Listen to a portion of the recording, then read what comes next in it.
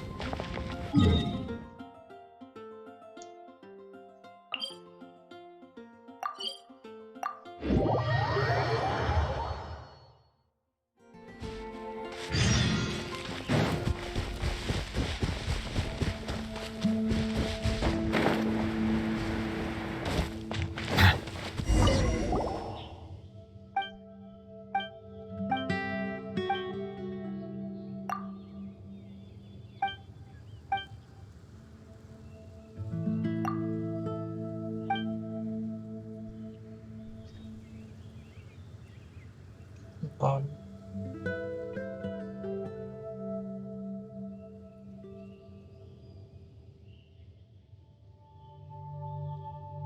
C'est ma mère.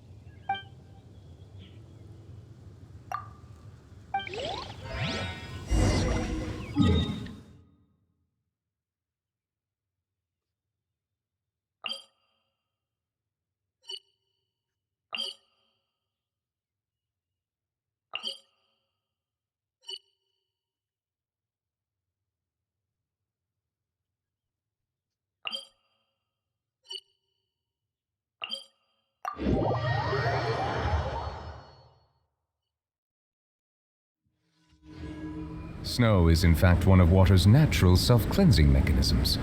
But human activity tends to reduce snow's purity, so do not consume it.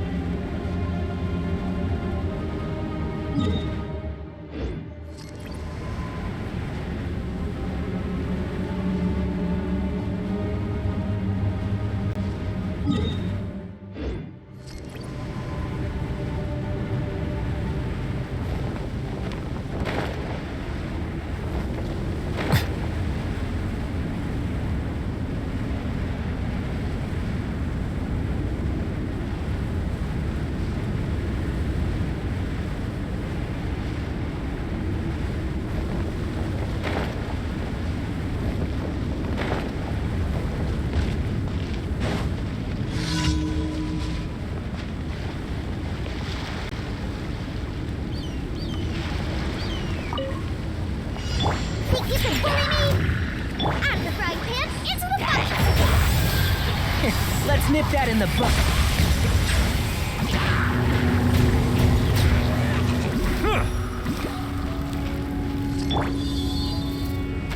One with the force.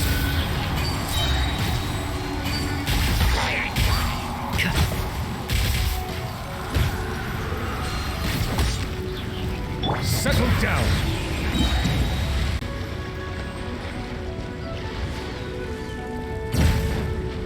Be sanctified.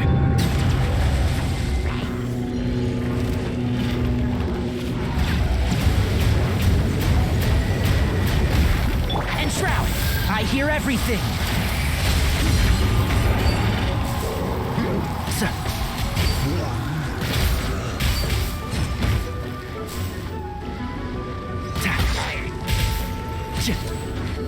One with the forest.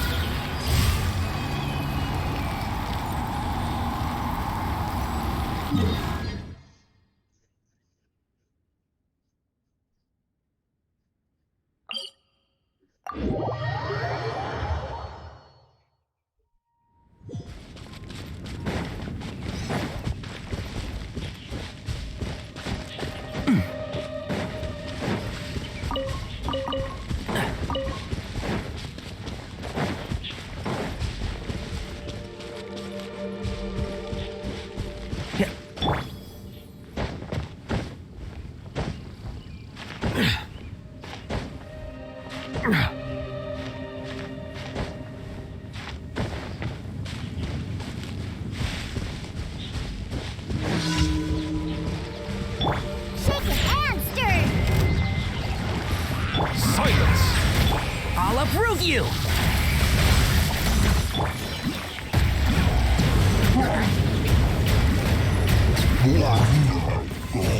You're toast! Can't handle your drink, huh? Settle down!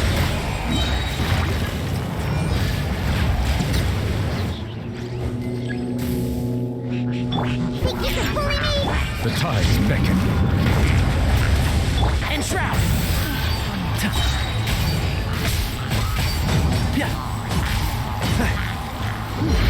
Let's nip that in the bud. Silence!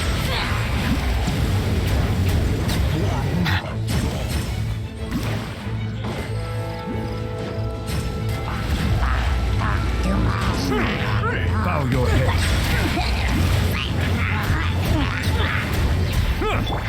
Can't see?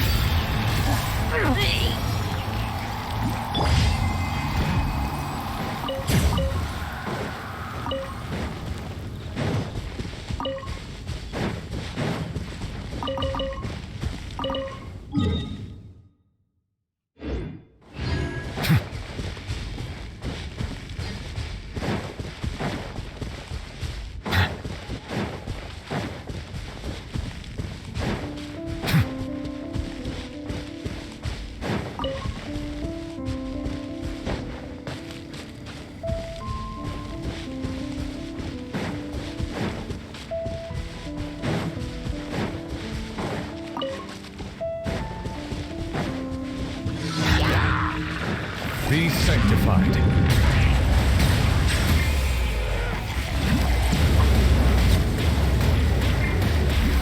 Enshroud! I hear everything! Diana Special!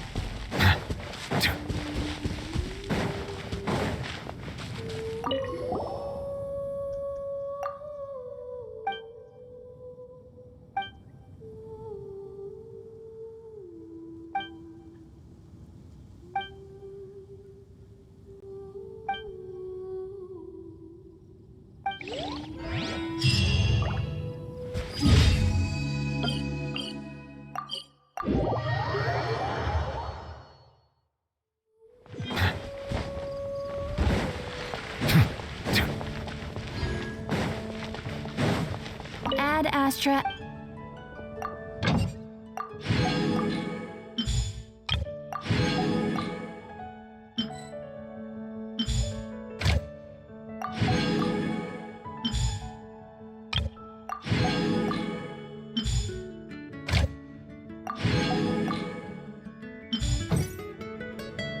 Ad Astro. Thank you for completing today's commissions.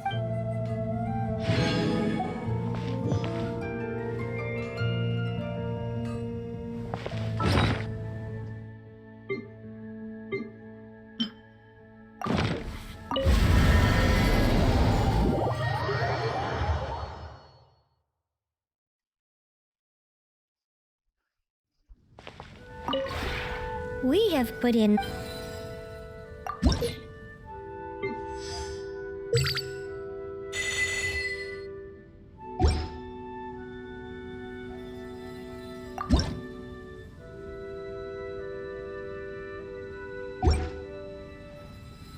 If you ever have it...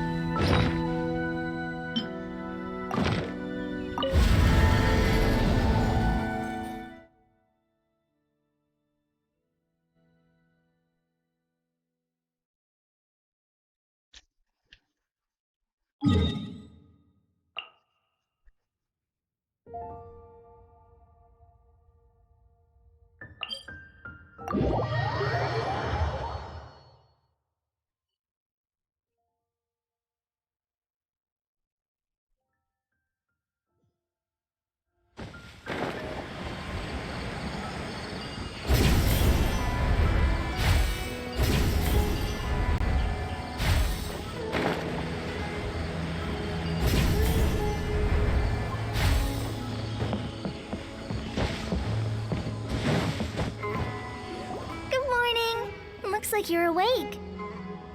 Yep, yep. I prepared some breakfast today. Please have a taste. I hope you'll like it. It's nice to have you here so we can eat something yummy. Well, now that I've recovered from Elazar, I'm feeling better than ever. I can even prepare 4 or 5 meals a day now. And Paimon bets they're all delicious.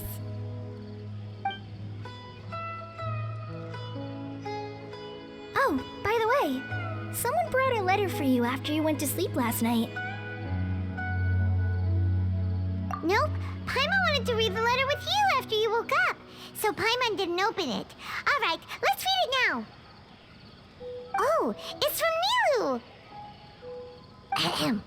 We're going to hold a feast at the Grand Bazaar and celebrate Cyno's reinstatement as the General Mahamatra. As heroes of Sumeru, please be sure to attend. I'll wait for you. The date of the banquet is written on the back. It's in 2 days.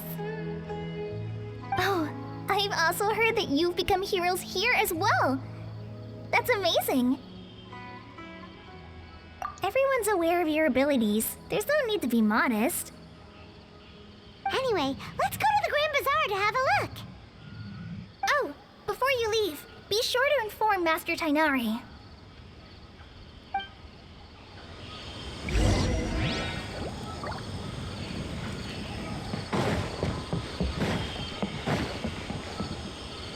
Tainari!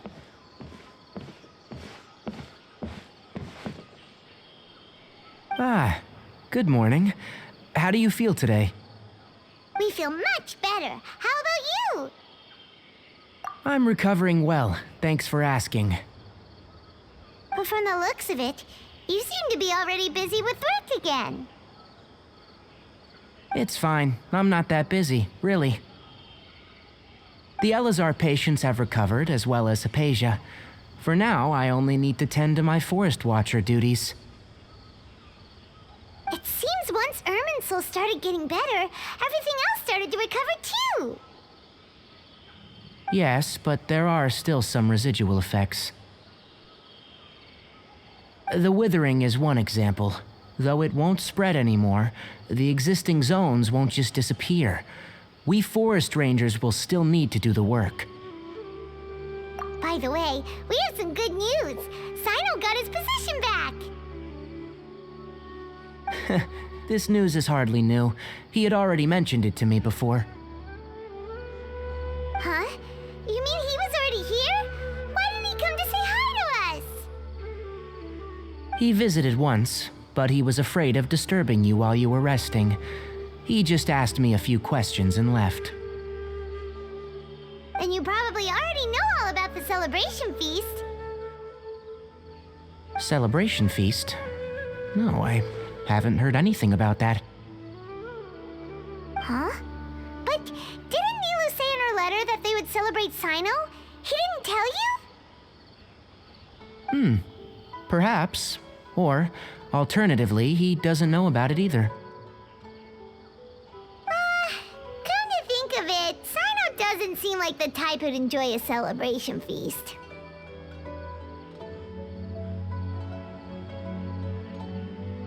You and Kale are both Sino's close friends. Why don't you come to the feast with us? Kale has taken over some of my tasks these days. I don't think she'll have time for it, not to mention me. You see, some VIPs have come to the forest recently. Huh? VIPs? Very important Paimons? Well, Bonjour à technically toi. speaking, they are 00 former VIPs. Rihanna. The sages involved Bonjour à in toi. recent incidents have begun their Pepper training in the Strimbo. Avidia Forest, and Bonjour à the toi. people they had previously Drapsnat. imprisoned have all been released. Bonjour à toi. Botrix official. Yes, Bonjour à toi. he's a little weak, but Anodert he isn't injured viewer. and his condition is stable. Bonjour à toi. Nightbot. Bonjour à toi. 01 est là. Bonjour à toi. Alien Gatring. Bonjour à toi. VMIK. Bonjour à toi. Alicedra. Bonjour à toi. Wizbo. Bonjour à toi. Lil Wishbeat. Bonjour à toi. Bonjour, potato. Mitash VDES. Bonjour à toi. Streamillement. Lesser Lord Kusanali, in her boundless mercy, has decided to spare Azar and the other wrongdoers. Supposedly, they were ashamed of their shallow ideologies, and have decided to dedicate the rest of their lives to cultivating wisdom in the Avidia Forest. When they learned that Lesser Lord Kusanali had defeated the Balladeer and saved Irminsul, they were shocked at first, but also became happy, feeling that the sacred light guiding them on the path of discovering wisdom had begun to shine once again. As a result, work has increased for the forest rangers. That sounds really exhausting. There is nothing we can do, really. But that's another topic. Back to the matter at hand. Are you two planning to head out? Ah, right! We're here to request permission to head out. Would that be okay? You've recovered well. You may go. But be careful. Yay! Will do!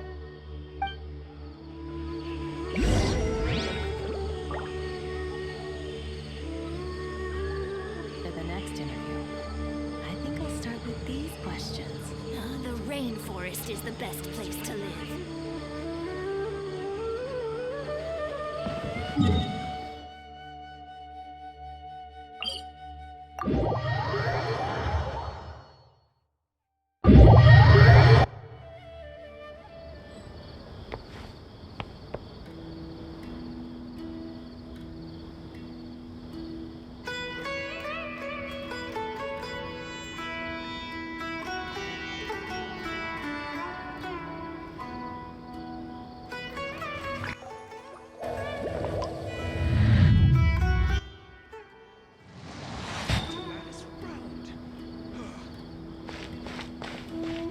Bonjour à toi.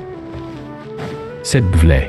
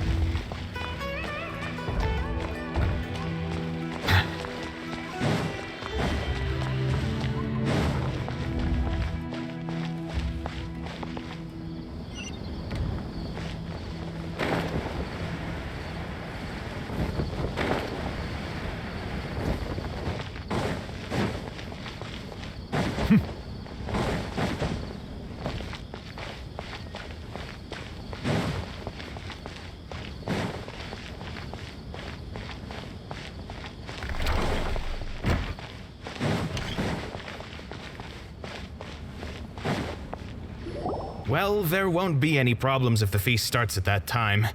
Everything has already been prepared. Mr. Zubair, I finished tallying things up here. Well, except for the guests. Is a simple reply really that much to ask of our guests? It's affecting our arrangements. Oh, it'll be fine. Besides, it never hurts to get things ready in advance. I was thinking the same thing. The feast will be held sooner or later, right? Hey, Nilu!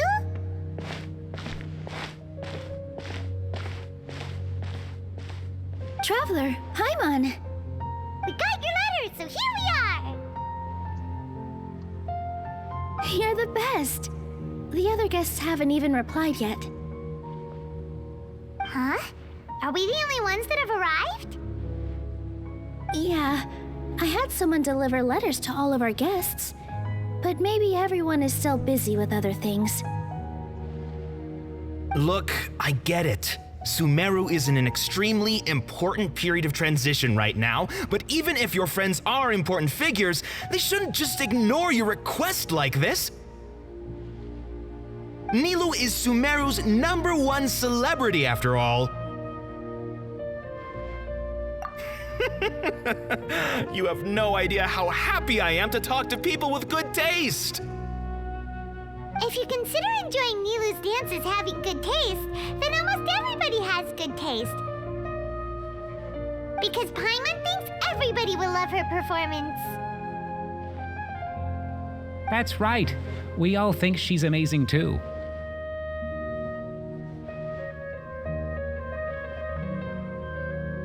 Nilou is an absolute favorite among those of us who frequent the Grand Bazaar. For Outlanders, you have a great eye.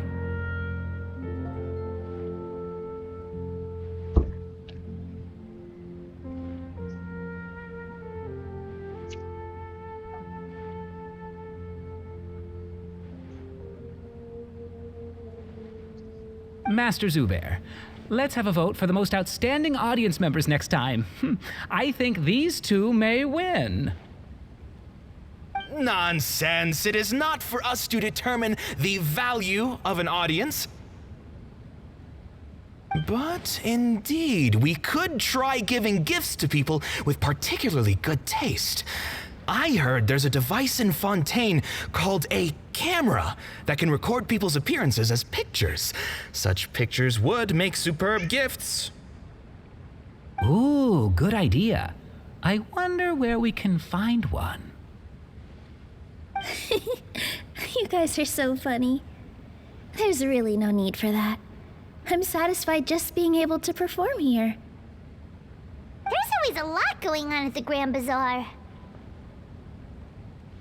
Yeah, and that's why I love it here. Traveler and Paimon, could you help confirm if the letters were actually delivered? If for some reason they didn't receive the letters, then please tell everyone that there will be a feast here. Yeah, we can also check out how everything in Sumeru is going now.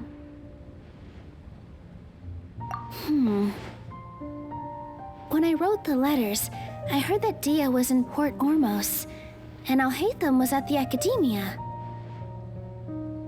As for Sino, we've only heard that he appears at the Academia from time to time. I'm not too sure about Rahman's whereabouts. My guess is that he's with Dia. As for Dunyarzad, I just hope she's feeling better. I sent her a letter, but I was afraid of disturbing her. If you have time, please ask about her for me. Okay, got it. Let's go, Traveler.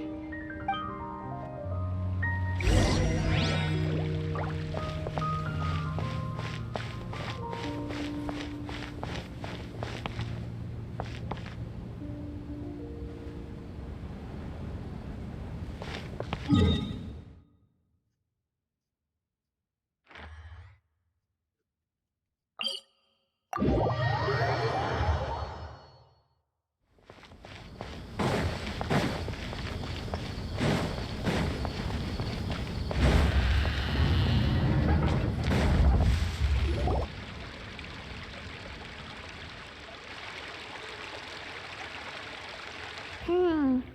haven't seen Alhaitham anywhere. Let's ask that person over there.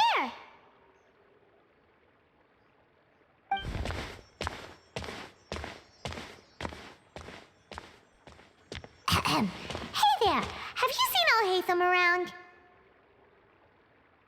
Yes, it seems Scribe Alhaitham has gone to the House of Dana. You should be able to find him there. But you're already the second group of people I've seen looking for him today. He must be quite the busy man. Oh? Who else was looking for him? Mr. Cave was just here asking about him. You wouldn't believe how terrible their relationship is. And now you two are here. Don't tell me everyone's here looking for gossip about the sages. No way! We're strictly here on business. Ah, I see. Sorry, I thought maybe everyone's as interested in rumors about the sages as I am.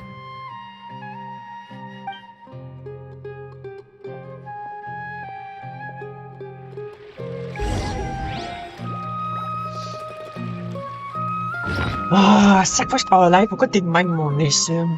Qu'est-ce que tu veux? Je reviens, c'est pas qu'est-ce qu'il veut, mon ça, mais à chaque fois que je parle en live, il se met à miauler. Ah, misère.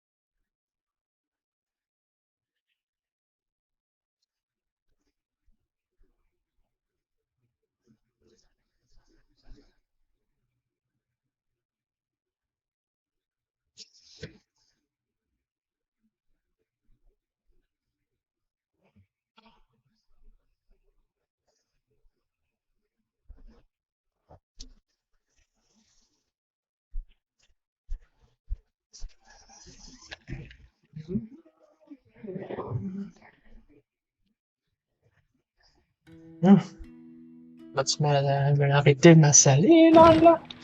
I see the value in my own work, but I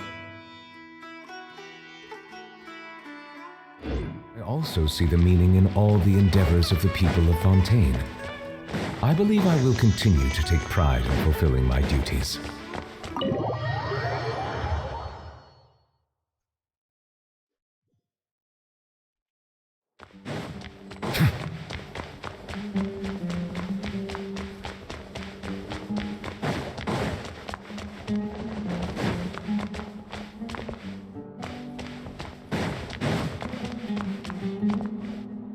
Alhaitham should be around here somewhere, right? Oh, he's over there! But it looks like he might not have time for us. Just put down that worthless book and tell me what happened in the academia. This is not just some worthless book. Do you have any idea how difficult it is to find a physical book like this in Sumeru? It doesn't matter. It's probably just another thing that you used your authority to get your hands on anyway. Just put it aside. Listen, I came back today only to hear that the sages have disappeared. Oh, you sound surprised. I thought you would already know the inside story. Would I be here asking you if I knew? You're the scribe, not me. So just tell me what you know already. Well, I almost became a sage. Huh? Oh, don't sound too surprised now. You're the renowned Kaveh, light of the Ksharawar. Besides, As a master builder and craftsman, chances are you'll be appointed as a sage too. Why do I feel like you don't really mean it? What makes you say that? Why would you question my heartfelt sincerity? Maybe it's because you've never said anything good about me before. Yeah, well, I share a similar sentiment, and anyone who knows you as well as I do would surely do the same. Oh, you... See? This is why I hate discussing anything with you. Your ridiculous and arrogant attitude always gets in the way. It seems that you really can't stand my personality. Ha! What was your first clue? Well, then you might as well move out of my house. Are you threatening me? Stooping to a new low, I see. Ugh, and don't change the subject. You, a sage? What a joke. The academia might as well just close tomorrow. Are they having a fight? Forget what's going on with the academia. Haven't you been busy with your construction project? Tell me, when are you going to build yourself a mansion? Don't get me started. I get angry just thinking about it. So, what great building did our master architect work on this time?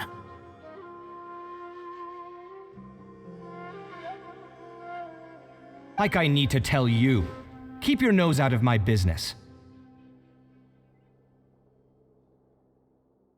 No, I think we deserve to know. Where were you when Sumeru needed you most? I was in the desert for a large project, but considering Haravatat's utter ignorance of architectural and aesthetic matters, you probably wouldn't understand. Which is truly unfortunate. I can only pity the man who doesn't understand the first thing about beauty and romance. Unlike a true... Hold on, wait a second. What do you mean by when Sumeru needed me most? Well, while you were out fiddling around in the desert, many people came together to save Sumeru from a crisis. Ha! And you think I'd believe that? Look, all you really need to know is that Azar and all his accomplices have all been overthrown. Huh? What nonsense are you talking about? It's no skin off my nose if you don't believe me. It's not like my Darshan was the one trying to apply for funding from the Grand Sage. Yours, though, on the other hand... You know what? I'll ask around. I'm sure someone knows what's going on here. You're dead if I find out you're lying to me.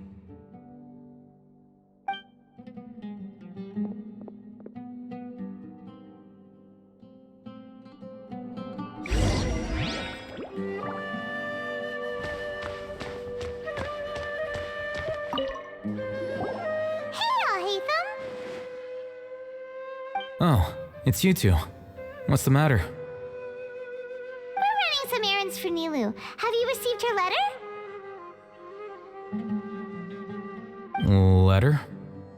Nilu said she sent out a letter inviting everyone to a celebration feast in 2 days at the Grand Bazaar. We'll also be celebrating Sino's reinstatement as General Mahamatra.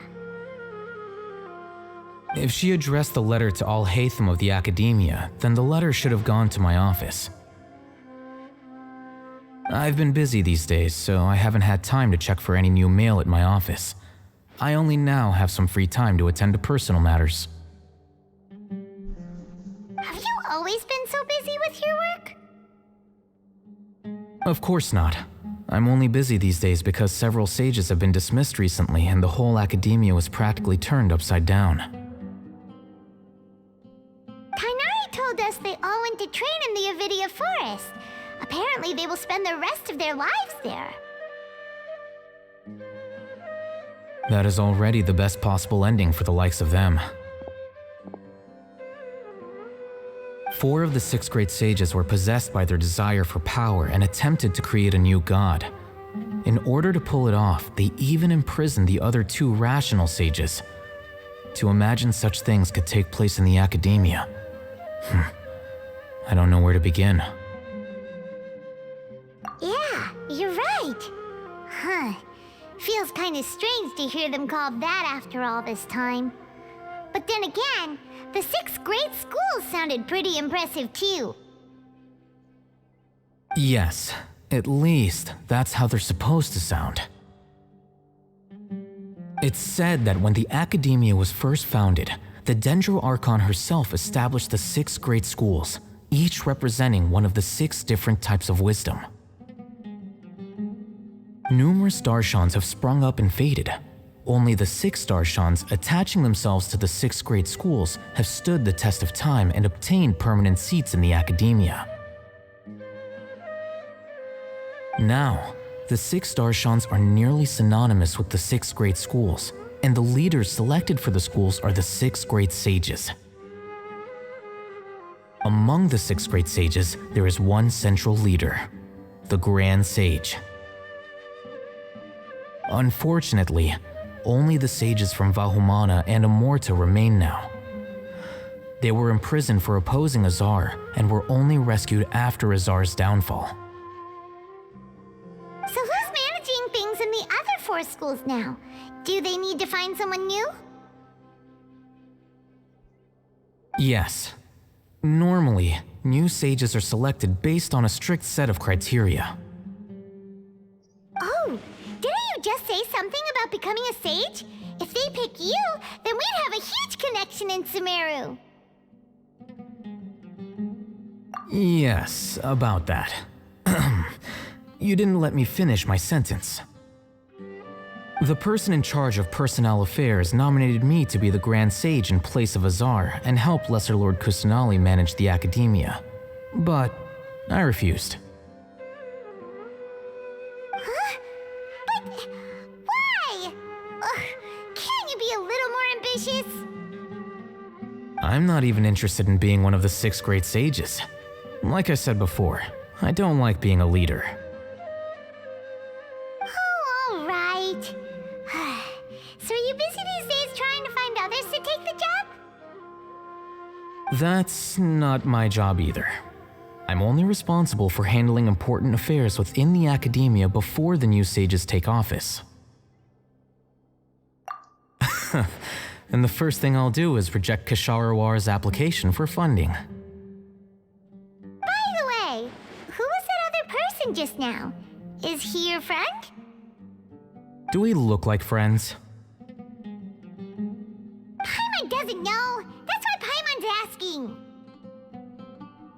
His name is Kaveh, my roommate. You could say he's the representative for Ksharawar scholars. Which is exactly why he always has so many problems. So everything that's happened recently must be a huge change for the people of Sumeru. Such is the work of the Academia Scribe. Well, anyway, no matter how busy you are, since you are our planner, remember to attend the celebration feast in 2 days. All right, I'll see you there.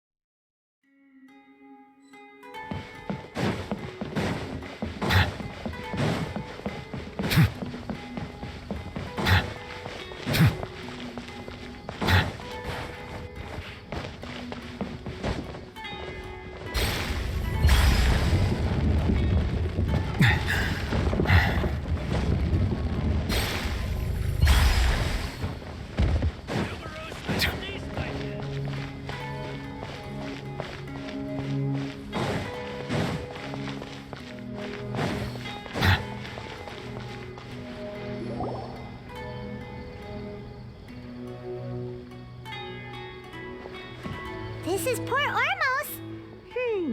Now where could... Is that Paimon I hear? Huh? Oh, it's been a while. How are you doing? Dinyarzad! It's been so long since we've seen you! I'm doing well. I can go as far as saying I have never been happier in my entire life. I don't know if you've heard, but Elazar has completely disappeared, and all the patients have recovered. You kidding? Knowing them and the connections they've got, I'm sure they've heard about it.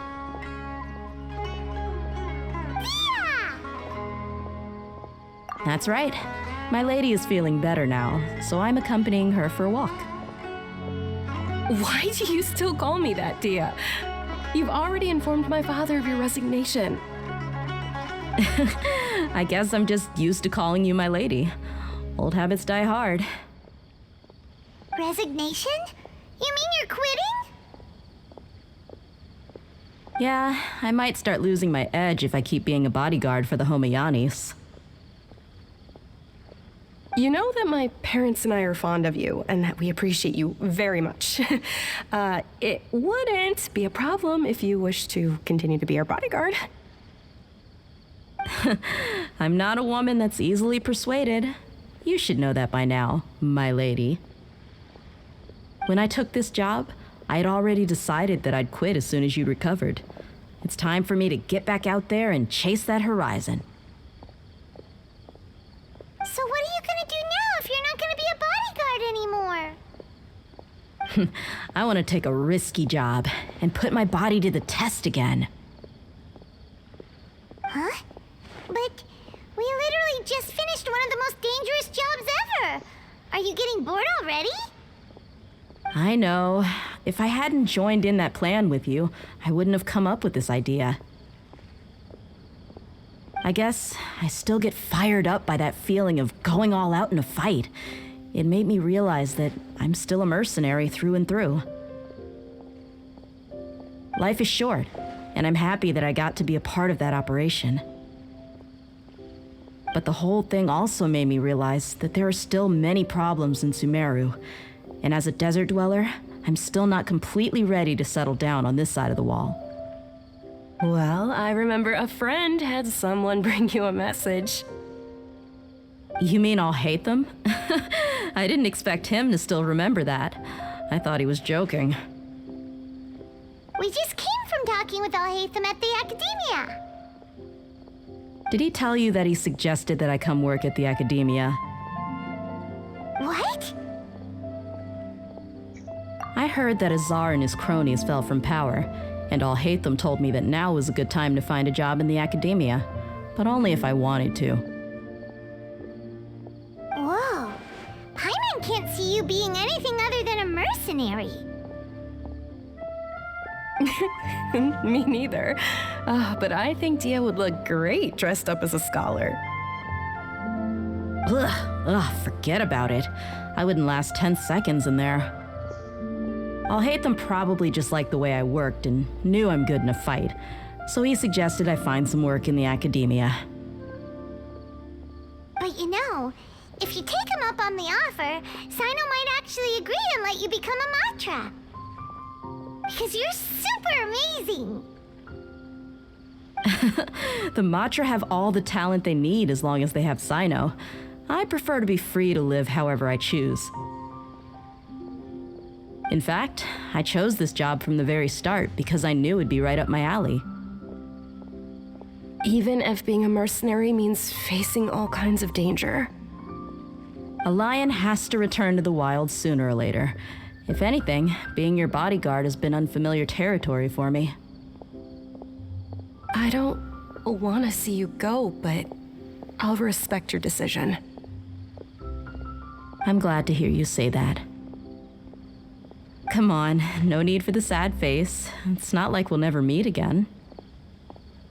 Once the whole Dendro Archon thing is settled, everything in Sumeru will take a turn for the better. That makes me happy too. But a peaceful society will probably mean less demand for mercenaries like me. Before long, we'll be a dying breed. So I'd better get to work while I still can. Huh? But second. You make it sound like you're leaving now. Well, no, not yet at least. I promised my lady I'd stick around until next week. So, have you been in Port Ormos this entire time? We were wondering if you had received a letter from Nilu. Oh, did Nilu write to us? She heard that you were seen in Port Ormos, so she sent the letter here. Huh. It was probably sent to the inn that we're staying at. My lady has been very energetic lately and keeps taking me on hikes, staying out even into the night. By the time we get back, the receptionist is usually off napping on the job. Right, and we tend to leave quite early in the morning, so the old man on duty is also usually dozing off. So what it really sounds like is that the person on duty is always asleep. I bet the letter's at the reception desk. I'll go check later. No wonder there wasn't a reply. You never received the letter. Good thing Nilu asked us to come and check on that. Sorry to make you two come all the way out here. It must be something important for Nilu to specifically write to us like that. Yes, she said they were preparing a victory feast in the Grand Bazaar, and will also be celebrating Sino's reinstatement as General Mahamatra. She was hoping you could come. Great! I'll be sure to attend. Count me in too. But is there some sort of dress code or anything for the feast? Can I just show up looking like this? Since it's being organized by Nilu, I don't think she'll be too picky about that. If anything, I think she wants to see us as our most natural selves. All right, then this is how I'll show up. The feast will be held in 2 days, so don't forget. Sure. Thank you so much for letting us know. We'll see you there. Oh, by the way, do you happen to know where Sino and Raman are? The General Mahamatra always comes and goes without a trace. Normally no one knows his whereabouts. Oh. But last time we met, he mentioned that he had something to do in Aru village. You can try your luck there. As for Raman, your guess is as good as mine. I only remember he said that he had something to discuss with Sino. You can ask Sino when you meet him. Don't mention it. You'd better get going. All right, on to our next stop.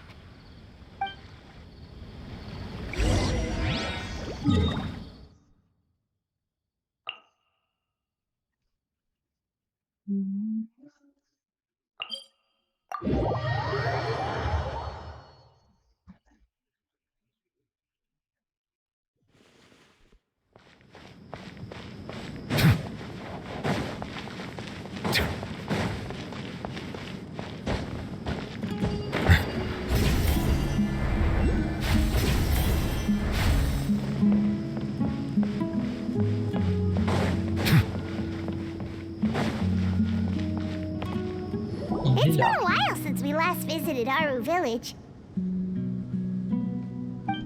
Ah, there's Sino!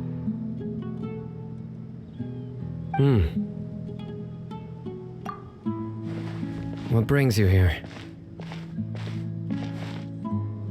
We recovered well, and Tanari agreed to let us leave, so now we're out and about again. It seems Gandharvaville's medical treatment is still as good as ever. And Tanari is recovering well, too. That's good to hear. Yeah, you're the one who brought us to him when we lost consciousness, right? Thanks for that. You're welcome. Tainari has excellent medical skills, and Kale is quite attentive. It was the best place for you. But why are you just standing here like a dead tree? I'm meeting some people. Oh, you mean Candace? I've already talked with Candace and the village chief. They're still at the usual place. You can go there if you'd like to see them.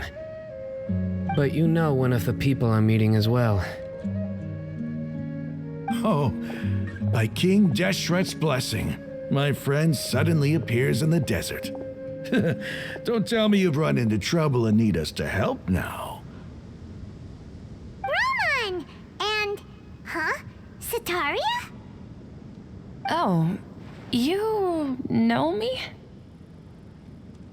Oh, well, you're pretty famous in the academia.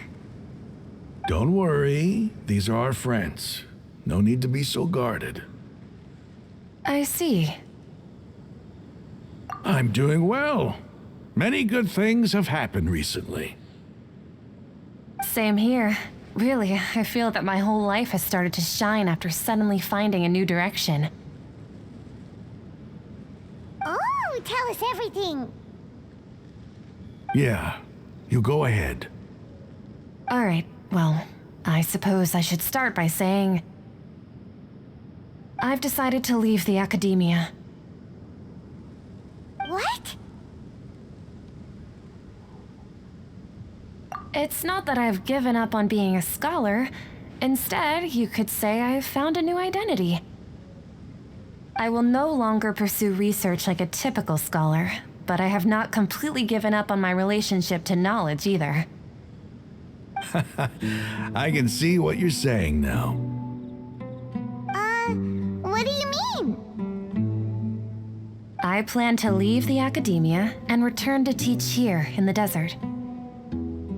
Wow, so you want to become a teacher?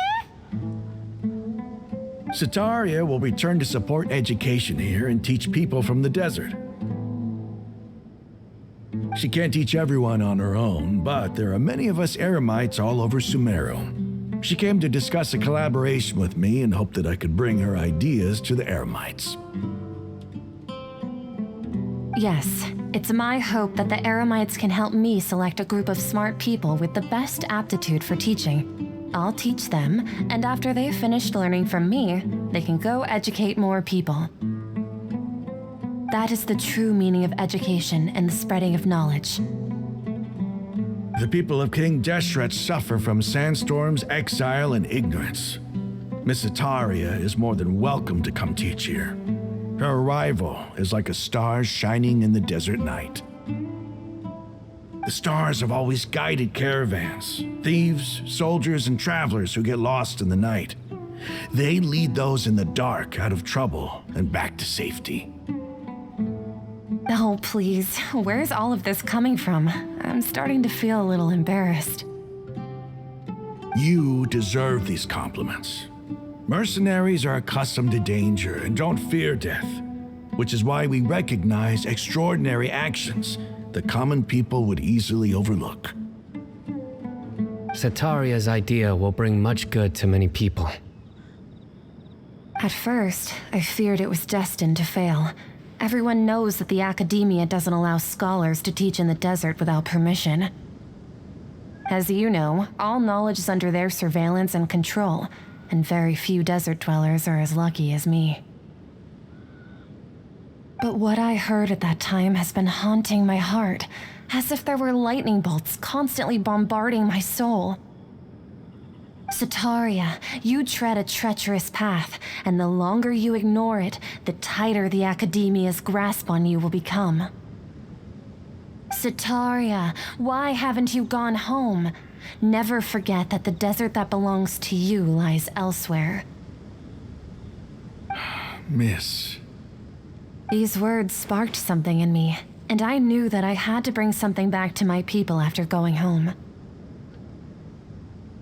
I gathered up the courage to approach the Grand Sage, only to find that he was no longer at the academia. Lord Sino told me that Azar didn't belong there anymore. Azar has received much needed punishment. Though, if you ask me, it may have been too light.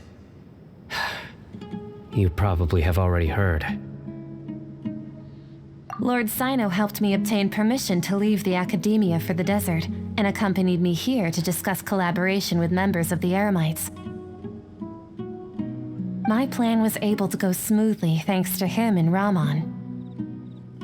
You're all doing so much for the desert. Aside from that, I also have some other business to discuss with Sino. Lesser Lord Kusanali has allocated many resources to support and develop the desert. I've done some business for her, and part of it required the assistance of the Eremites. I applied for a few batches of educational materials from the academia, and sent them to several groups in the desert, as instructed by Lesser Lord Kusanali. I believe the people will make good use of them. That's exactly what the people here need. Physical books and other related items. If it weren't for Sino and Lesser Lord Kusanali, I'm afraid we'd never be able to get our hands on them. Apart from this, the academia is also recruiting scholars that are willing to teach in the desert. I'll let you and Satarian know as soon as I have any more news. We must be persistent about this and maintain these resources to ensure long-term effectiveness. This is the first time in hundreds of years we've had a glimmer of hope. I think this may be the turning point for the desert. Remember these words. Here lies our faithful priest, Kasala. His wisdom is a miracle among the people, deserving of high praise and admiration. I hope people with wisdom like that priest will rise again among the desert dwellers. Then we'll once again see the wisdom and glory that once shook the world. Enough about us. Are you here to discuss some business too? No, not at all.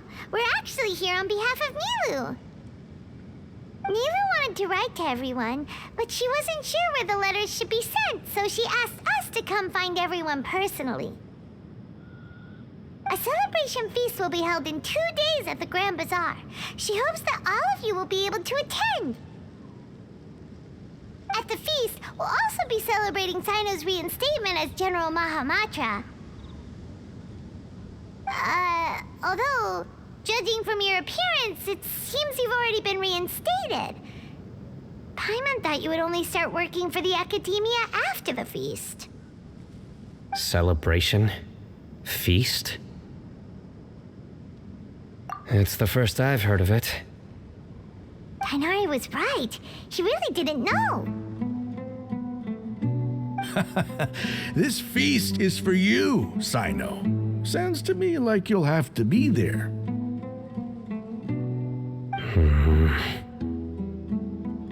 It's rare to see that kind of expression from Lord Sino. You must not like feasts very much. No, not really. But I'll go. Well, I still have a lot to handle here. Besides, I need to look after Miss Sataria in the desert, so I'll have to pass. I'm afraid I won't be able to join you. Although, if you'd be so kind, please give a message to Miss Nilu for me. The message is, I'm sorry for how I treated you before, but now I understand the beauty of your dance. It's like a light shining in the sky.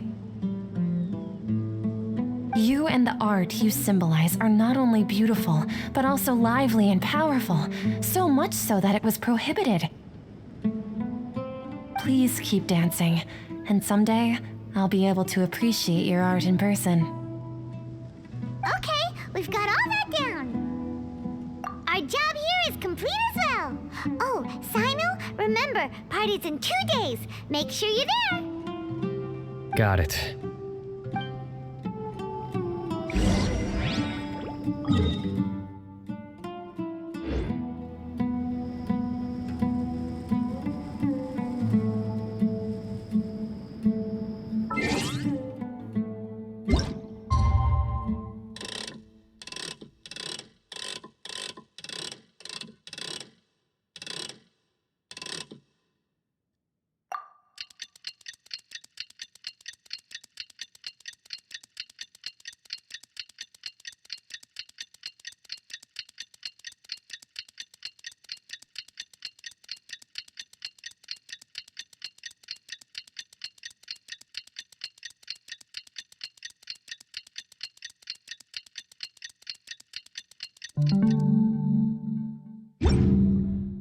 Bonjour à toi.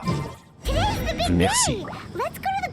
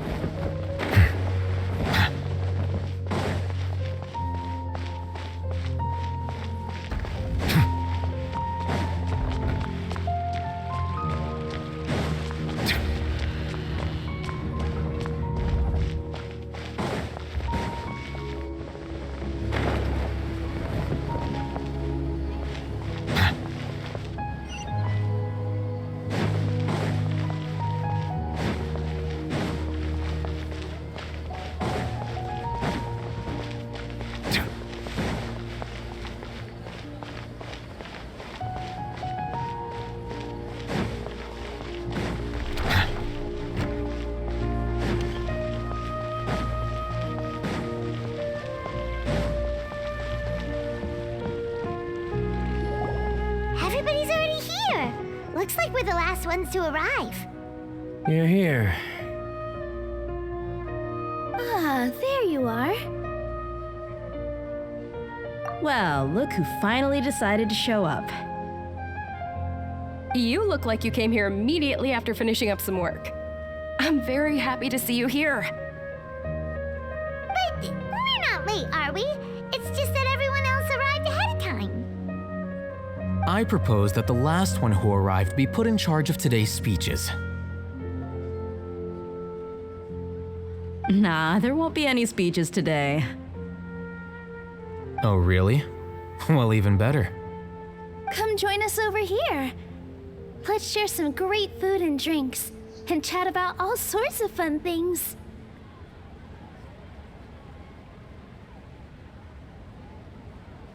Everything looks quite good. Wow! Paimon can't wait! Traveler, just look at all the delicious food here!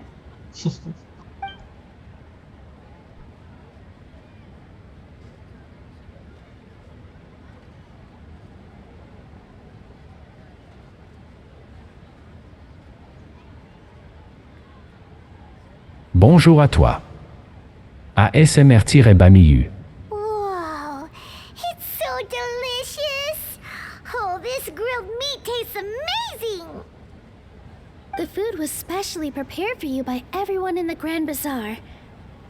And we have gifts that were sent by the residents of Sumeru City when they heard we were holding a feast. Everyone that came said that you saved Sumeru and wanted me to thank you all on their behalf. Ah, feels kinda nice to be seen as a hero. I could get used to this.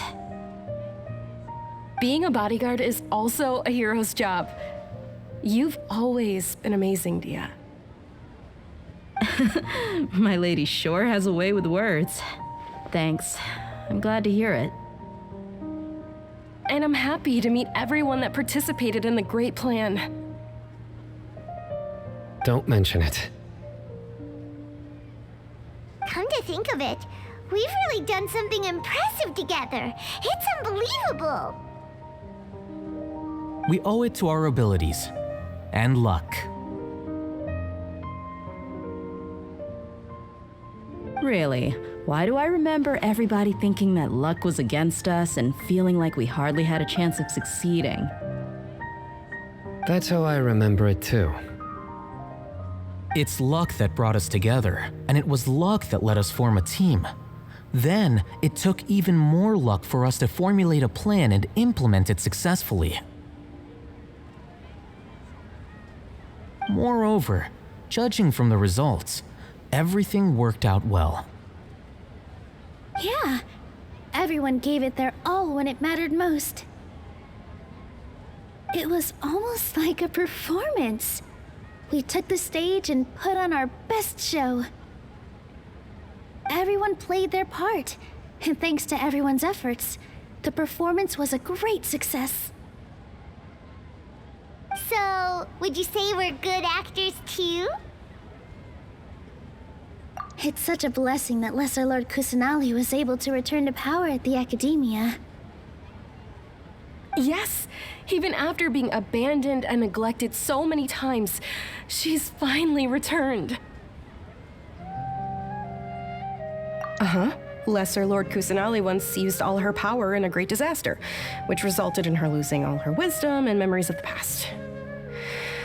The Academia basically abandoned her because of it. This should be something everybody should remember. Huh? You look surprised.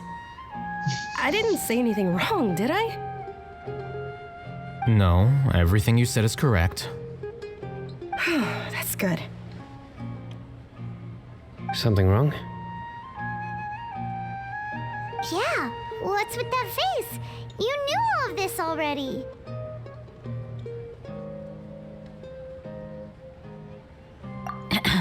Even if those two giants of the Academia are here, I still have to say it. Those sages really have some nerve. 500 years ago, Lesser Lord Kusanali used all her power for the people of Sumeru, and what did they do in return?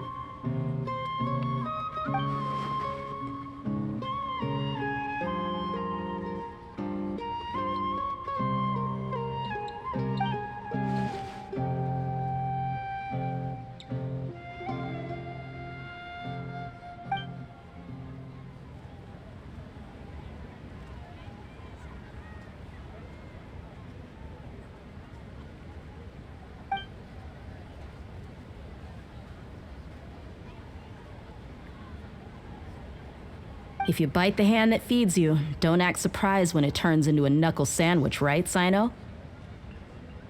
Perhaps I shouldn't say this, but their treatment of Lesser Lord Kusanali calls for a more severe punishment. You could simply tell Lesser Lord Kusanali that you wish to have Azar and his accomplices severely punished. I respect our deity's decision and won't interfere in any way. While we're on this topic, why didn't you accept the Academia's invitation to become the Grand Sage? Are you trying to say that I'm fit to be a sage? Not at all. But every person handling the selection process has said that you are the most suitable candidate to lead the Academia right now. Why? Because he dethroned Azar from power? Could you try to put it another way? This is a good thing, yet you're making it sound like I overthrew Azar for my own personal gain. But seriously though, I always wondered if you had some personal motives behind it. I did have my own motive, but it had nothing to do with being a sage. If the rules of our nation were suddenly cast by the wayside, then it wouldn't be long until chaos ensued. I had no intention of letting their dreams disrupt my life. By that, you mean your life working as the Academia's scribe. Precisely. Wait, is that all? So, that's the only reason why you joined us and came up with all those plans? It's reason enough. You've certainly got quite the personality. You flatter me. All right then. How about you? You've already resumed work as the General Mahamatra, right? That's right. Will you be happy with that life? It's not about being happy. There are merely a lot of things that I must do. Even so, keep your spirits up and try to be happy, okay? And try to smile more every day, just like I'm doing now. Thank you. I'll keep that in mind.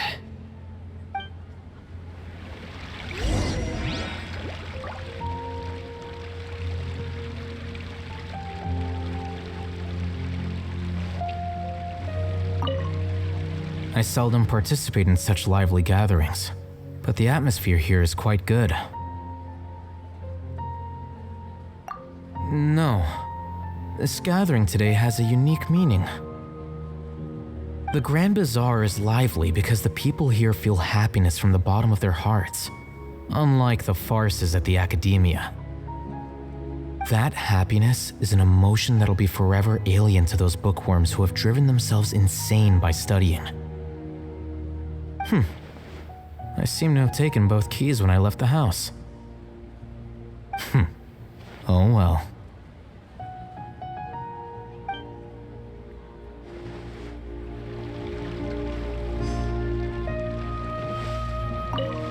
My lady, the grilled meat over there is delicious. Have you tried it? Yes, I also tried some fruit just now. Oh, they're very sweet. What an amazing place to relax. No wonder everybody likes to rest at the Grand Bazaar. You said it. Oh, look who else is here. Hello. Oh, I'm so happy Nilou invited everybody. Oh, now I have the chance to meet all the heroes. Hey, less of that polite chit-chat and more eating and drinking. The feast is about having fun, not stuffy formalities.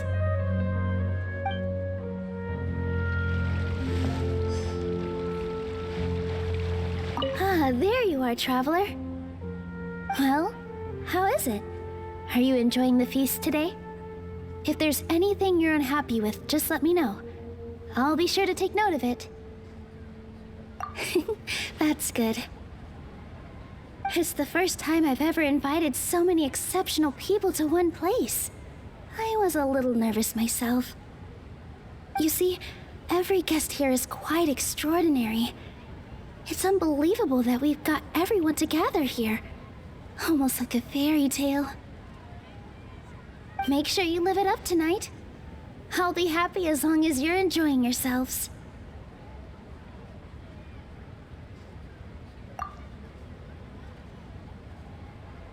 I'm honored to have her think of me this way. If I have a chance in the future, I would really like to invite her to one of my performances. I can't explain why, but I just feel elated right now. Thank you.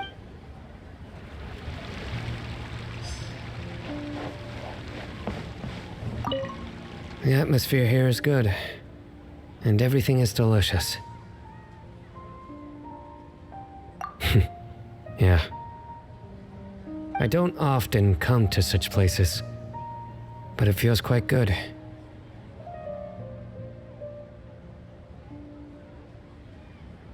I have a lot to handle these days. Otherwise, I could show you around.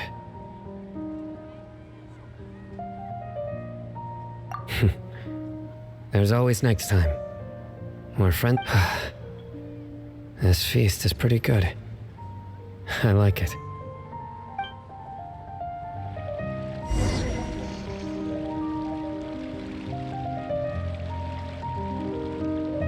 Hey, what's wrong? Your head is starting to droop.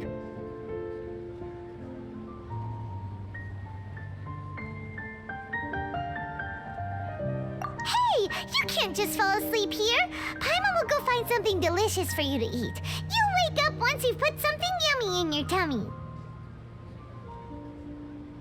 Of course, just wait here for Paimon.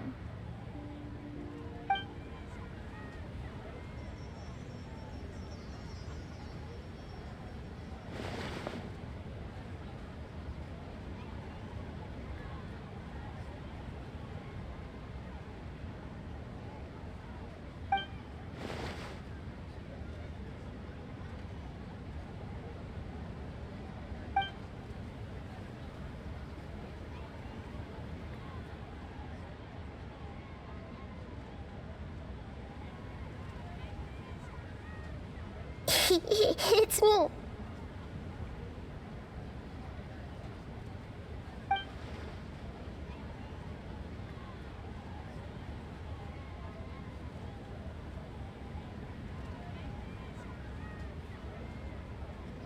Eh ben, ils sont encore reliés ensemble.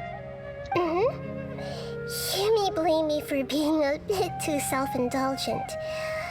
I was thinking about talking with you, and the next thing I knew, I had made a connection with you. The connection between us is amazing. It's like flora and the fence it grows upon.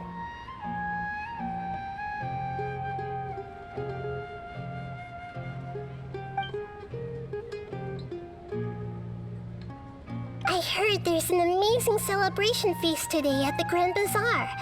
I wanted to have a look for myself, so I snuck in. Lately, I've been so busy dealing with all the fallout from recent events, so I really haven't had any free time. Although you've already helped me with a lot, there's still one more thing I hope you can help me with.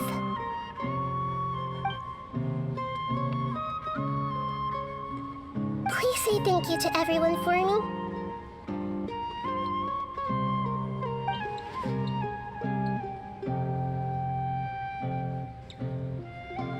Oh, is it not convenient for you to do that for me?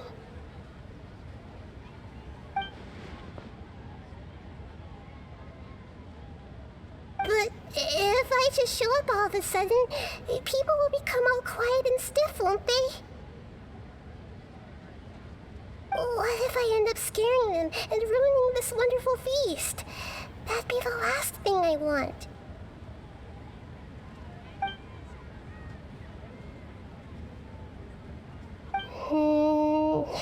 Let me think about it. Okay.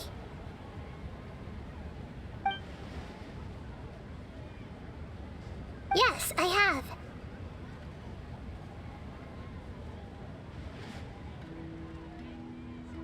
You said I should go thank everyone as myself, right? So... I've decided to borrow your body for the time being. Please don't blame me. The flora also climbs up to the fence to get closer to the sky.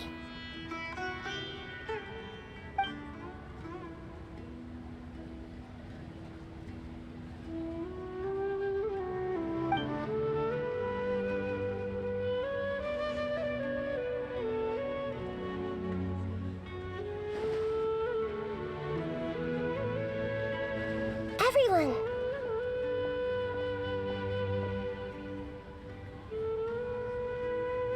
Are you awake now? Paimon was just about to bring you the food. It's me.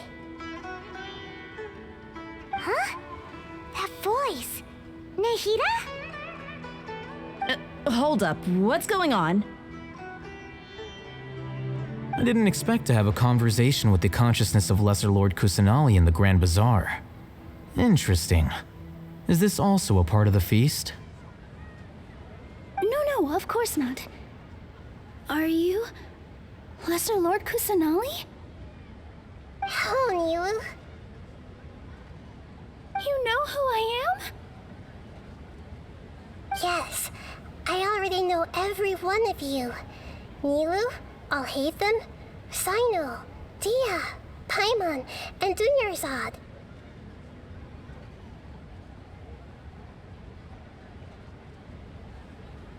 Lesser Lord Kusanali?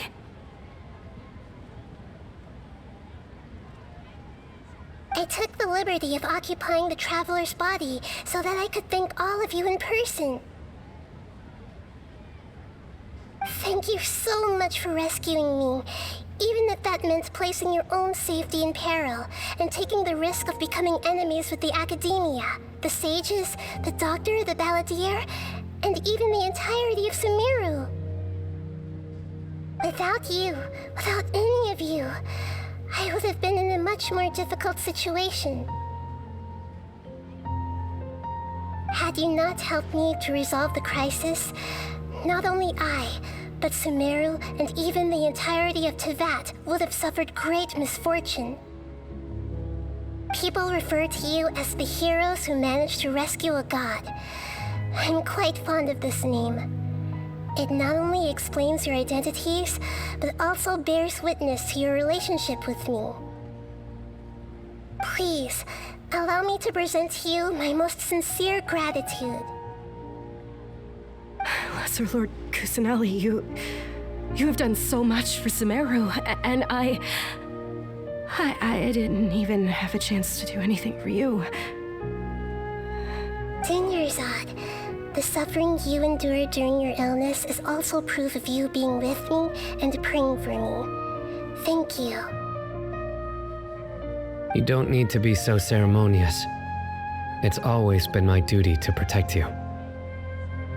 This is how the relationship between the Academia and Dendro Archon should be. We just did what was necessary and set things back on the right path.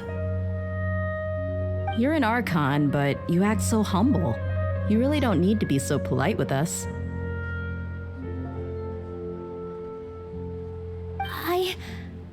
I'm honored to have been able to take part in this plan. I hoped you liked the dance I dedicated to you. Thank you, all of you. Thank you so much.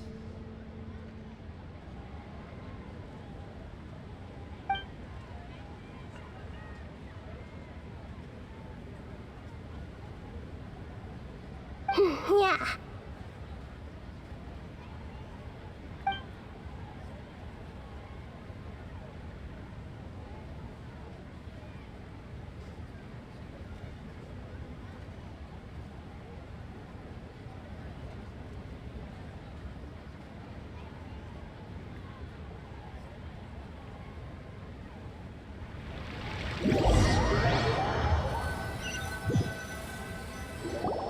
Are you awake? Did you rest well? After Nahida left, you ate a lot of food. You've become a glutton. That just means you still have a lot to learn from Master Paimon, the Sage of Gluttony. Alright, since you're awake now, should we go and have a chat with Nahida? She should be in the Academia right about now. If you have any questions, now's your chance to ask.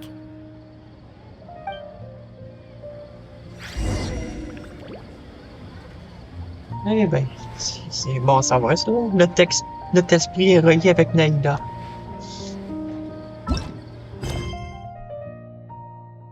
Tu veux dire, là, je peux commencer la quête de l'autre?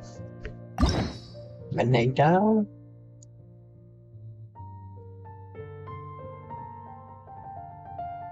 Non, pas encore. On doit pas être loin. Water comes in many flavors to the discerning palate.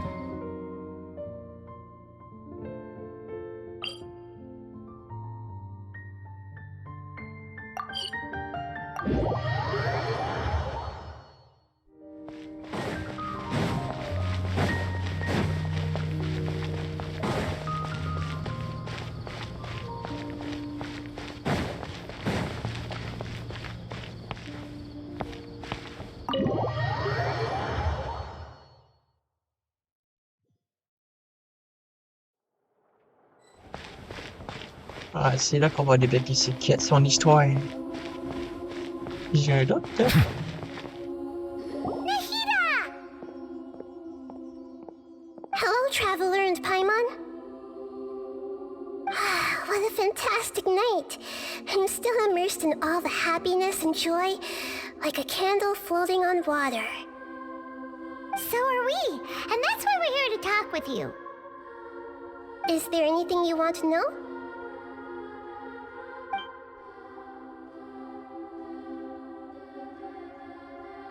After recent events, the Akasha can no longer function as it used to. I've given it some thought, and have decided to shut it down permanently.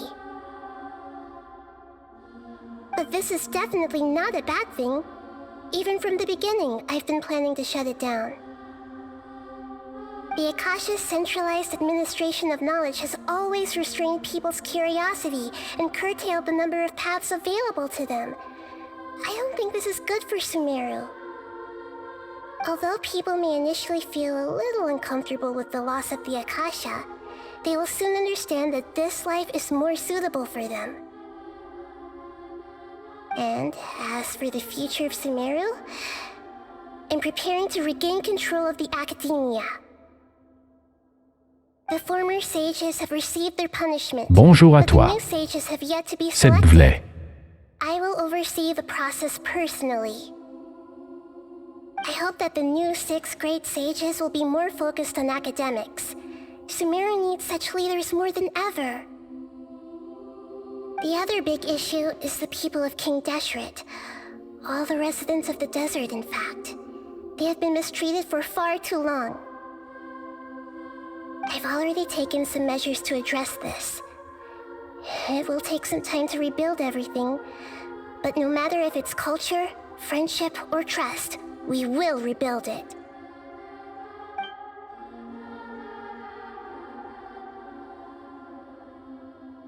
You mean, what happened after the doctor put you to sleep?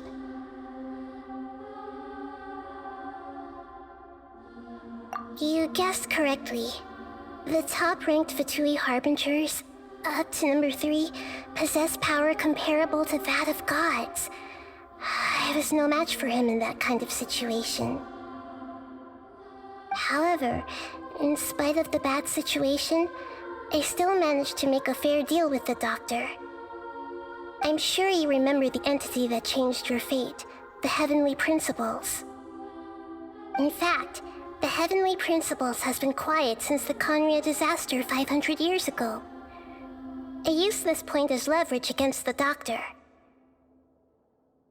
I told him that the Heavenly Principles may be awakened if I destroy the Gnosis. Although it was just a bluff, he still fell for it. I assumed that the Heavenly Principles wouldn't just stand by and let such extensive damage to its laws take place. And as for what I exchanged for the Gnosis, the exchange served as both punishment for the doctor as well as a boon of new knowledge that I couldn't refuse as the God of Wisdom.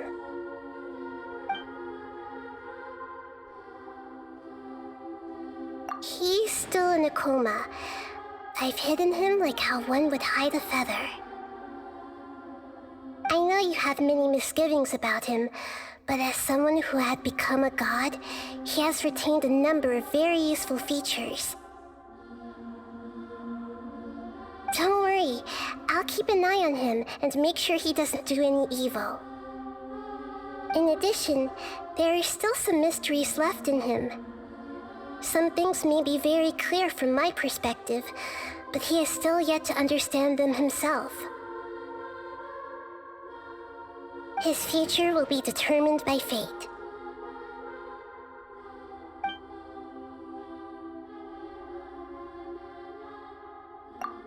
Is that where you're headed next? Fontaine, the Nation of Justice? As far as I know, that nation operates on a judicial system.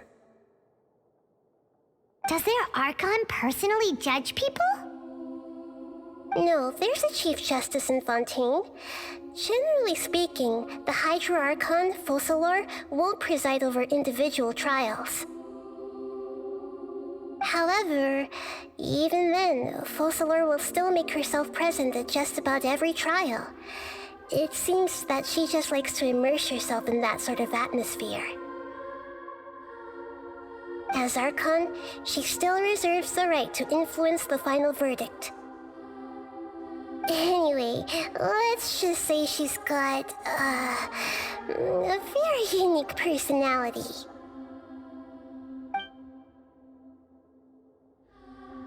Are you sure? Isn't there something else you haven't asked about yet? Huh? Bonjour à toi. Tout X-Fire. About your sister. While you were resting at Gandharvaville, I took some time to perform an Irminsul search for information on your sister.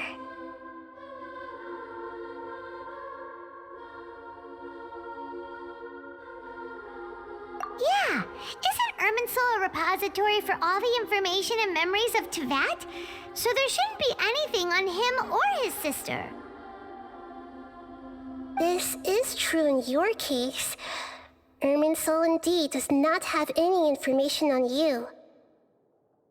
However, there must be something different about your sister, because as it turns out, the world has recorded information on her after all. What? Étrange. There is only one possible explanation. She belongs to this world. Bonjour, Tutix.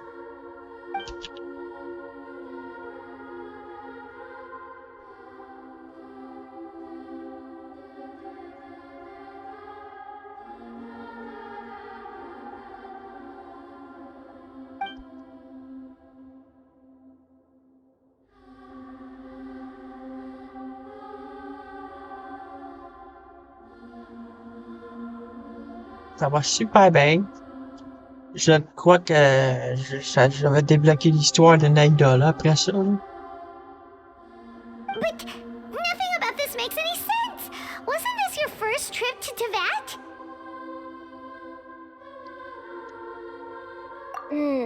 According to the records I was able to access, your sibling suddenly appeared in Conria. After the Conria disaster, she began her journey through the 7 nations of Teyvat. Sa sœur, elle vient de Teva, c'est étrange. But just as her journey was about to reach its conclusion, the Irminsul records on her suddenly become fuzzy. What do you mean, fuzzy? Did something happen to her? All I know for sure is that somebody, for reasons only they can know, is deliberately obfuscating her fate.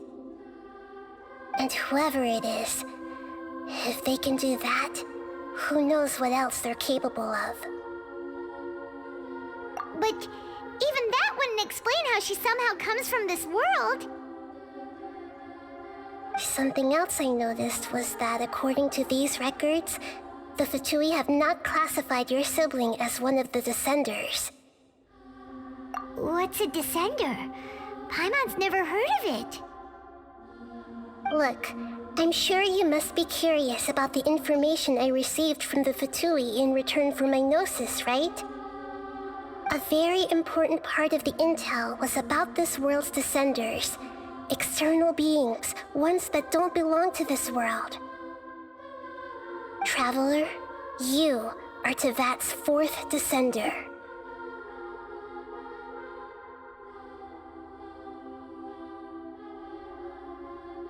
Quatrième. Huh? So the Fatui count 3 other Descenders before the Traveler, and his sister isn't even one of them? That's right. My current hypothesis is that the first Descender was likely what we now call the Heavenly Principles. As for the other Descenders, I still need to verify their existence. It could take me some time.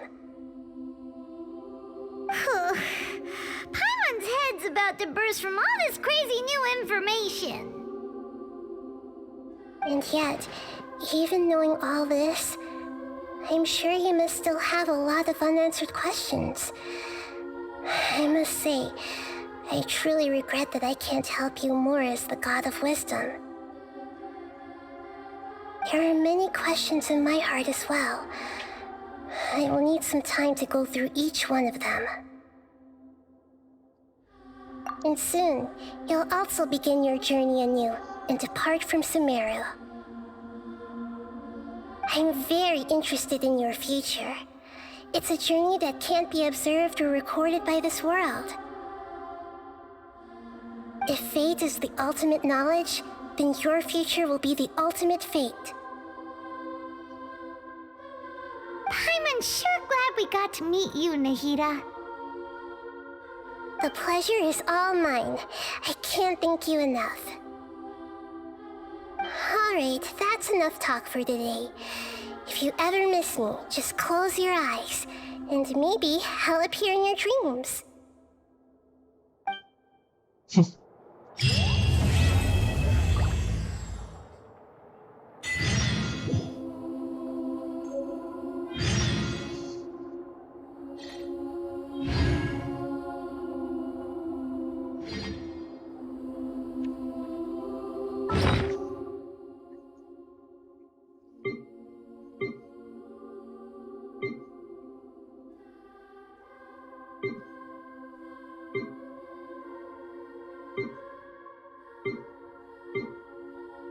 Et on sait qu'on voit l'affaire qu'elle a donnée.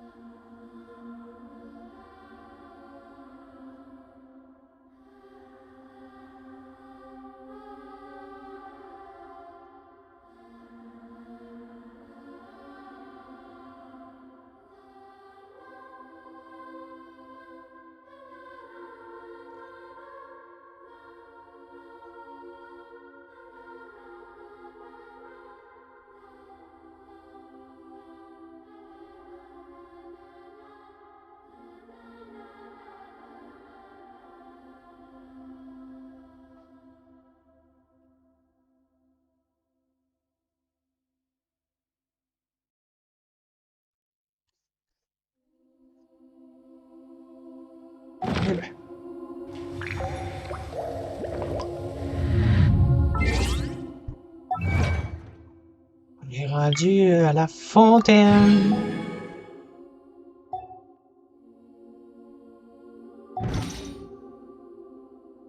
Mais pas tout de suite.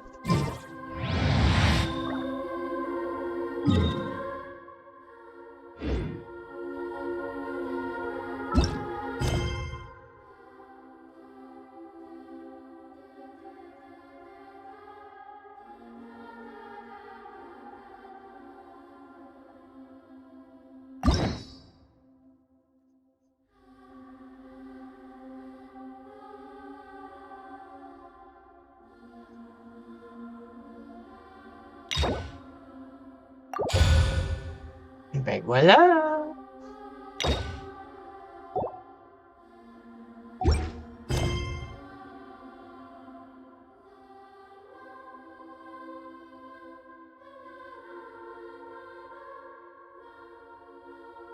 Attends, c'était quoi le nom?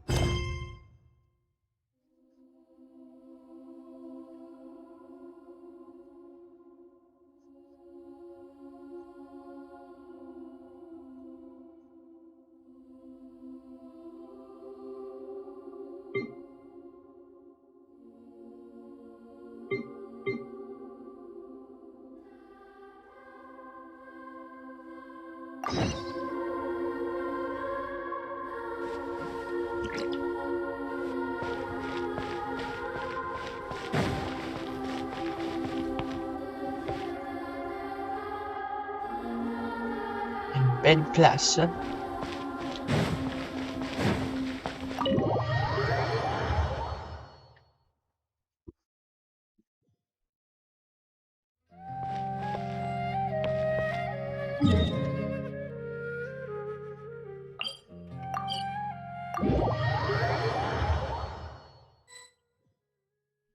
Hello, traveler.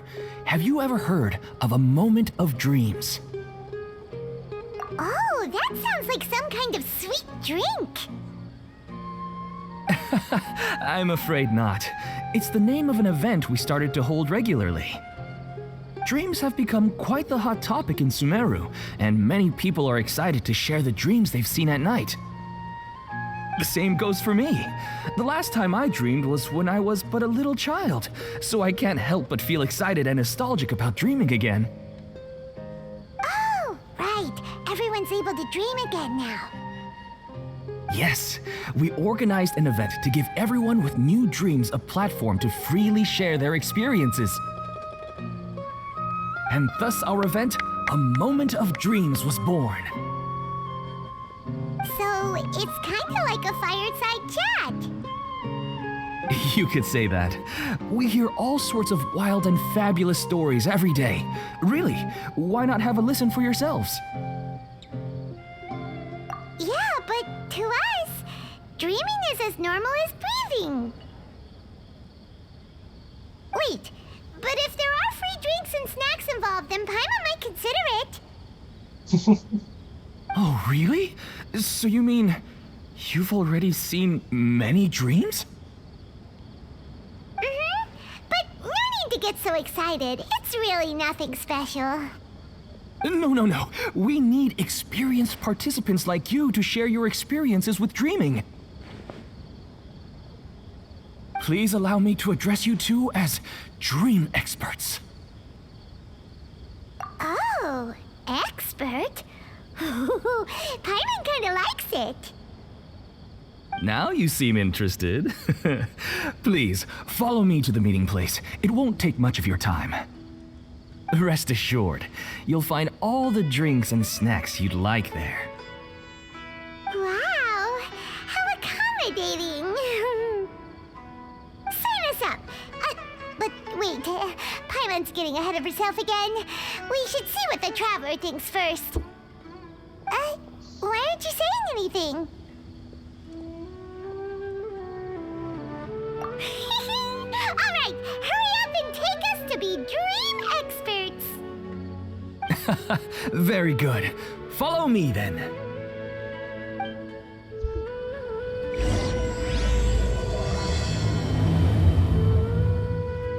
Do you know what's the most important part of being an expert? Well, I suppose it must be accumulating knowledge and sharing your experiences? Nope! It's all about the title. From now on, Paimon will be known as Paimon, the Dream Expert. Oh, okay.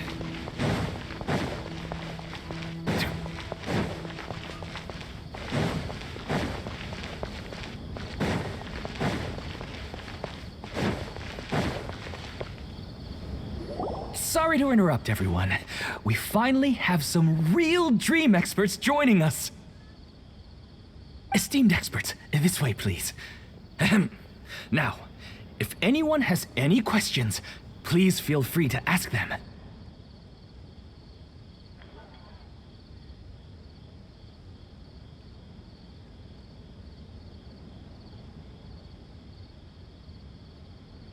They must be dream experts from another land. Great! Oh, I have a question. Me first! No rush! Everyone, please line up and ask in an orderly fashion!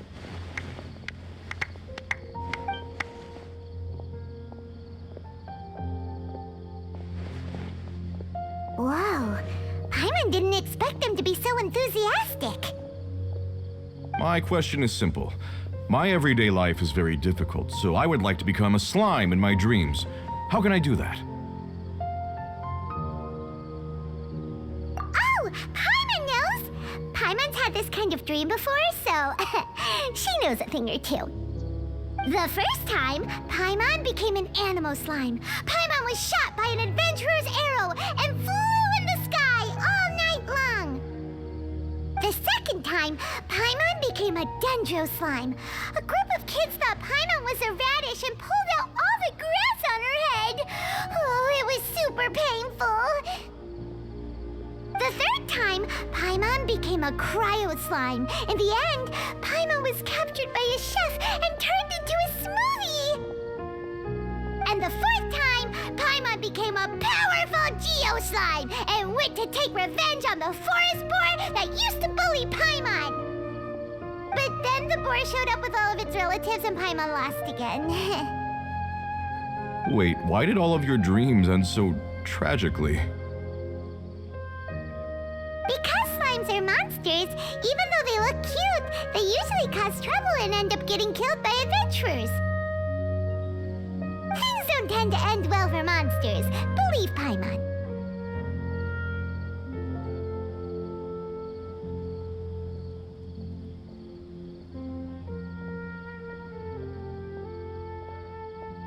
I suppose you're right. They are monsters, after all.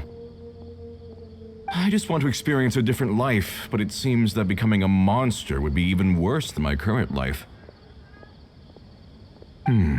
Maybe I'd be happier if I became just a regular finch. Or fish.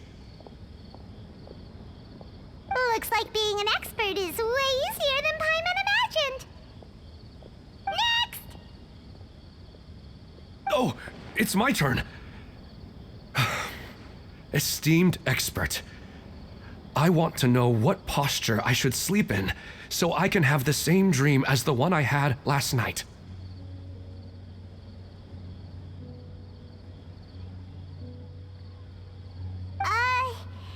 Well? Hey, you're supposed to be helping. First, why don't you tell Paimon about the dream you want to have again? Oh, it's quite ordinary. I sat and chatted with my wife on a sunny day, listening to the breeze blowing through the valley. Why don't you just find your wife and talk with her? There's no need to wait for a dream. Well, unfortunately, she passed away. Oh, sorry. Paimon shouldn't have assumed anything. Bonjour à toi. En main de Jade.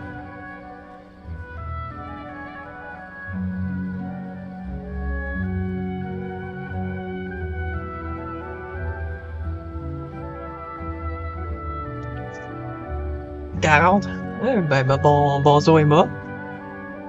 T'es rendu 38, c'est bien avancé. T'as 18. Moi, je l'ai pas, malheureusement. Mais j'ai dit que... Xingqiu, ça, je le sais.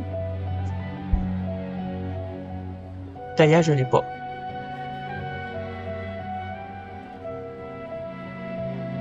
Que si tu viens pour avoir des infos de live, je peux vraiment pas t'aider parce que moi aussi, je suis encore comme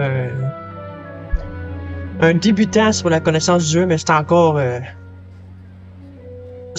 bien avancé dans le jeu, mais j'ai encore besoin d'apprendre dans le jeu. Je connais pas tous les bonhommes à 100%.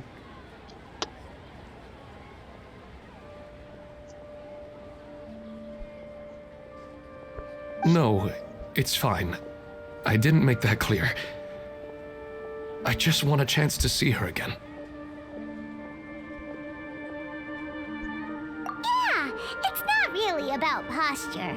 What you think about right before falling asleep is probably way more important.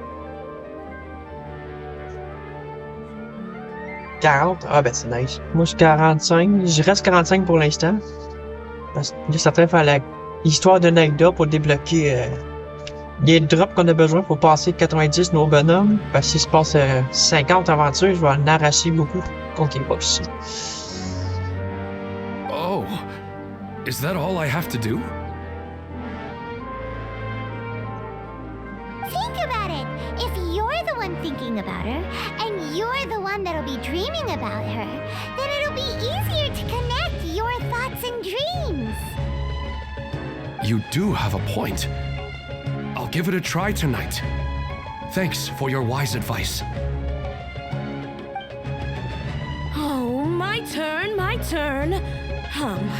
I want to know the name of the plant in my dream. I want to bring the souvenir box to my room into my dream.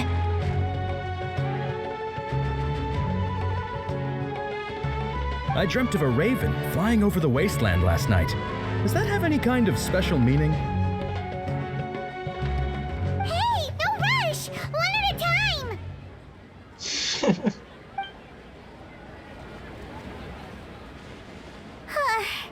Their questions were way too difficult. We don't actually know anything more than they do. We're just more experienced dreamers, that's all.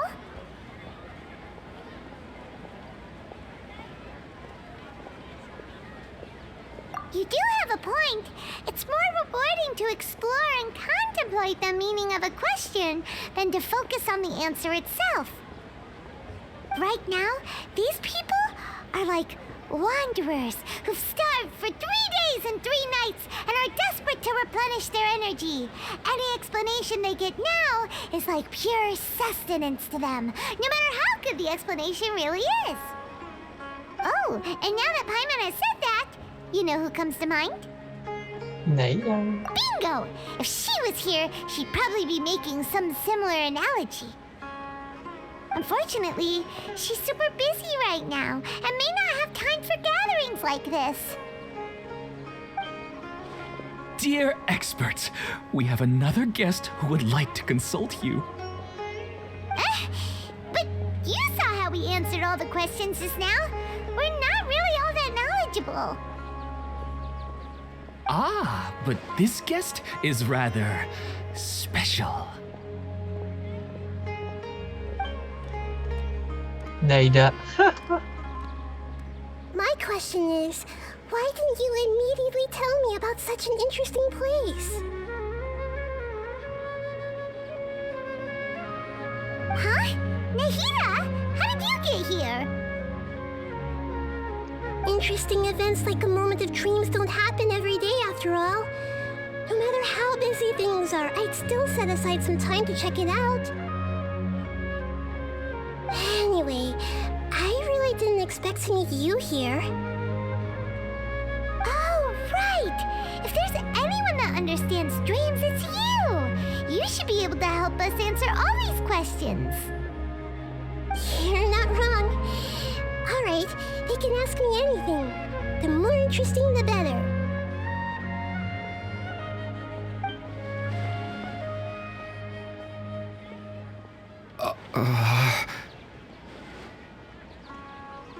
Huh?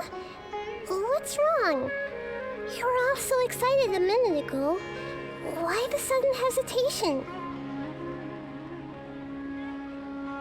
Even so, it's not like I look super intimidating or anything, right? And in terms of reputation and renown, you've also done many great things in Sumeru, yet they didn't even flinch at you. Alas, the interesting questions have all vanished in an instant. It appears I'm the one spoiling the fun here. I'll see myself out. That's not true, Nahida. I don't want to get in the way of the original purpose of a moment of dreams, which is to let people gather here and freely share their marvelous dreams. Now the atmosphere here is like water poured into a container. The water is more secure and settled, but it has lost its free-flowing nature from the river. I just want it to be another drop in the water, not the cold and restrictive container. She's sulking. Hey! It's all right, everyone! No need to be shy. All right. I'll give it a try. Oh, it's the slime guy.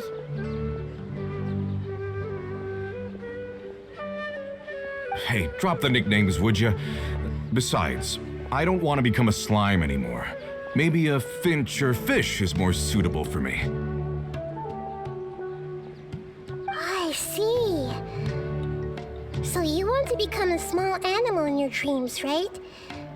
Why do you think that sounds good to you? I guess I just want to experience something different. My everyday life is nothing but the same.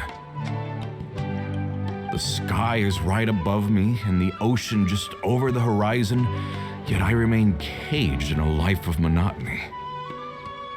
So you want to experience something new in your dreams?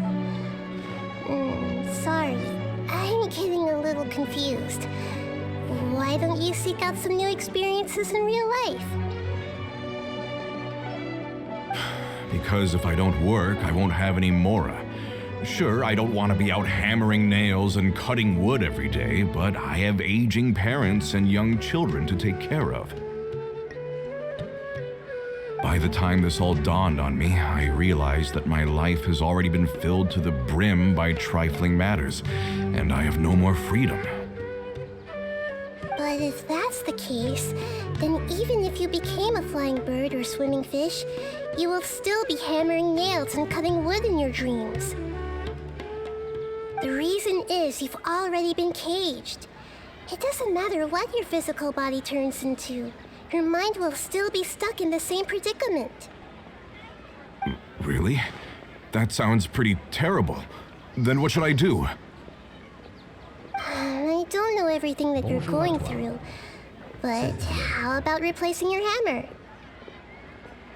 Huh? Replacing my hammer? That's right. Having worked for such a long time, you of all people must know what makes a good hammer.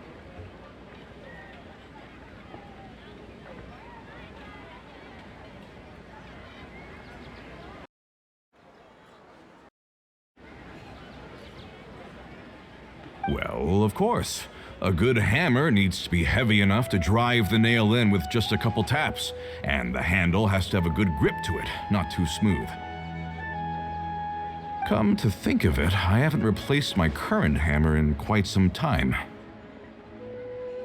You should replace it. Then decorate the handle with something you like. Maybe some ornaments, fur, or hard leather wrapping. Then write the names of your children on it. That makes sense. I think it'd give me a good boost of energy at work. A new sense of adventure often begins with the little things in life. You don't need to become a bird in the air or a fish in the sea. You only need to do your best in life, and all those things you cherish will become your source of happiness. Yes, I get it now. This is a real eye-opener for me. I'll go and pick out a new hammer right away. No, I should make one of my own. Thank you, Great Dendro Archon. That's our Nahida. Only you would know how to get right to the heart of the problem. Actually, I didn't really understand the problem. Huh? I gave him that advice because I once saw a worker doing the same thing. Whenever he became tired, Bonjour he'd à look at toi. some names on the handle of his tool. Menonjam. After a moment, he'd start to smile. It really surprised me at the time. My guess is that the names on the handle were of important people to him. After observation, I know this kind of behavior motivates people, but why is that? Is it because of excitement, anticipation, or helplessness? I really don't know. And even if I could know what's going through his mind, it's still difficult to fully grasp his feelings. Oh, Paimon gets what you mean. Huh. Paimon had no idea it takes you so much effort to understand these kinds of things. That's why I was a bit nervous just now. But luckily, seeing his happy face in the end reassured me that I didn't say anything wrong. Don't mind me, though. This is just my way of learning. Hey! Don't forget about Paimon! Everyone knows that Paimon's also super skilled at reading people's feelings. Thanks, you two. That makes me feel a lot better. Let's move on to the next question, shall we? I already asked the experts my question earlier, but I wanted to hear the Dendro Archon's response too. What should I do if I want to see my deceased wife in my dreams every night? Longing for the deceased.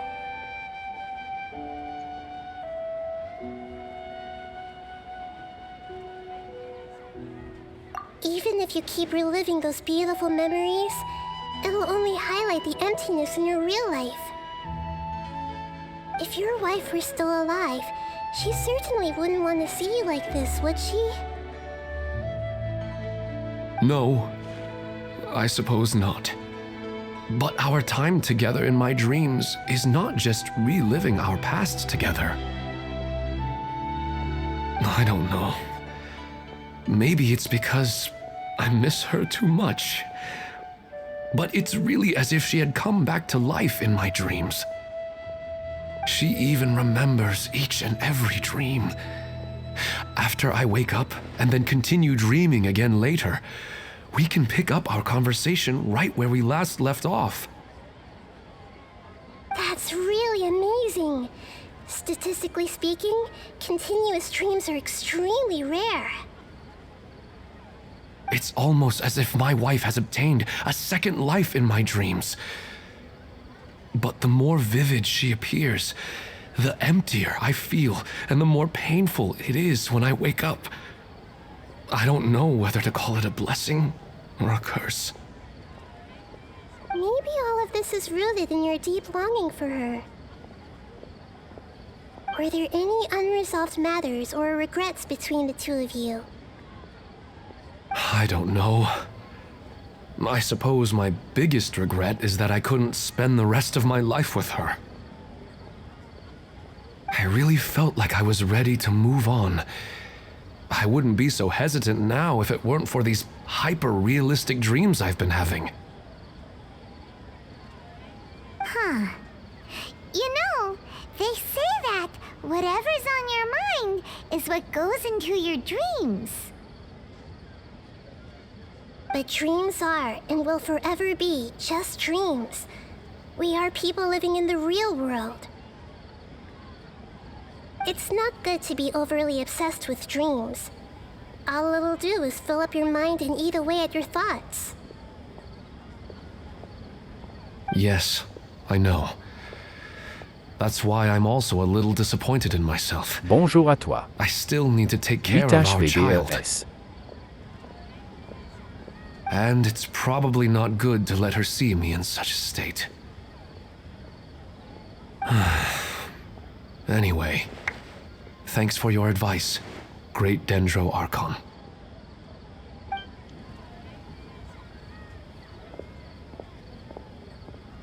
I'm a little worried about him.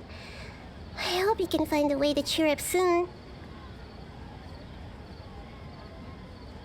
I think I can handle things from here. You don't need to stay here if you find it boring. You're here to have a good time after all.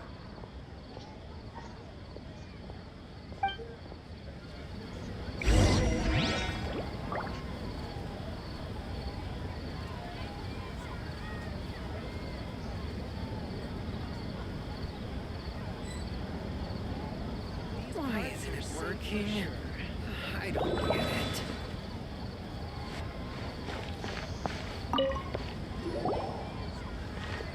Are you feeling any better now? Yes. I think the Dendro Archon made a really good point. I need to stop dwelling on my wife like this and move on with my life. Now that I think about it, my wife and I always meet at a familiar place in my dreams. I know where that place exists in reality, but it's a bit far and dangerous. I don't dare to go there on my own. But at the same time, I feel as if I should go and have a look anyway. Perhaps I'll be able to move on once I see that there's nothing there. Otherwise, I'll keep on feeling like everything is covered in a haze, like I'm only half awake. Once I can stop dreaming about that place, I'll probably be able to get my life back together. Actually, you two are adventurers, right?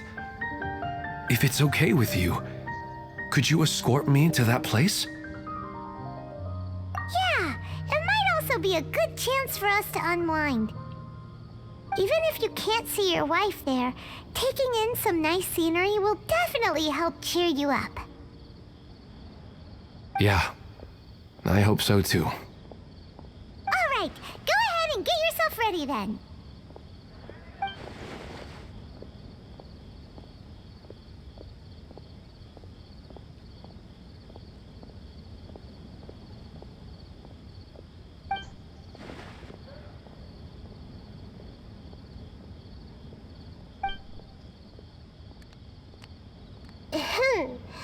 Are you headed off to some interesting place without telling me again? Hello. Hello. C'est une poulie? Hein? C'est une poulie? Une poulie que j'ai inventée moi-même. Ouais, mais il y en avait une poulie ici. Hein? On en avait une poulie. Il manquait juste le poids. Mais c'est quoi la poulie, genre? Où cette poulie-là? Dans le coffre. Une poulie ou juste l'affaire de corbe d'acier? Il y avait une poulie, me semble. Parce que j'ai pas vu la poulie.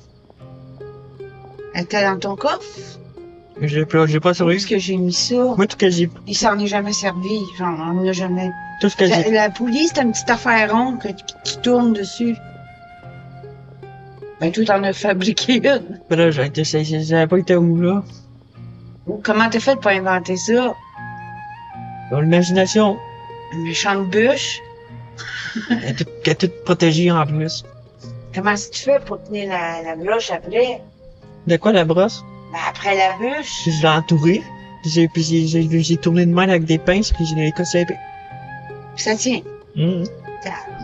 T'as bien fait ça. En plus, t'as mis du bois pour pas que la neige rentre en dessous, où sont les chaises. Oh ouais, y a pas de neige cette année. Sauf dans le trou à l'autre bout. Ça, faut mettre le plastique. C'est ça. T'as oublié d'enlever mon affaire avec mes épingles à linge dedans. Quelle affaire? Rouge, là, avec des petits pois blancs, là, que je mets mes épingles à linge dedans. Ouais. T'as oublié de l'enlever, tu l'as laissé après, dehors. Bon, peux-tu l'enlever? Non, ben par dehors. Ah, c'est... On va prendre un balai, tu pousses par en haut. J'avais pas pensé. Pas grave. Viens avec moi. Hey. Tu l'as pas mis à l'envers comme Alain, hein, j'ai remarqué. Ça sera pas long, je reviens. Ah, t'es en ligne, toi, là? Y a personne, de toute façon. Ah, ok. C'est là, oui, parce qu'il y a moins de monde aujourd'hui.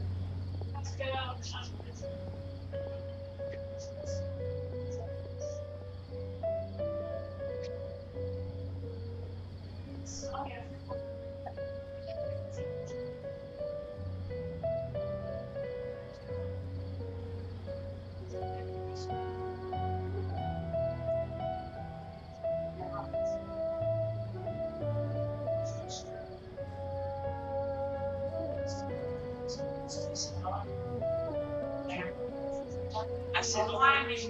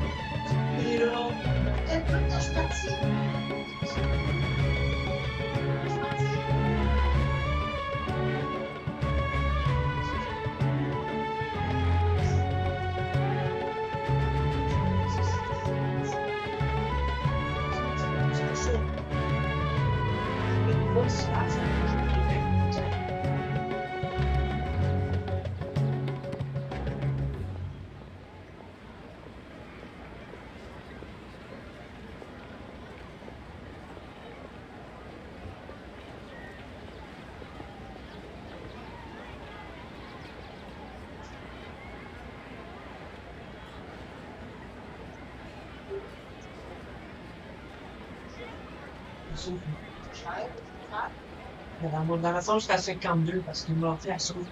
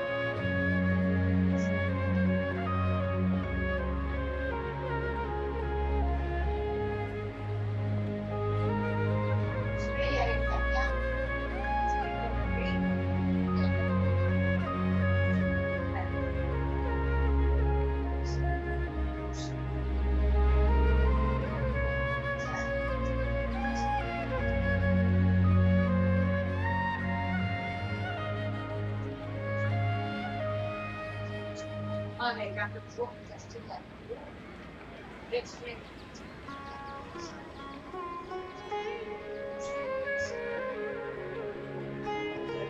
Faire le genre. Le genre.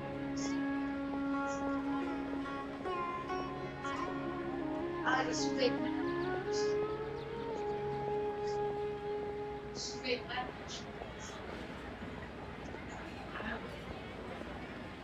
C'est pas un genre.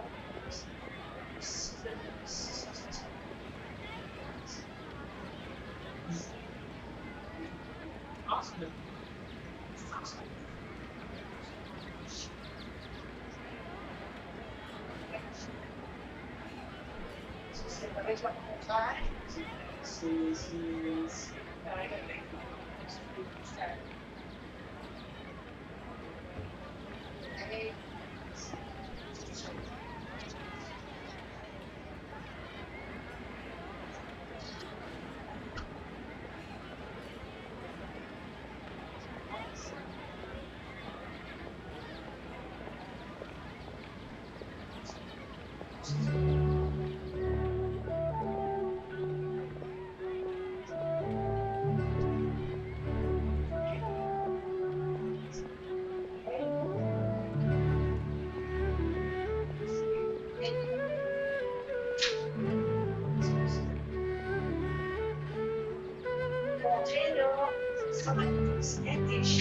parce qu'il cherche son art, ça rentre.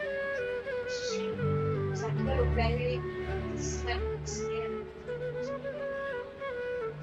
Alors,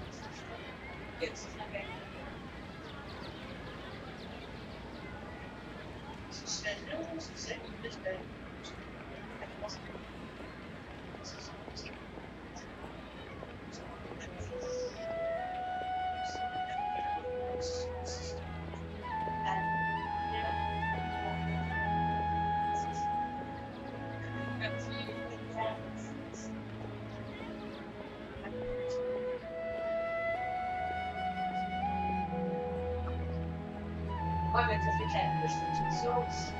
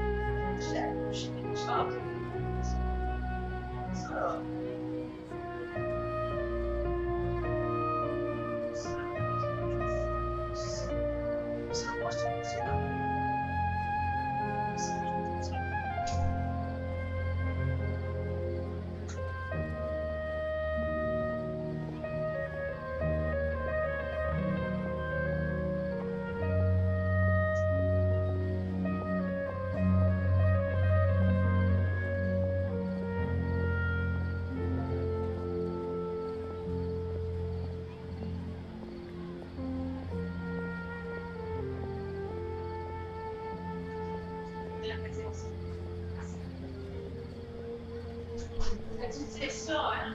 C'est encore plus tard, ma mère.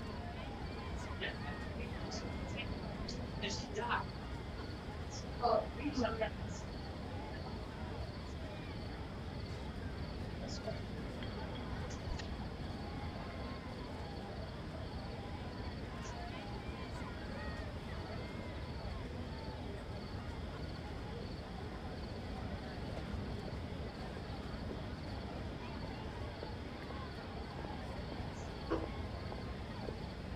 Je savais pas que j'aurais été capable de construire. Elle ne savait pas que j'avais été pensé, tu pensais que j'aurais été capable de créer.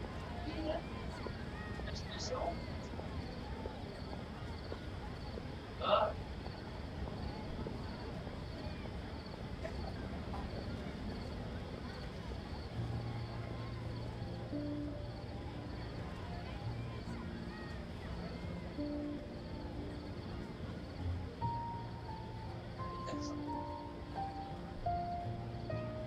Ah, ben là, je vais.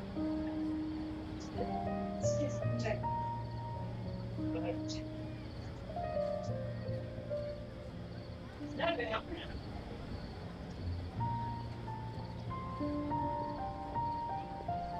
Costume de petitesse. Il était bon, sans penser. Après, j'aime pas réussir à c'était ça. La dernière année que j'ai fait ça, c'était à l'école. Je regarde, t'avais dit c'était costume de pluie, ça. Mon professeur, elle avait la même costume de regarde. On s'est calé ça. J'ai tout ça en fait, c'était à ce moment-là.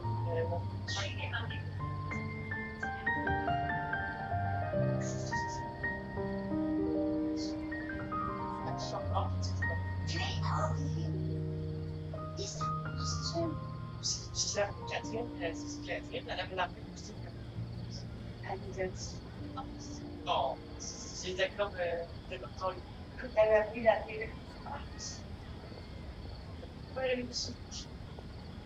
Le même avait une banque de veston. Après ça, là.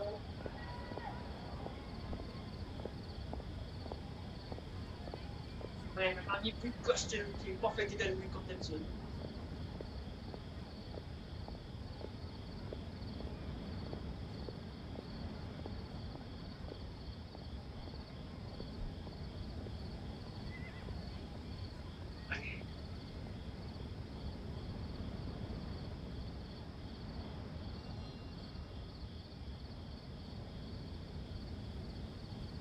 Je suis débrouillé, mais on a une porte automatique. Porte automatique, quand même. Juste qu'on n'a pas de poignée pour la. Si on a mal, si on n'a pas de mal,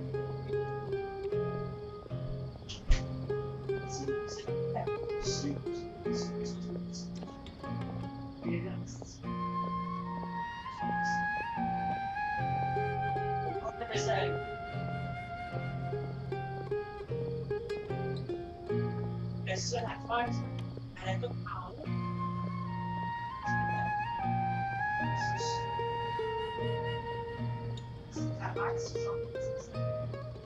Ah ouais, la loi.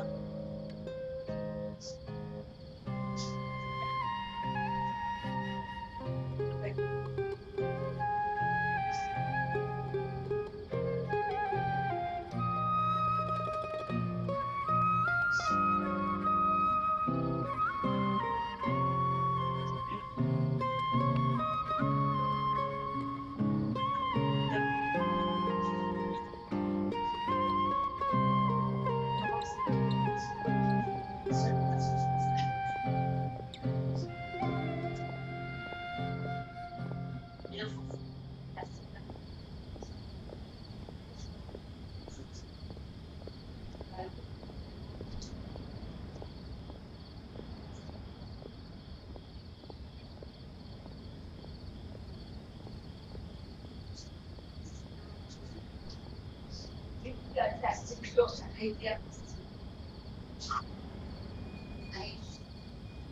J'investis dans le plastique.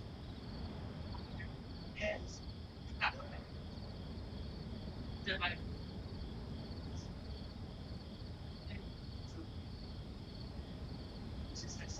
Bon, là, on a toujours été ici.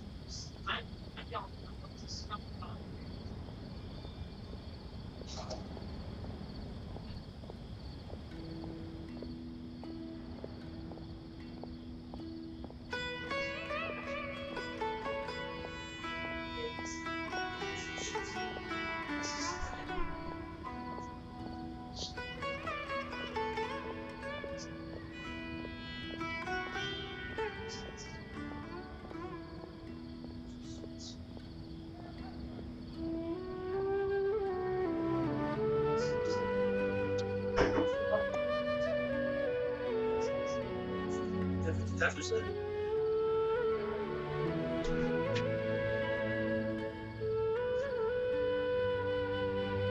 toute façon, il n'y a encore personne, fait que ça, je peux le faire.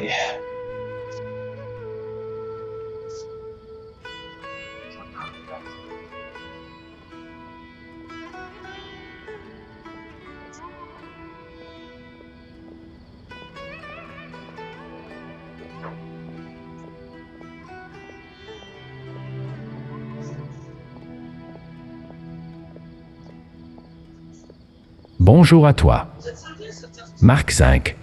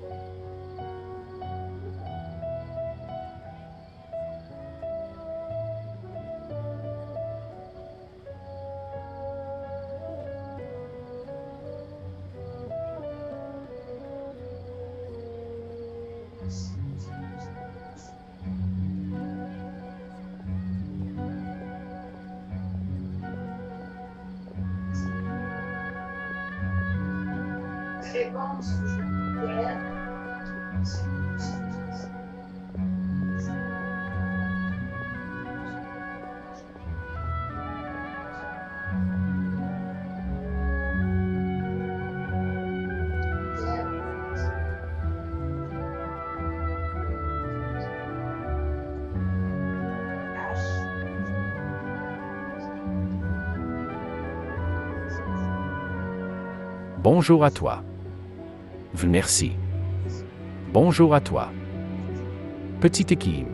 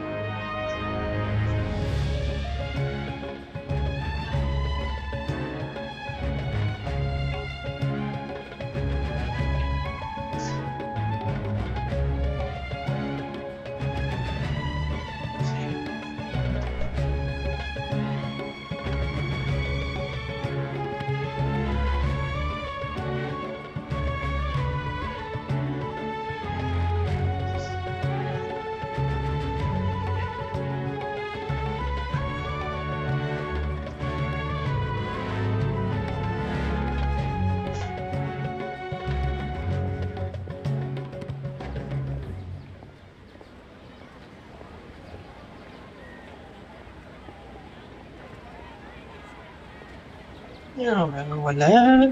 Excusez, pardon. Ma mère voulait me faire un peu. On continue l'histoire de Nahida.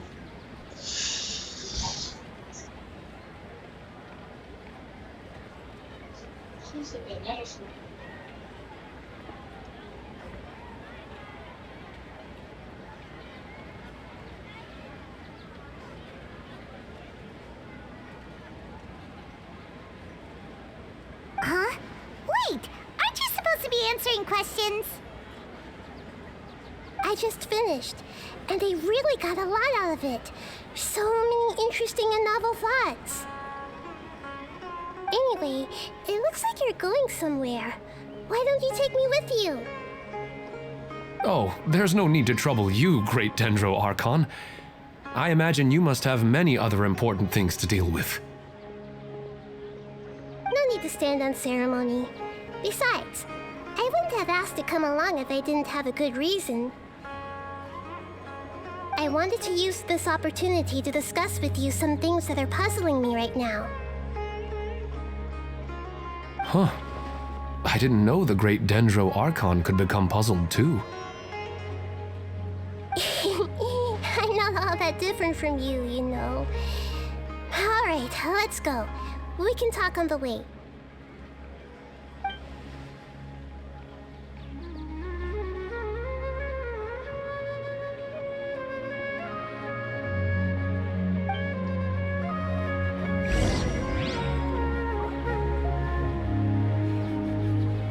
Travailleur qui me parle, c'est rare qu'il me parle là.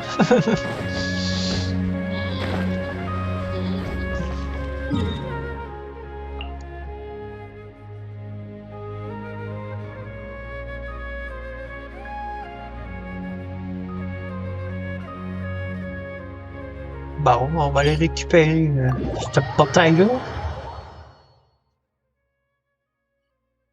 C'est vrai, je ne l'ai pas, puis voilà.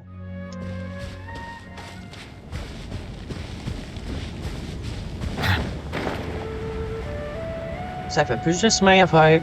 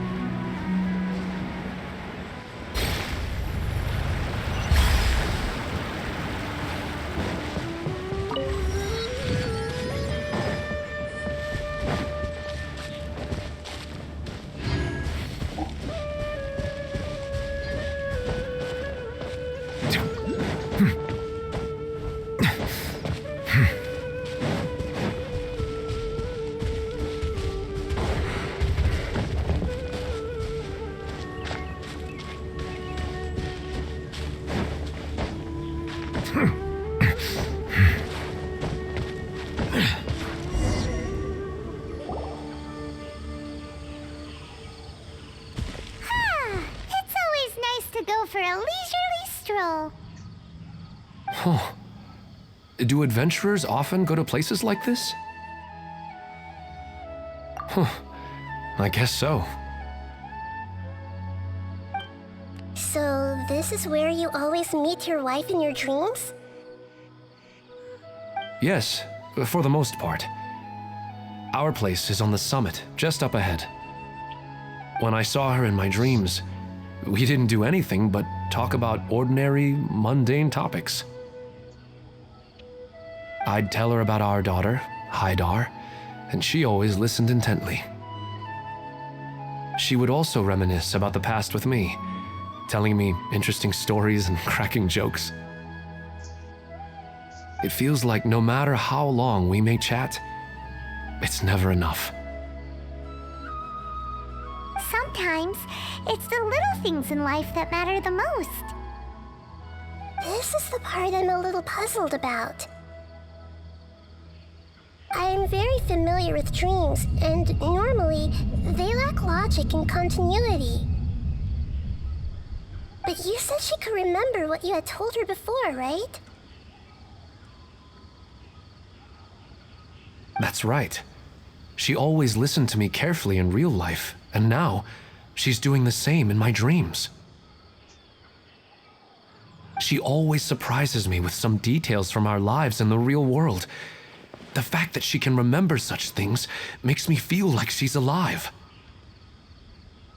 Whoa, that's pretty weird. Well, dreams are kind of weird to begin with. However, the problem is that his dreams have too much structure and continuity. Most dreams are far more fragile than you can imagine. For example, a loud noise outside your window in the real world could cause your dream self to get loaded into and fired out of a big cannon. Another example. If you're thirsty in the real world, then you might find yourself trudging through a desert in your dream. But the appearance of your wife seems unusually stable and unaffected by any outside interference. Statistically, this should be extremely rare. I don't understand it either. But I have no reason to suspect or reject these dreams. They're too beautiful. But I still want to figure out the how and the why. These kind of dreams are novel to me as well. That's why I want to have a look at the scene your dreams have been taking place at. Let's go. Just think of it as a nice little hike to the top of the mountain.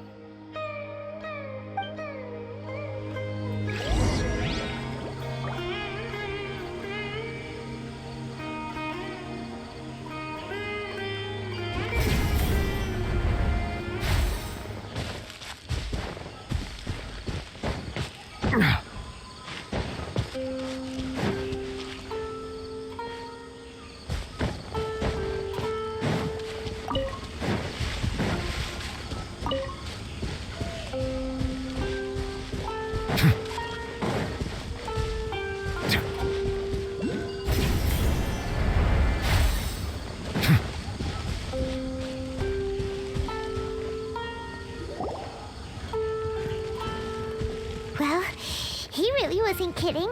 This place definitely isn't safe. Si j'avais un doute qu'il y aurait eu des monstres. No matter. We'll just finish them quickly. Huh? Are you going to fight too, Nahida? Of course. This is all part of our little trip.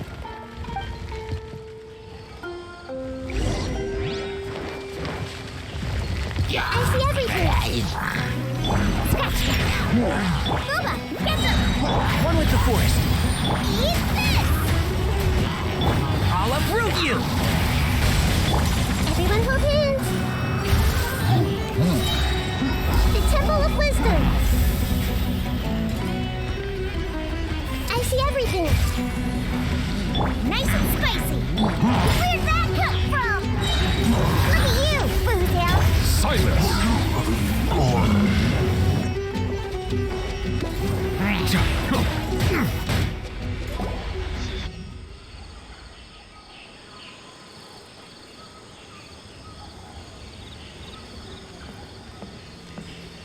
The scenery here is amazing! It also seems like a great spot for eating snacks and taking a nap. Paimon wouldn't mind spending some time here every day either.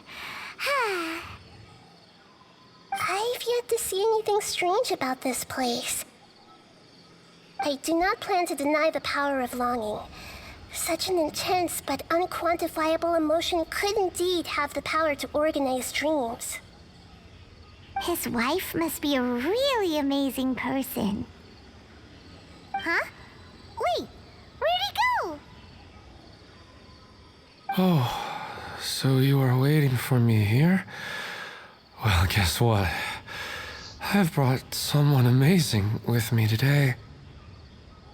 When the Dendro Archon said she wanted to come with me, I could hardly believe it. I'll bring Haidar once I'm more familiar with the way here. She's been telling me that she really misses you. C'est donc son rêve qu'on voit. Huh? What's wrong with him? There's nobody there. Wait, Minar. Don't go that way. It's dangerous. Uh-oh, he's gonna fall. Catch him!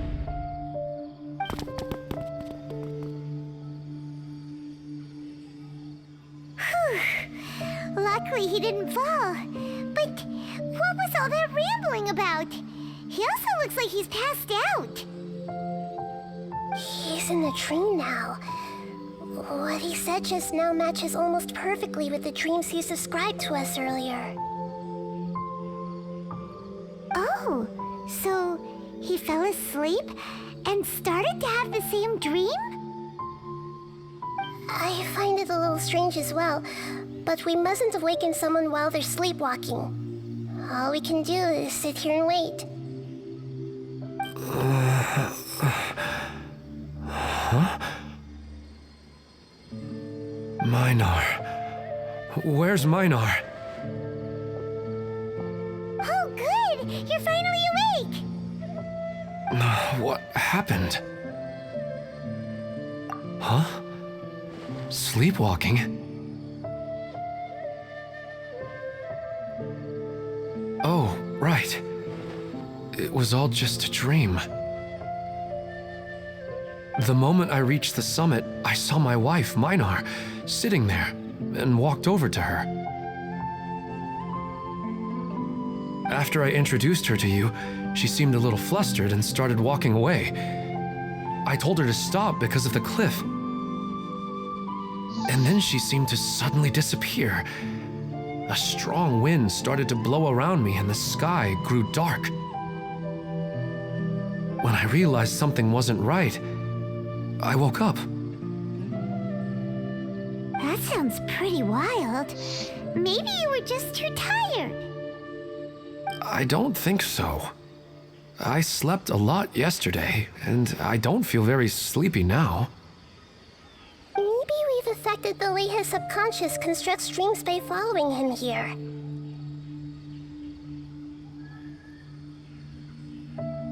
Anyway, all that matters is that you woke up safe and sound. I think I know what happened now. I'm sorry. If it weren't for you, I would have fallen. Let's head back now. Don't come back to this place again for the time being. Oh, okay. Nahida, what's on your mind? Paimon's a little worried now. We still don't have enough evidence to work off of, so it's hard to draw any reliable conclusions yet. But I'm concerned that Ilmon's case may not be unique to him. Oh, right! Come to think of it, there were lots of people from the event who had vivid memories of their dreams. Right. And not only at a moment of dreams, there may be people like this all across Sumeru. We need to understand what's happening and the rate of its development as soon as possible. Then there's no time to lose. Let's head back. Stop standing there, Ilmon. Let's go.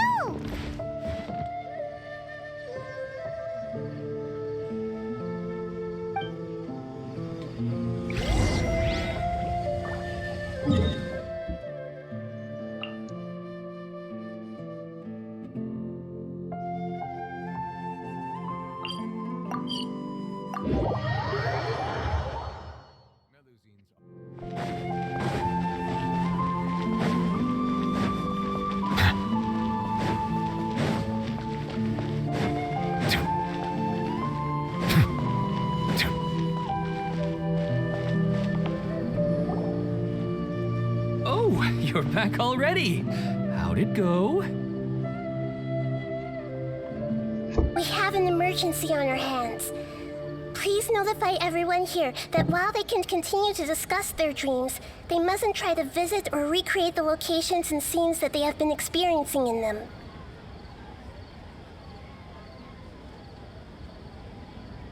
What? All right, if that's the wish of the great Dendro Archon.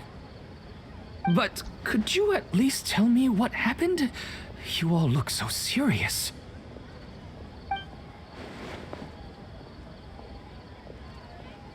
I see. I never knew even a dream could be so dangerous. Don't worry. I'll be sure to notify all the event participants and inform the other staff members about what has happened. Using the event registration list, I should be able to contact more people that were interested in dreams and warn them about the situation. Thank you. That would be very helpful.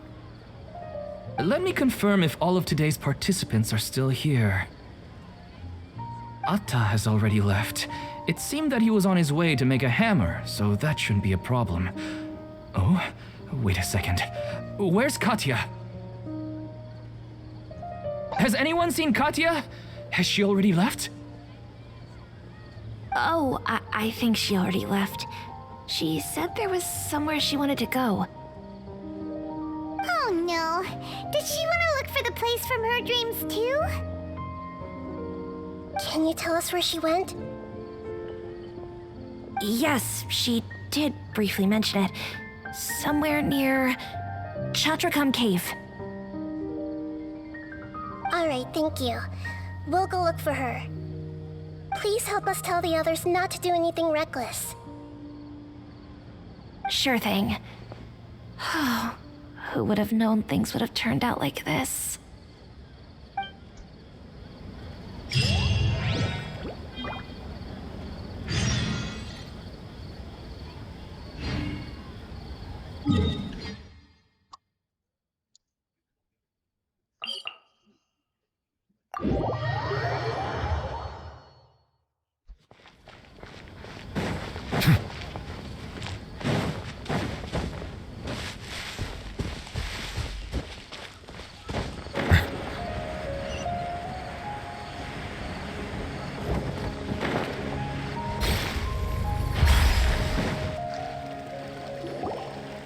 Look!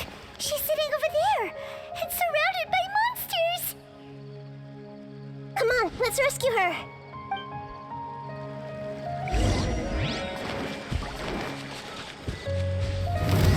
Hey! Shake it and stir! Out of the frying pan, into the... I hear everything. Bow your head. Let the mighty be humbled. She seems to be in the same condition as Ilman earlier. Yes, but luckily she hasn't been injured or jolted awake yet. Let's carefully move her somewhere safer. See you tomorrow, Professor Aisha. Huh? Why am I back here again? Dreaming? But what about Professor Aisha? Oh, I see. It was all just a dream. Well, that makes sense. After all, it hasn't changed a single bit. Huh? What's it? Nearly 20 years, and it still hasn't bloomed. Does it have something to do with your dream? Please, tell us what you mean. Sorry. I'm still feeling a little groggy. Please give me a moment here. Alright, where to start? Right, this plant. So, Professor Aisha gave me this plant just before she left. She was a good friend of my parents, and my first real tutor. She was also an outstanding Amorta researcher. In addition to her extraordinary academic talents, she was also skilled in combat and would accept lots of work from the Adventurers Guild. Oh, so you mean she's left on an adventure? Yes. When I was about 10 years old, she told me that she must go look for the secrets of the Abyss, and that she would be gone for a long time. I grabbed hold of her and wouldn't let go. I didn't know what the Abyss was, I just knew that she was like family to me. She hugged me, and we cried for some time until I fell asleep. When I woke up, I was already back home. She still decided to leave, but had left behind a letter for me saying that I was the person she cared for most in this world. She claimed that investigating the Abyss could help more ordinary people protect the people and things they care about. She had obtained some important evidence during her past adventures. If she didn't set off right away, she might miss the perfect opportunity. Guess Ad Astra Abyssosque isn't just a slogan. She left a seed in the letter, telling me that if it sprouted and bloomed, then she'd come back no matter what sort of risky situation she was in. She said she looked forward to seeing me all grown up. But strangely, I've tried watering it, feeding it, everything I could think of, but I've never been able to get it to bloom. I even went to ask the Immorta researchers, and they couldn't explain it either. May I have a look at the plant? Of course. I was hoping the great Dendro Archon could help me solve this problem. Let me see.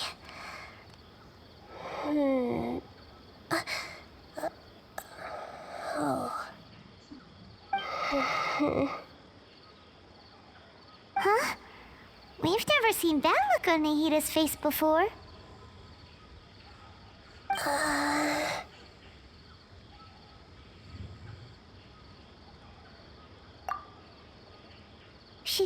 She looks a little unwell. Hold on, we'll be right back.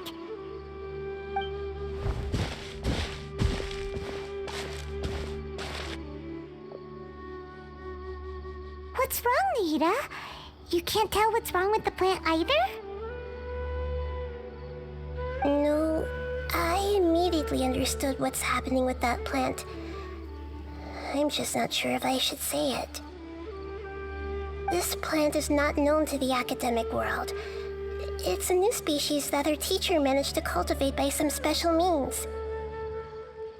Judging by its features, I can tell from the moment it sprouted it'll never be able to bloom. It can't be. It means that this Professor Aisha she keeps mentioning might have foreseen the danger and was prepared to never return. From my experience observing people, she would undoubtedly regard this as a brutal revelation. When forced to confront such brutal truths, people may break down into tears, talk nonsense, or lose their tempers.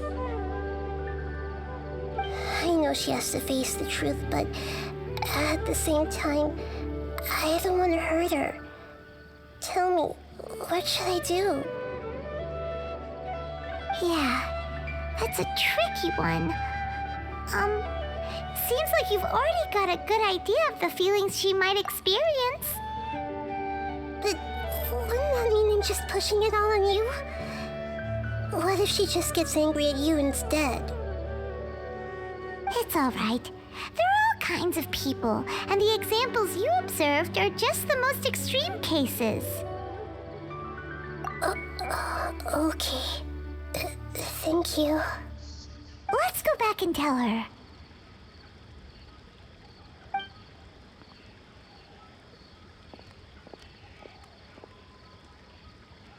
Huh? It'll never bloom? But how's that possible? If a plant is unable to bloom, doesn't that mean it can't reproduce either? All that's left for it to do is slowly wither away.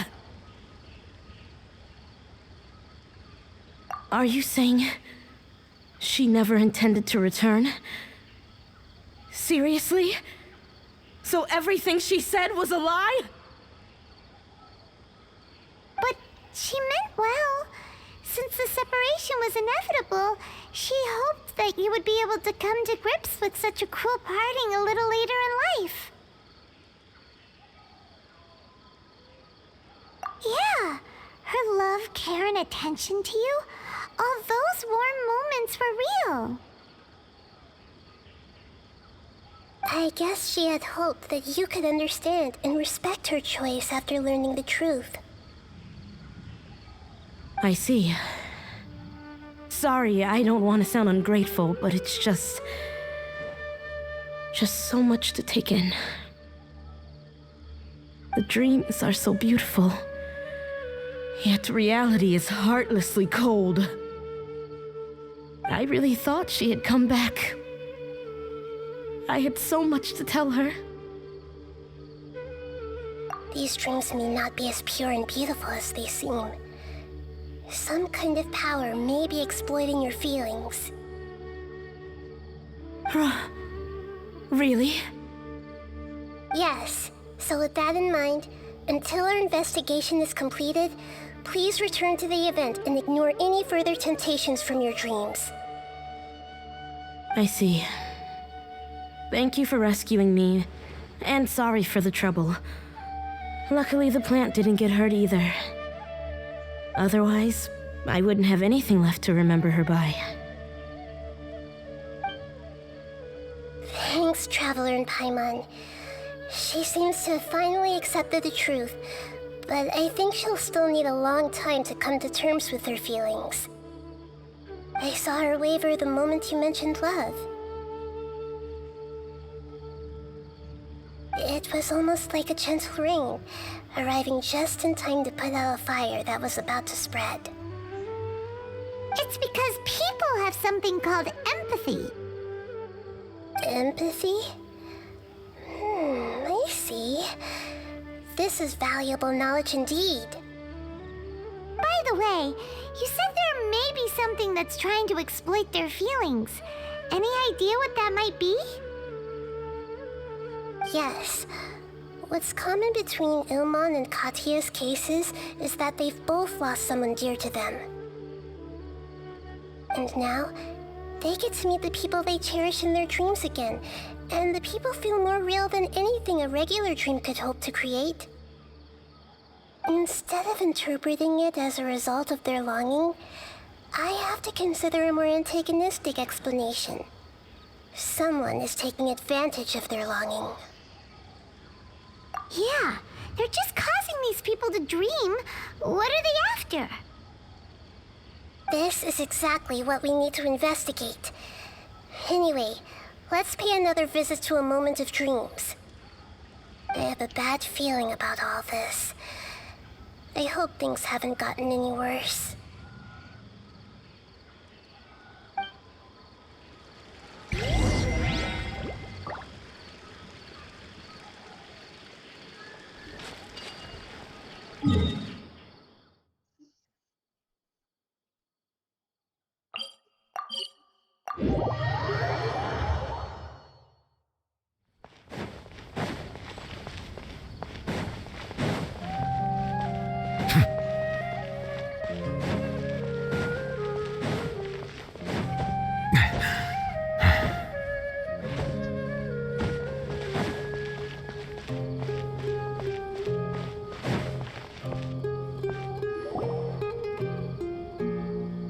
We're back. How's everything here? I am so sorry, Great Dendro Archon. We're still trying to figure out how to explain the whole thing to everyone. Because of your warning, we've brought dreamers here even if they were completely unaware of the danger. But some of them have already fallen asleep, and they haven't woken up for a long time.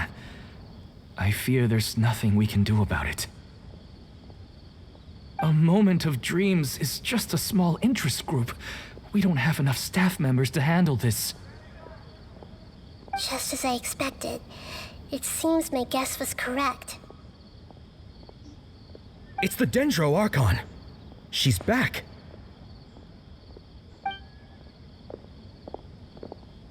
What happened? Why have we been gathered here? Many of you here have been experiencing some beautiful dreams. But I'm sorry to tell you that based on our investigation, there's some kind of conspiracy behind them. Before we learn the truth, please don't try to recreate the scenes in your dreams. Whatever you see, don't be tempted by them. Huh? But... I don't think it's a big deal. Aren't we just dreaming? It's not like dreams will have an effect on others. We've already met 2 people who ran off to the countryside alone and got caught in dangerous situations by falling to the temptations in their dreams. That's right! These aren't just dreams! It's serious! Alright, I get it. So does that mean once we have some conclusive results from the investigation, we can continue to enjoy these dreams? Yeah, I still want to visit my sister in my dreams. I'm sorry if what I'm about to say sounds a little offensive, Great Dendro Archon, but... we had a discussion with the folks who just arrived here. In all of our dreams, we were able to reunite with people who were very close to us. They all seemed as if they were alive again, which makes us reluctant to wake up. Yes, that's also what we've observed in our investigation. So if the results of this investigation would mean an end to those dreams, that'd be quite cruel to us. All of us understand the danger, but perhaps you can't quite understand just how much those people mean to us. I don't think everyone will be on board with the plan to abandon these dreams for good. Before the conclusion of the investigation, they'll at least want to meet the people in their dreams one last time and say goodbye. We've never had such a difficult situation before. It appears that not many people are willing to cooperate. So they still want to return to their dreams despite knowing the danger?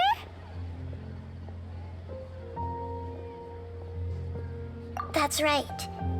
Compared with these sweet and beautiful dreams, our warnings of danger are dull and emotionless. It looks like the situation will inevitably spiral out of control. The more time we waste, the more people will ignore our warnings and return to their alluring dreams.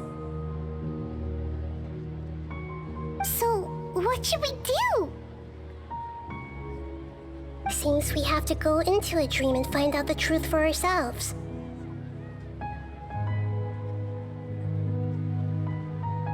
Pedrush, is there anyone here who's experiencing a marvelous dream right now?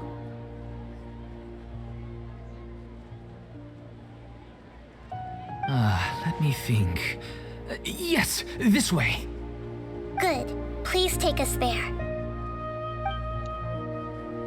This lady refused to heed our warnings and fell asleep here a little earlier.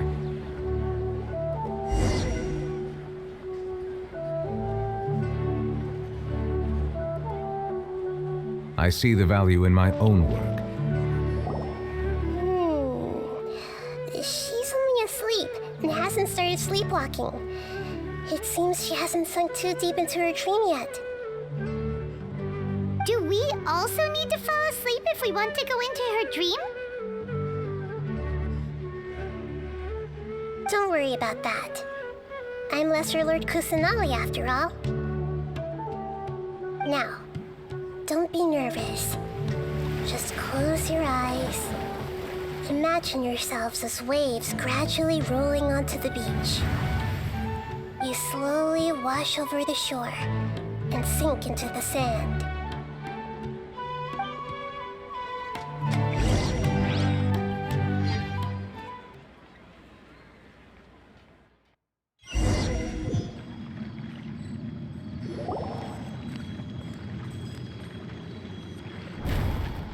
What's wrong, Traveler? You look a little disoriented. Really? Paimon didn't notice anything. Anyway, seems like we've made it into the dream.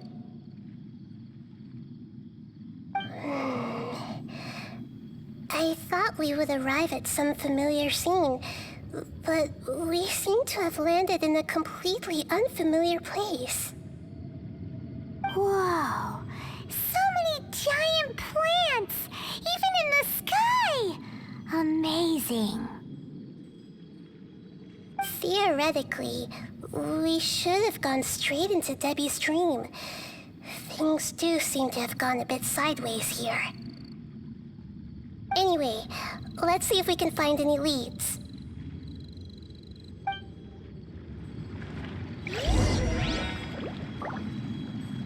Ah ben c'est bon voyage. On rentre dans les rêves des personnes.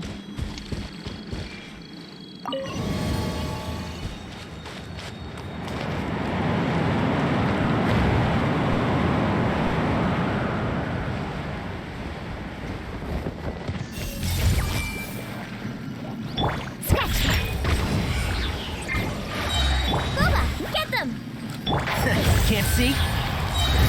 Let's nip that in the bud. Settle down.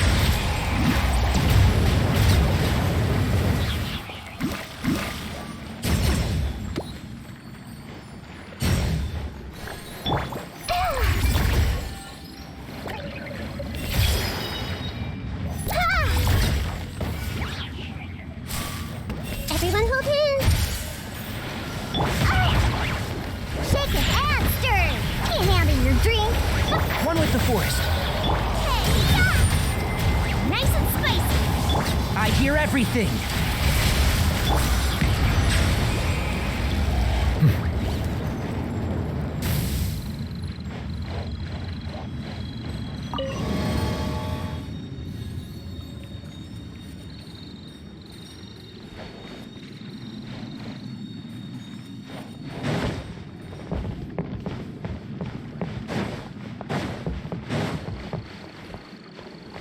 Huh?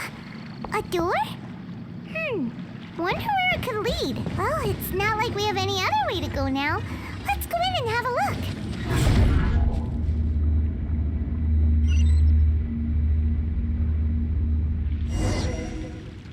Hey boy.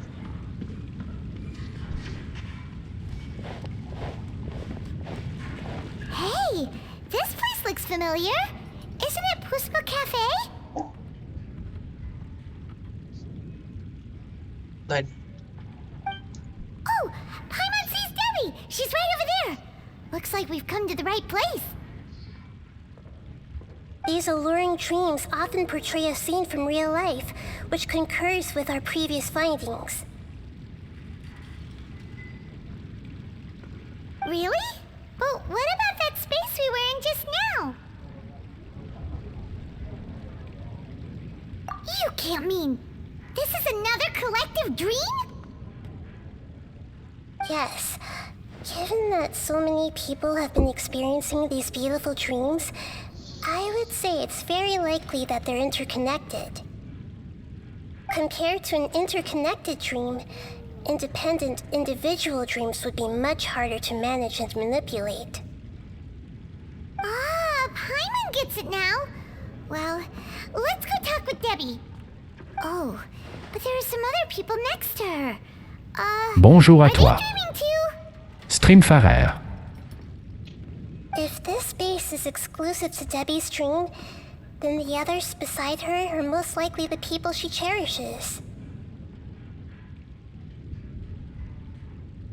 Anyway, we should confirm that first, just to be sure. Huh. How do we do that? Just leave it to me.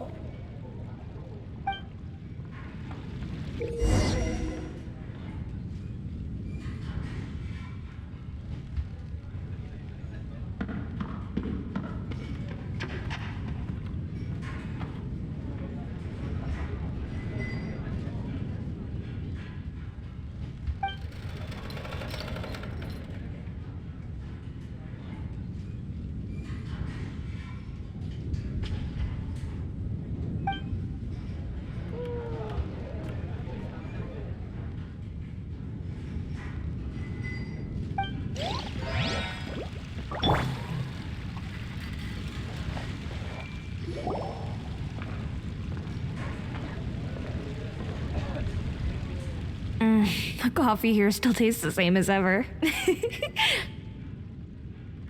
You two have traveled all around Tibet. Surely you've all tasted better coffee than this. I suppose so, but no matter how good things may be elsewhere, nothing beats the taste of home. That's right. It's hard to change your tastes. Anyway, here's to your return home. Welcome back, everyone.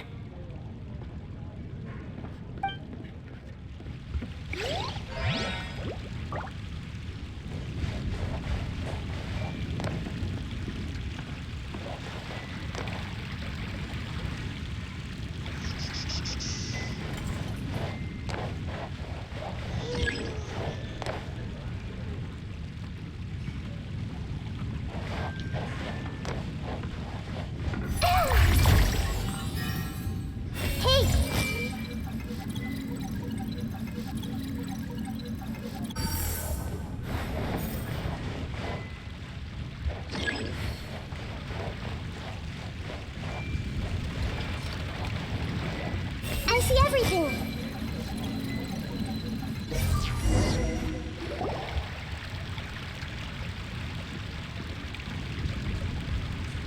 Huh. How could they be? Well, I guess it doesn't matter. Huh? She sounds a little hesitant. I've confirmed that this dream belongs only to Debbie, because I'm unable to hear the thoughts of the other two people with her. So, this is the power of the Dendro Archon? Paimon had better watch her thoughts from now on. Don't worry. I don't often use my powers like this. It's rather impolite. Alright.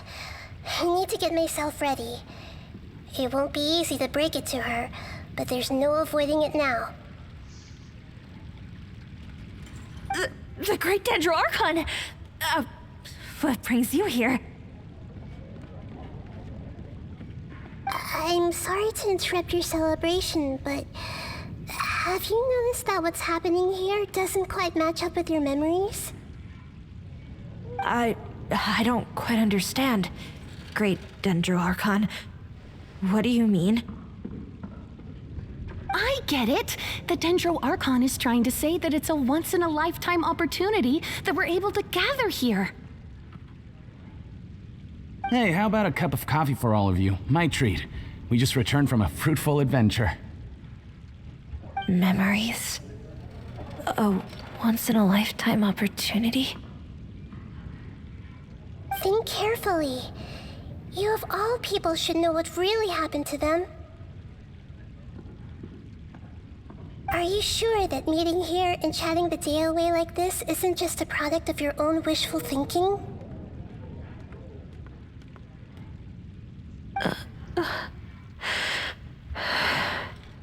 Yes. The reports from the Steambird were true. The ship they were on struck a reef and sank.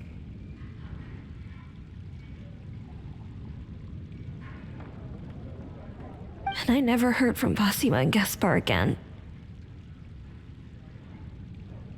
Hey, come on now! What are you talking about, Debbie? Yeah, trust your memories. Nothing you see here is real.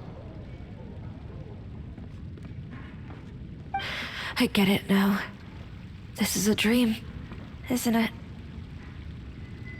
But since it's my dream, it doesn't matter if this is real or not. I enjoy the way things are here. I no longer have to face the tragedies of real life. These friends mean the world to me. Nobody else can understand me like they do. There's nothing wrong with continuing this dream, is there? I'm worried that if you were to continue dreaming like this, the lines between dreams and reality will gradually become too blurred for you.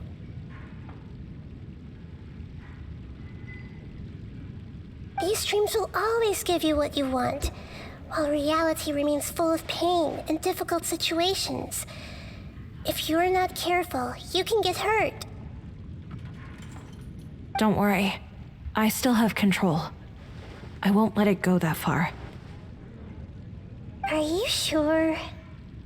Hey, how about we put all this troublesome stuff aside and get back to our coffee and snacks, hmm?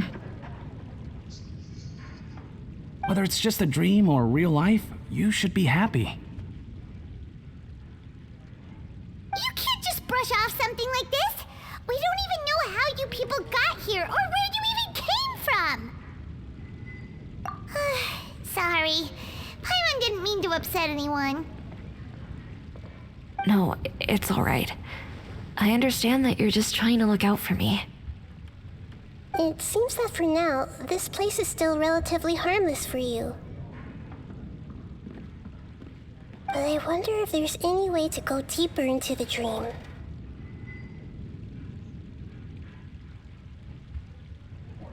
Huh. Now that you mention it, I once heard a strange voice tell me that there's an entrance here. I'm not interested in checking it out at the moment, but maybe I'll go in and have a look later. Okay, thanks for your help. Just as I expected, we're only on the surface of this dream. Let's go.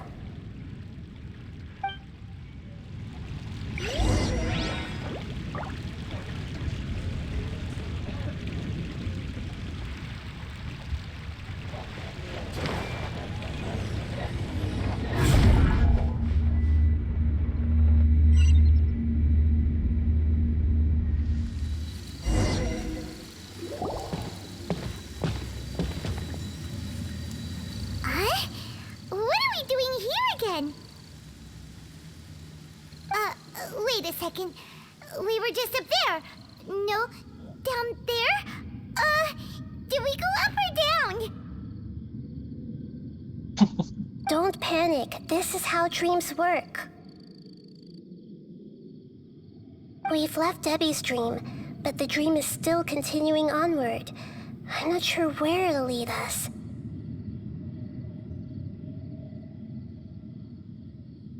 This dream has the ability to create imaginary people, which is why people are so unwilling to wake up. If it weren't for what we just saw, Paimon might still find that a bit hard to believe.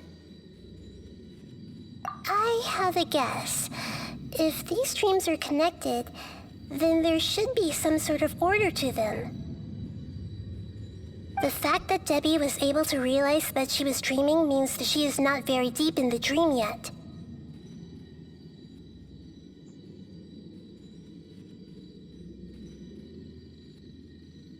But the space we're in has been turned upside down. Do you remember the characteristics of dreams that I mentioned earlier? Oh, right! Dreams are chaotic. That's right. It's possible that we're heading deeper into this dream now, and the deeper we go, the closer we'll get to the essence of the dream. Right! So the answers might be waiting for us deeper in the dream! Yes, and we should get ready for whatever we may encounter.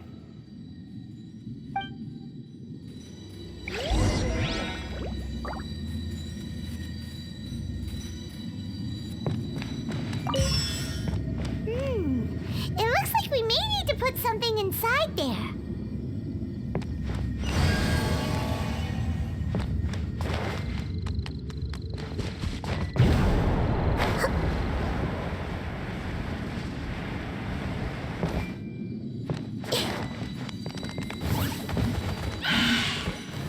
Sharing my knowledge! Hey! Out of the frying pan, into the... Enshroud! Bow your head, be sanctified. Look at you, Bootown!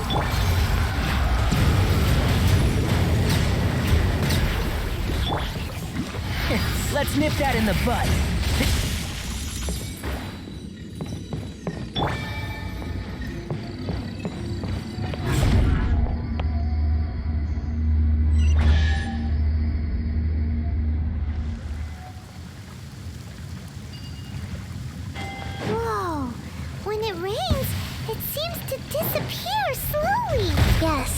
appears again as soon as the rain stops. It's less like a flower, and more like a dendro slime that's trying to keep out of sight.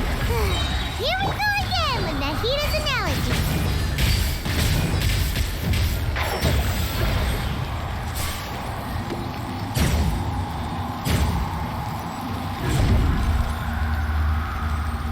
Huh? Are we back up here again? Wait. Paimon's confused. Are we up here or down there? Good thing we didn't fall. Yes, we did. We just fell upwards. That's not helping, Nahida! Paimon has no clue what's going on anymore.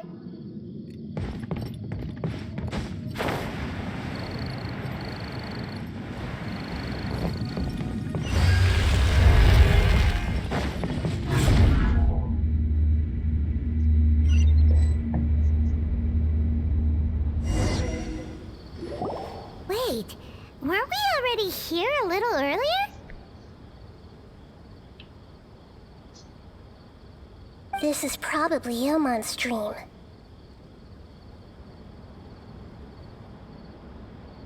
Huh? Why would he start dreaming again? Yes, but it seems that the danger isn't enough to stop him from longing for his wife. Based on what we've learned so far, he must be sleeping more deeply for his dreams to appear here. But fortunately, he already knows us from before, so hopefully we'll be able to wake him up.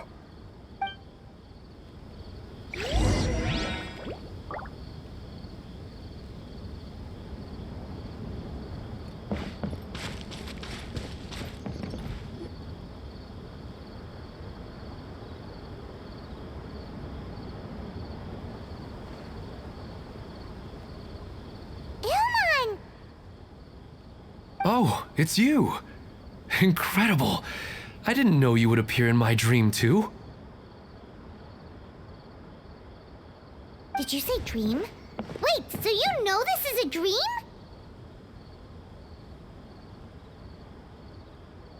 Of course. Such good things rarely happen to me in real life. Bonjour à these days. toi. C'est Vlé. Here. Bonjour à toi. Let me introduce everyone.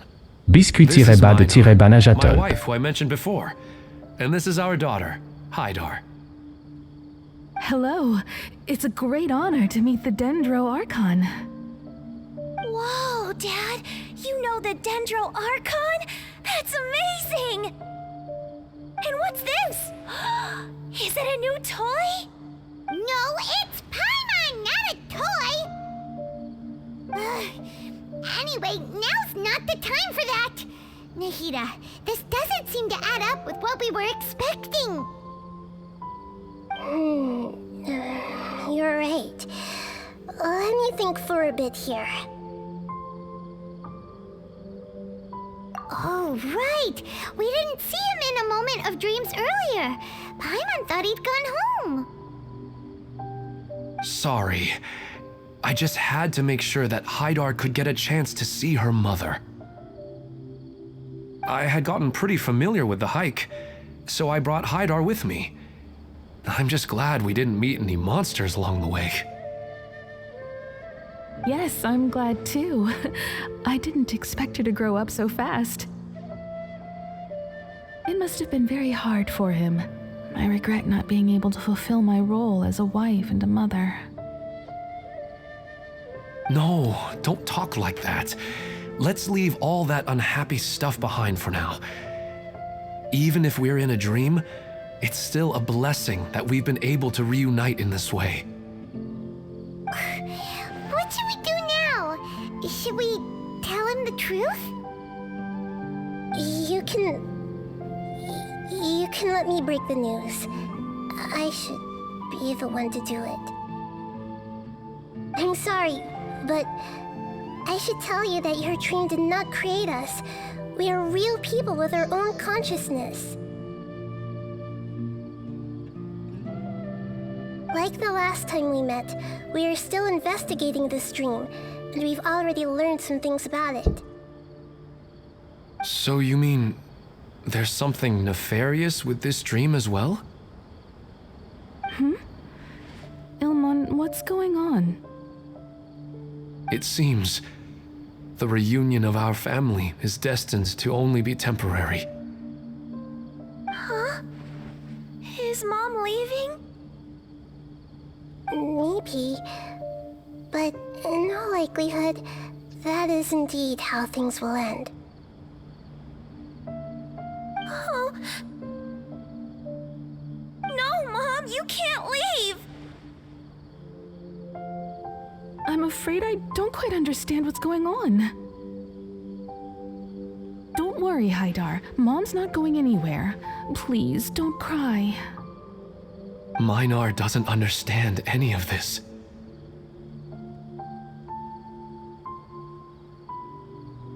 I'm fully aware that this is a dream, so that's why I've never told her the truth, but...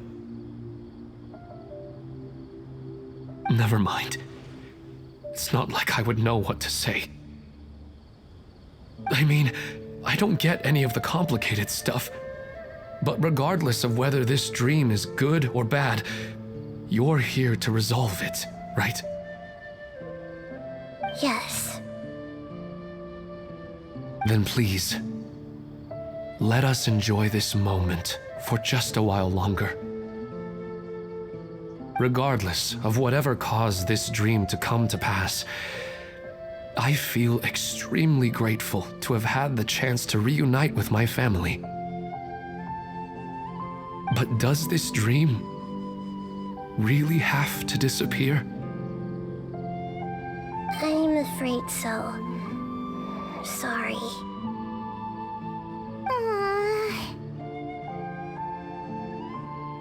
Okay, I see.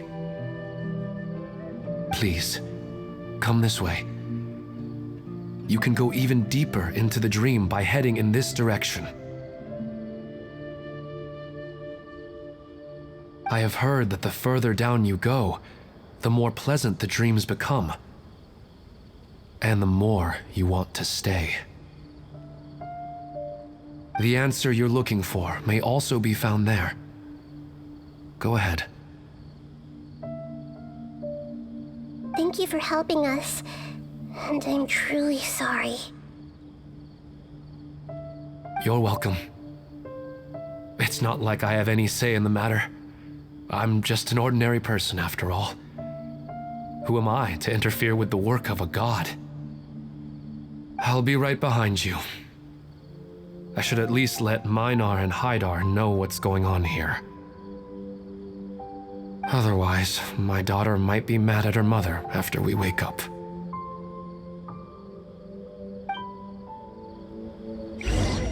We're not doing something bad, are we, Nahida? That depends on how you define good and bad.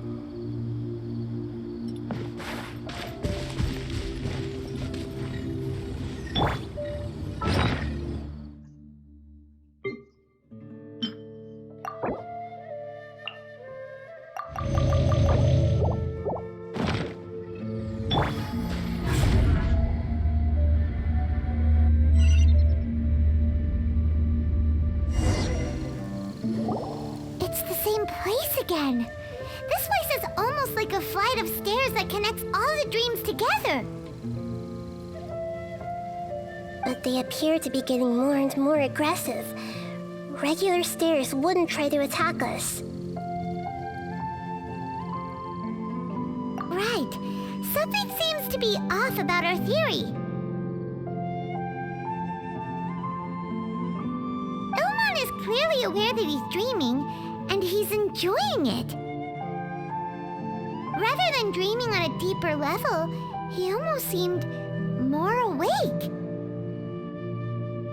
I believe we're on the right track, but we just need another explanation. It's not that the dreams are getting deeper, it's the owner's attachment to the dreams that's getting stronger.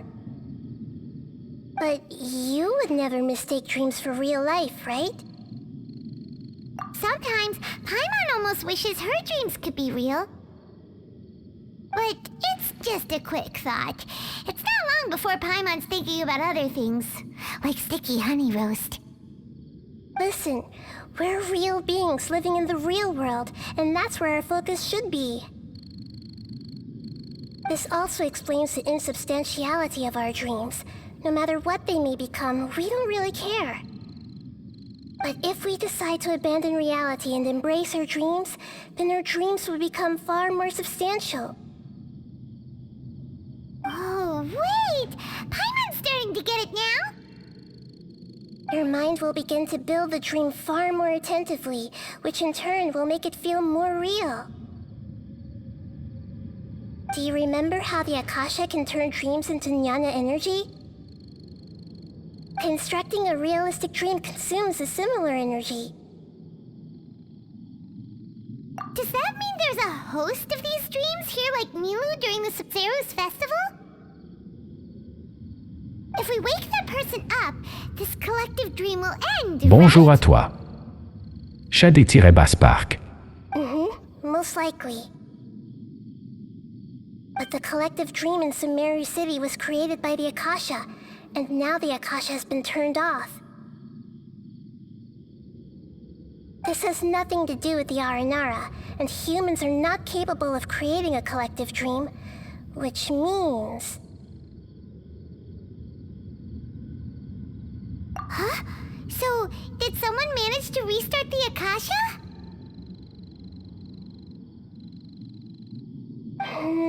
That's impossible. But they are probably a scholar of the Academia who had a close connection with the Akasha. Even so, how did they manage to do it? And how did they choose the host? Yeah, we haven't gotten to the end yet. Once we know their motive, all the questions will resolve themselves.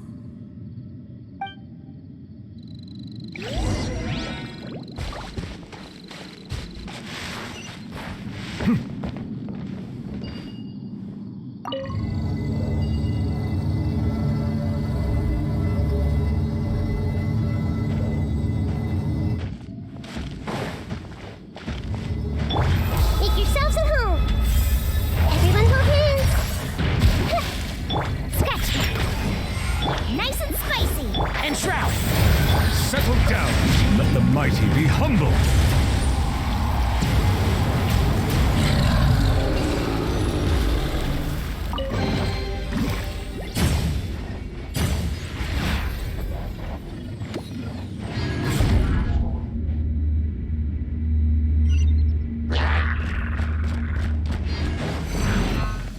Silence! One with the Force. I'll uproot you! Hey! Can't handle your drink. Huh? Shaken and stirred.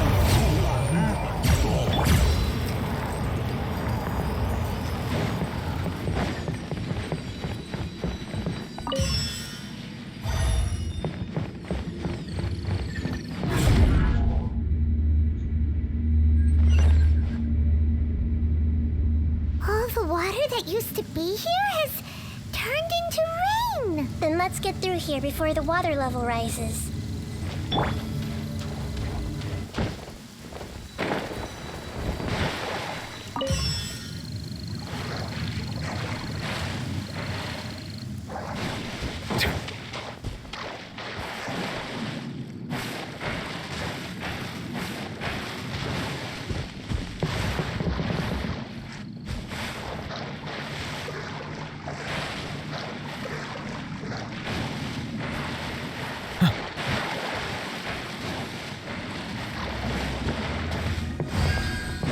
We finally made it!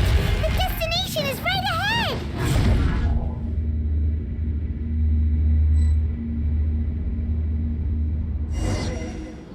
Wow!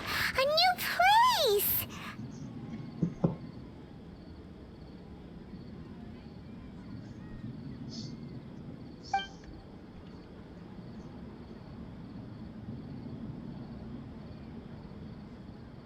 Well, it's just new to Paimon in this dream. This should be the final destination. Huh? Really? are just ordinary city streets. I have powers related to dreams, so it's usually easy for me to tell who's dreaming and who's created by dreams. I guess only those who have thoroughly accepted this dream will be able to come here. There are so many people here. How can we find the host? Don't worry, I have a way.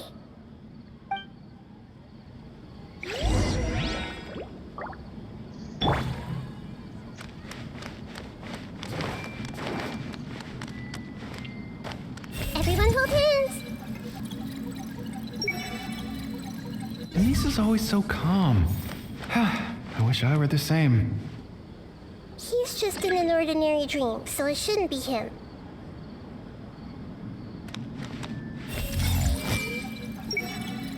Shadia has such good taste.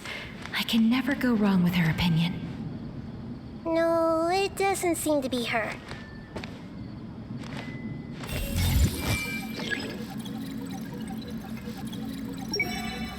Shadia has such good taste. I can never go wrong with her opinion. No, it doesn't seem to be her.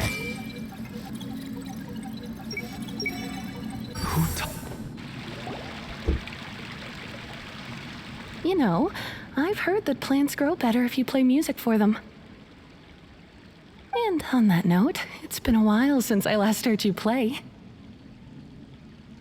Sorry, I've been a little busy these last couple days.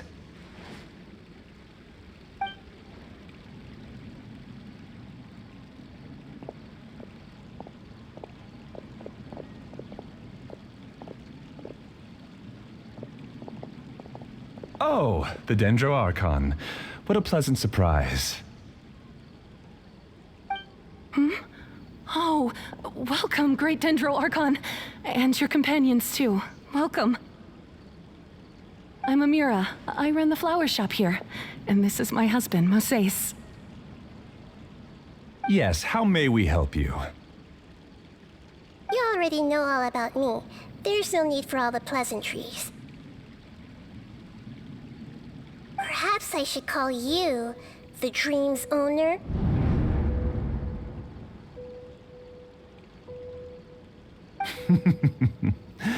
As expected of the Dendro Archon. I'm sorry, Amira. It seems my research has attracted the Dendro Archon's attention. Why don't you go back to the flower shop? I'll come help you a little later. Okay, of course, dear. I'll see you later.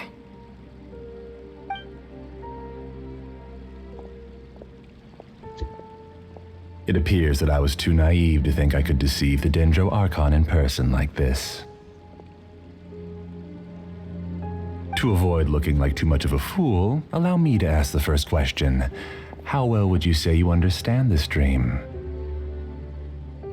This dream was built by the Akasha, and it has the power to create imaginary people who no longer exist in the real world. As for you, you found a unique way to become the owner of this dream, going so far as to have even given up the ability to wake up again. Given up the ability to wake up?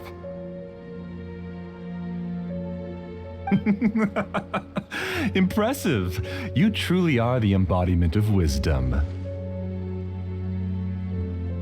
Please, tell me how you were able to arrive at such a conclusion. In return, I'll answer the question you're most curious about. It's simple. Apart from you, this space only consists of real people who are dreaming and imaginary people who are created here. Although you are here and appear no different from the others, I can't sense your dream.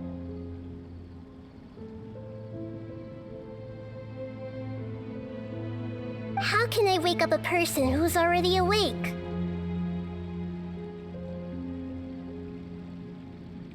Fascinating.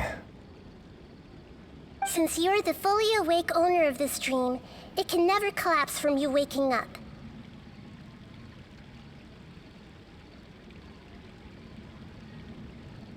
Theoretically, this should also give you absolute control over this place. I have to admit, it really doesn't get much better than that.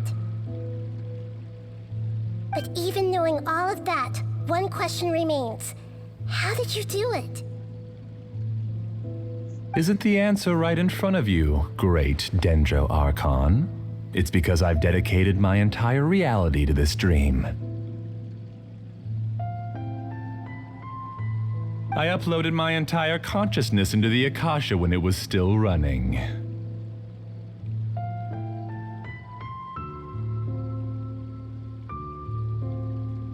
Actually, this all started because of an accident. My original goal was not about the Akasha or a collective dream. No. You were motivated above all to create a hyper-realistic person. The desire to reconnect with a real loved one is the one shared sentiment between all our dreamers. That's right. However, human models are too complicated. Only the Akasha has a jnana energy supply powerful enough for me to generate and sustain my models. The Akasha is truly magnificent. If I siphoned a minuscule amount of its energy, nobody would even notice. And even this minuscule amount of energy was already more than enough for my purposes. Even using just crude methods, I was still able to train a fairly realistic person. I named my first work Amira. Huh? You mean the girl we just saw? She and I entered the academia on the same day. Starting with admission procedures, we bumped into each other 6 times on just that first day. And because of that one day, we eventually went on to fall in love. We studied, conducted research, and made breakthroughs together. Our rhythm was always in step. I felt like we were 2 separate bodies that shared the same heart. However, Elazar later took her from me.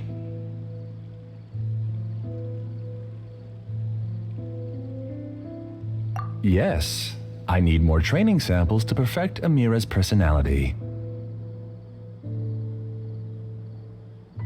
I found their details in the Akasha's database. Using the pretext of testing for mental health disorders, I implanted signaling devices in their bodies. This way I could connect them to a network, and Amira could feel their yearning. Little by little, they helped her to grow and develop a warm, human personality. To improve my efficiency and allow myself to focus on nothing but my research, I uploaded my consciousness as well, and became a part of the network. So, technically speaking, it's not that you won't wake up, it's that you can't wake up. Yes, because the Akasha was suddenly turned off, I lost all of my jnana energy.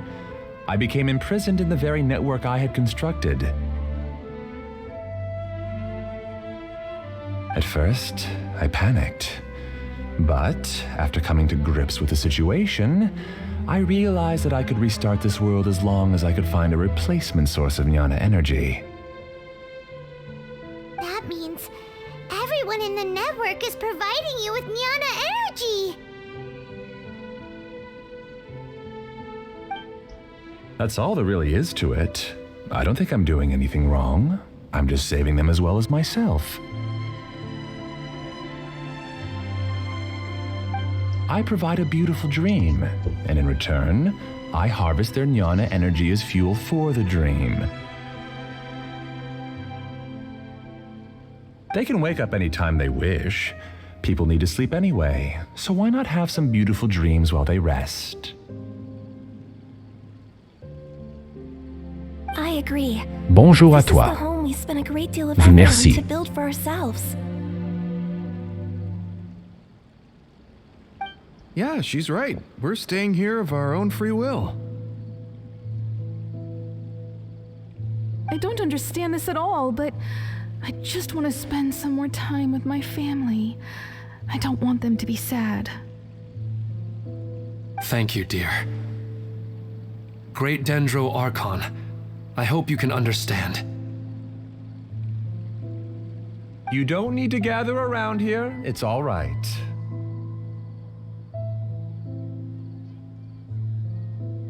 The Great Dendro Archon is nothing if not kind and considerate towards her people. She won't interfere with what we're doing here. Uh-oh, now he's playing dirty.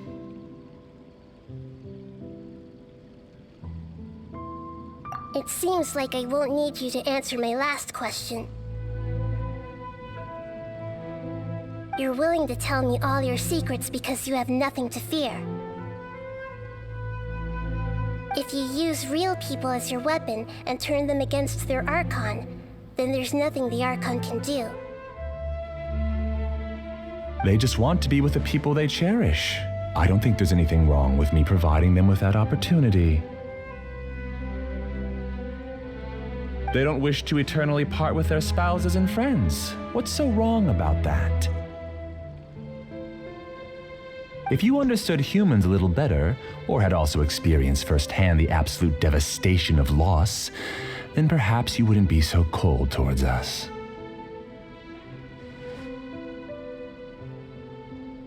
If you had used your talents and determination for a just cause, you could have become a sage of the new generation. Unfortunately, you've committed one of the 6 cardinal sins of the Academia by attempting the forbidden and fearing none. You equated people's feelings with cold jnana energy and deprived them of the pain that they have to face. You lured them into these dreams and even now remain completely unaware of how evil all of this truly is. Pain? Luring? Those kinds of things haven't existed here from the moment this world was created. She's right here. This is Ilmon's child, Haidar.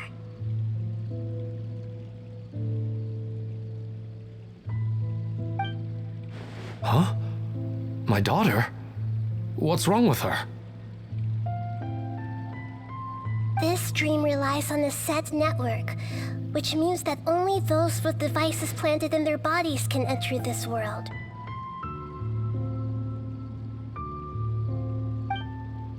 Carefully think back and retrace your steps. I secretly went back to the mountainside with Haidar.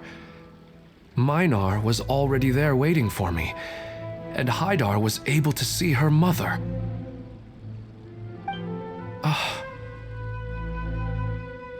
You mean she isn't actually the real Haidar? No, because unlike you, she can't enter this dream. The moment you came into this dream, it created a Haidar to realize your wish of reuniting with your family. So, tell me, where's the real Haidar?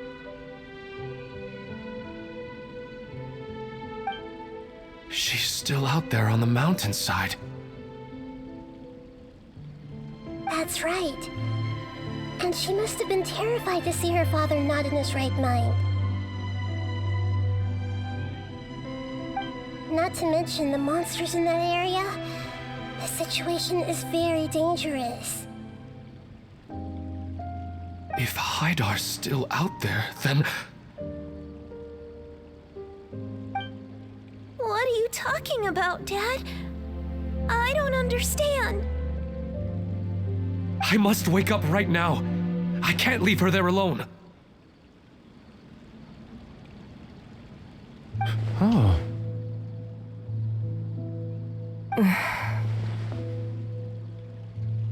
It seems the others have also remembered something. People try to avoid pain and stay in their perceived bubbles of safety out of an instinct to protect themselves. This is human nature, but it is also one of their weaknesses. However, Why are there still so many people striving to move forward, even when they know the path ahead is dangerous and painful? It's because people don't only live for themselves. They have families, loved ones, friends, and communities. They have dreams that they are still trying to achieve. But in this dream, you showed them only the most comfortable and soothing things. This entire world has been built on the foundation of buried and unseen pain. It's all just a well-devised scam. It seems like I've stayed in the dream for too long. I still have so many things I haven't done. I thought gods didn't understand humans. That would have explained why they created such a flawed world where countless tragedies took place. I didn't expect you to arrive at the answer through sheer power of observation, but unfortunately it means nothing now. If you wanted to spend a little time in the waking world, go right ahead.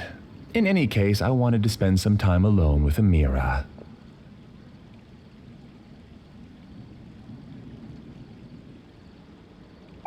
As long as this dream continues to exist, you'll come back. Humans aren't as strong as you think, and even if you're a god, they won't always listen to you. It's time to purge all the extraneous data and noise.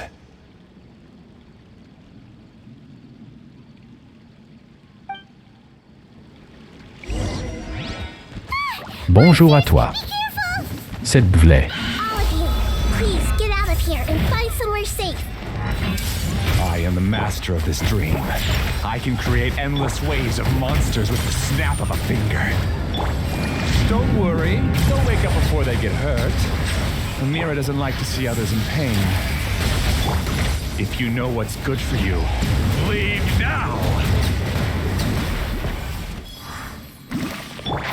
Can't see? Think you can bully me? Look at you, Blue down. The Temple of Wisdom. Everyone hold hands.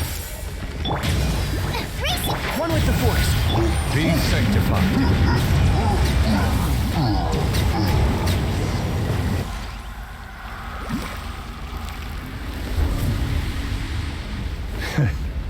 You haven't won just yet. This dream is mine! If I go into hiding here, not even an Archon can ever find me. And as long as people yearn for happiness, they will return here and rebuild this paradise! Hey, stop! What's that? The stream is spiraling out of control and is collapsing now.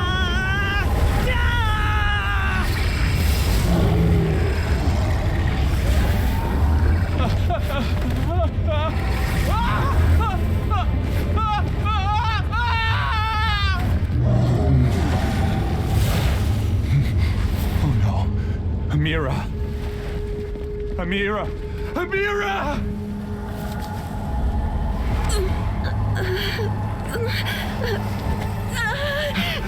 Amira, are you all right? I don't feel well. No, no, no! Please, no!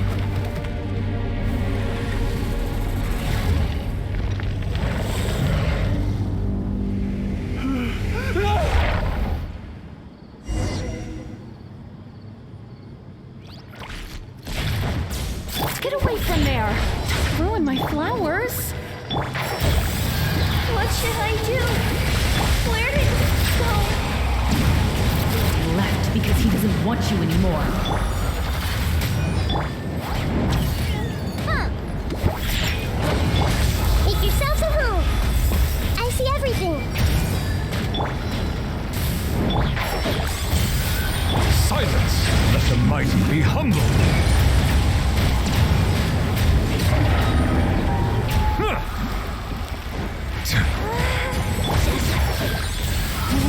Am I?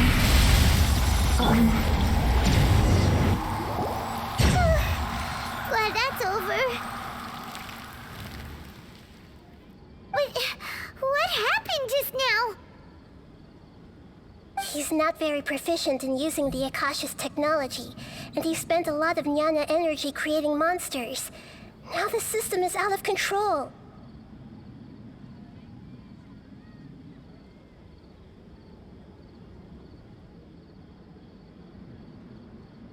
All the people he created also turned into monsters, including Amira. It's terrible, even for a dream. Even Paimon's freaked out. Paimon can't imagine what they're going through.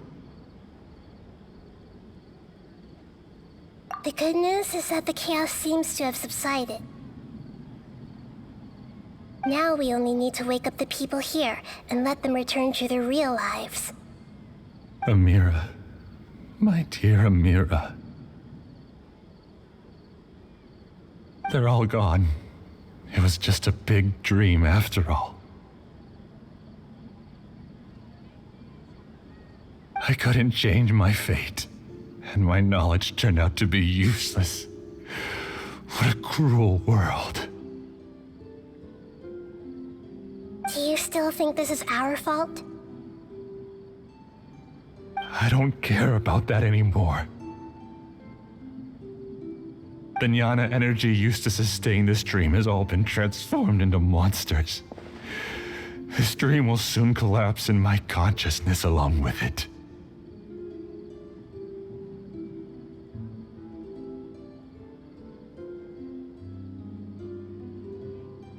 Let me disappear with Amira.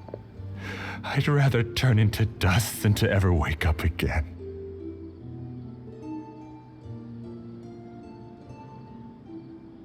It seems that everything that's happened is too much for him. He's lost all hope.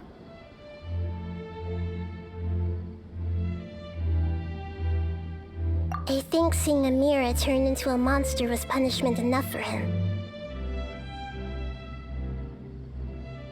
After comprehending the hollowness of the unreal, it's time to revisit the meaning of existence.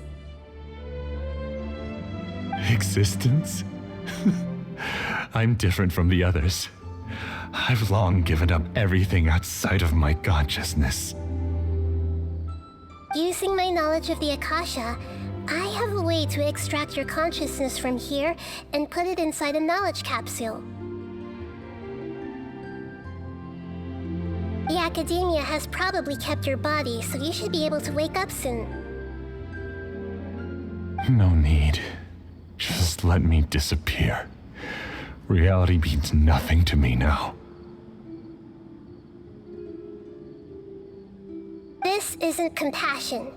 I won't let you escape your punishment by simply disappearing. As for your life after that, it'll be up to you how you want to exist. Alright, Traveler and Paimon, we should go back. We can finally wrap up this whole thing.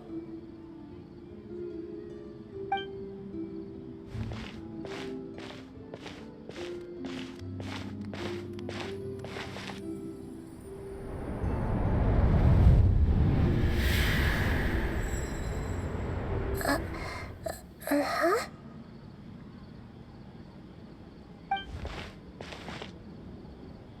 What's wrong, Nahida? Oh, nothing. Let's tell the people here to gather at a moment of dreams after they wake up.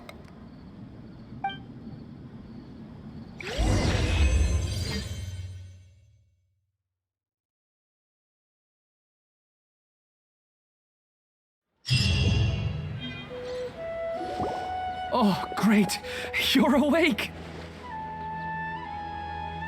Everybody has started to wake up, and we've heard similar reports from around the city as well. From the looks of it, you were able to successfully resolve the issue. Yes, though it took us a good deal of effort. There will be many people gathering here shortly, so please do your best to maintain order. I need to go to the Academia with them now, but we'll be back soon.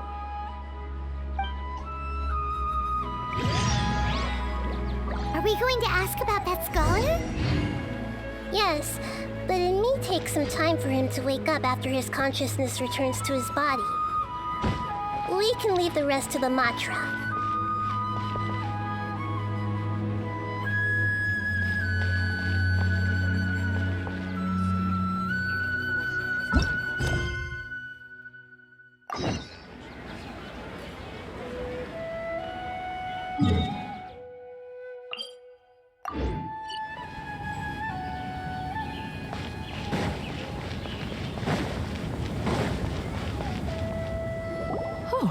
It's the great Dendro Archon.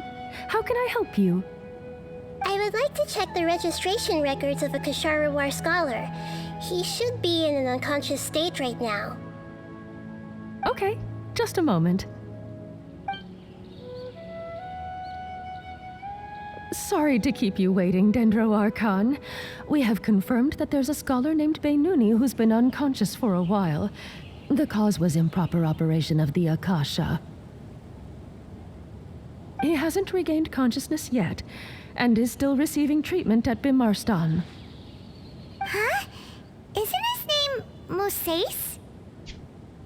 I guess he didn't want to be recognized or bothered by anyone. Please, give the knowledge stored in this to the Matra and ask them to import it into Beinuni's brain. Understood. But for safety reasons, I need to know why. It's simple. This contains his consciousness. It's long been trapped inside of a dream. He's committed an act that affected the safety of Sumeru. After he wakes up, I'll inform the General Mahamatra of all the details. I see. I'll take care of this right away. Thank you, great Dendro Archon. No problem. All right. Everyone should have gathered at a moment of dreams by now. Let's head back.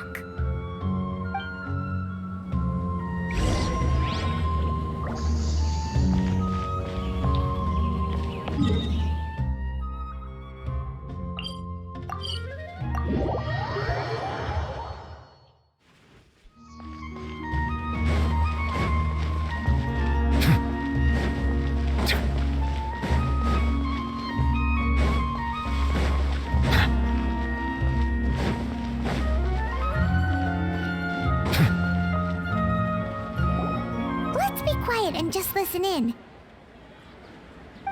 I wonder what she's going to say. Hello, all of you who have just woken up. I'm sorry for interrupting your beautiful dreams. I may have acted a little cold when handling things in the dream. I sincerely apologize for that. Dreams have amazing power. They inspire us to remain resolute in the face of adversity and help those with aspirations achieve their desires. But dreams also have the potential to exploit people, confuse the senses, and distort the truth. Unfortunately, you were all chosen as prey for an elaborate scheme. As I've said before, I am still learning and cannot fully empathize with the pain of all the loss you've experienced. But just take a good look around you, and you'll see many other people who have had similar experiences. You should be proud that you've been able to gather here and look toward the future together. The path of life is long, and it's hard for us to see the destination. This leads us to ask a lot of difficult questions. What's the meaning of life? What's the purpose of my existence? Why do I keep experiencing pain and loss? Of course, the most comfortable choice is to stop progressing, give up thinking, and just keep repeating whatever you're already familiar with. Whenever you have such thoughts, just look at the people and things around you. Some people work hard all day so that their families can have a hot meal on the table at night. Some people travel all over the world in order to create art that resonates with all of Teyvat. Some venture in search of the world's secrets to prevent rapidly approaching, yet still unknown, world-shattering catastrophes. life is not just about yourself. Each and every one of your actions shapes you and the world around you. Look, friends and family will remember what you've done, and even some people you've never met may benefit from your actions. Therefore, many people will strive forward to forge new paths, even if they have to endure great pain to do so. Once you begin your journey on that same difficult yet rewarding path, you'll come to know the answers to those big existential questions, yet they will no longer feel as life-defining as they did before. But if you were to believe that life is nothing but an empty, ephemeral dream, then that's also the only thing it'll ever become. You're free to choose how you want to live your lives, but as your Archon, I should first make this information known to everyone. In the end, it's up to you whether you want to embrace a beautiful dream at the cost of your real life. Nahida said she wanted to speak with us alone. It seems like she went to the plaza in front of the academia.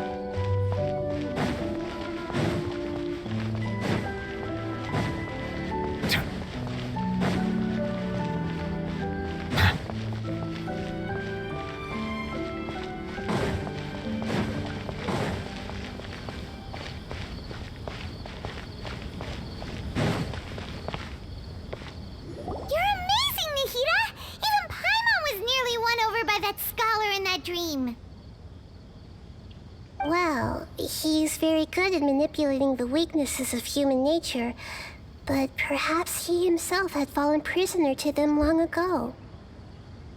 That dream was incredibly beautiful and enticing. Ordinary people couldn't see through it and easily lost themselves within it.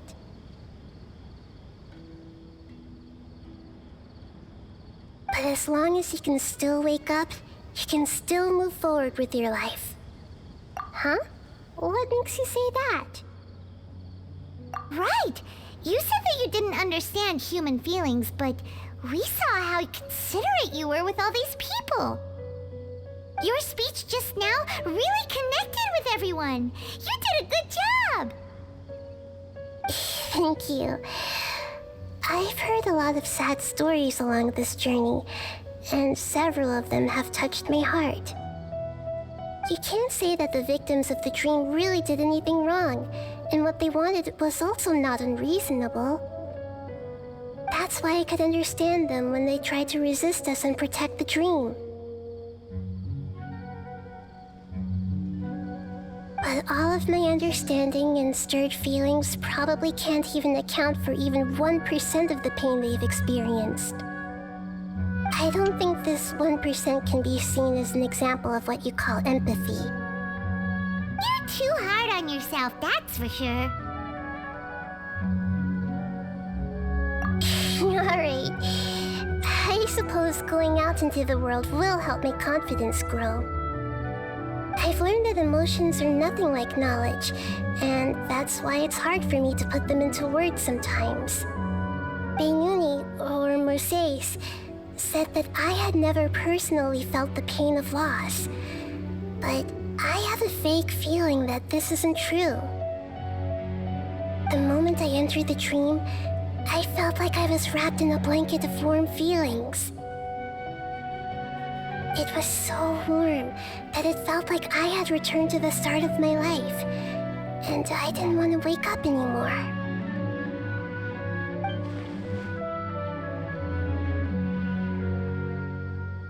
But when I opened my eyes, the feeling was gone without a trace.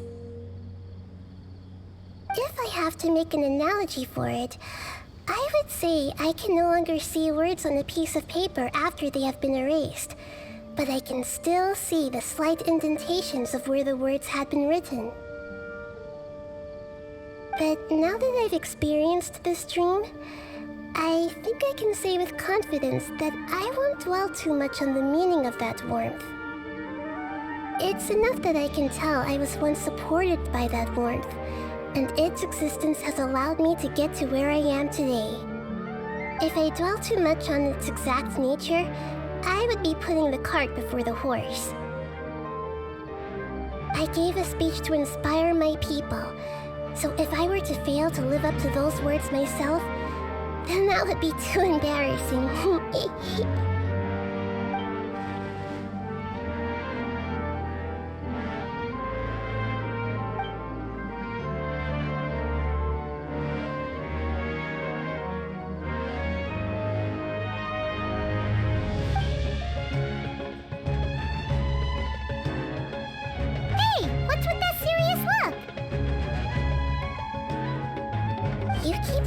There's something you want to say. Is there anything you want to tell me? Okay. Since we just woke up, let's stretch a little bit. A new day is about to begin.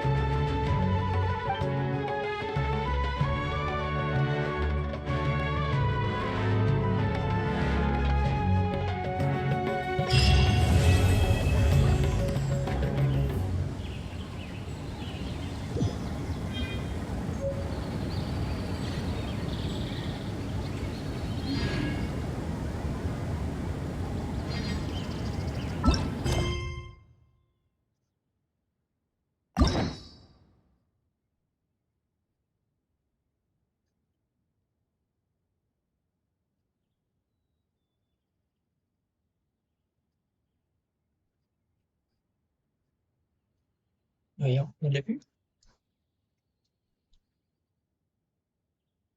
Ah, si, je t'en lu.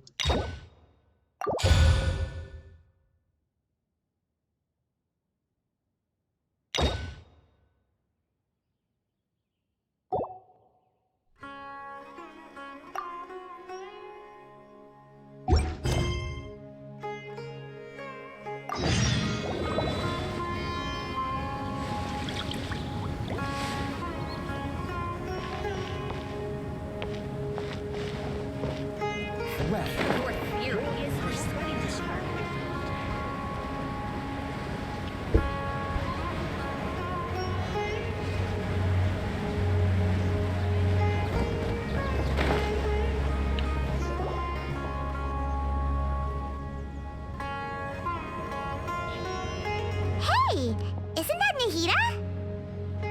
Nahida! Paimon didn't think we'd run into you here. Oh, hey there. It's been a while, hasn't it? What have you two been up to?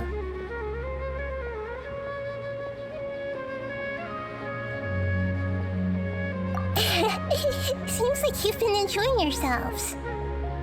How about you? What are you up to now? I'm just looking out for some leads while getting some fresh air. I noticed that I have some blurry memories after saving Ermin's soul. I almost feel like there's still something extremely important I need to do, but I can't remember what it is. Why is that? Don't worry, we'll help you remember. Thank you so much. Since you're willing to help, I have something I'd like to show you.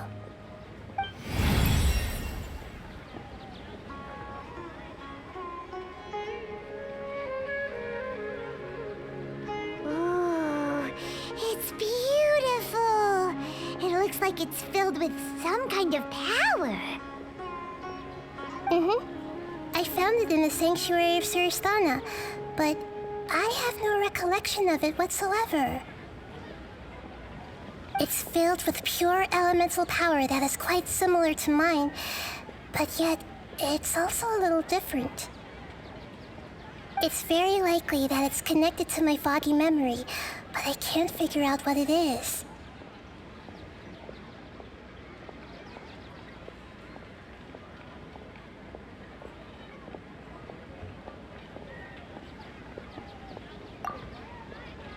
Traveler, do you have any ideas? You know, Nahida, we just happen to be going on an adventure right now. If we find anything, we'll be sure to let you know right away. Thanks, you two. I didn't mean to trouble you again. Don't mention it. Besides, it seems you've got a lot on your mind, and we'd like to help.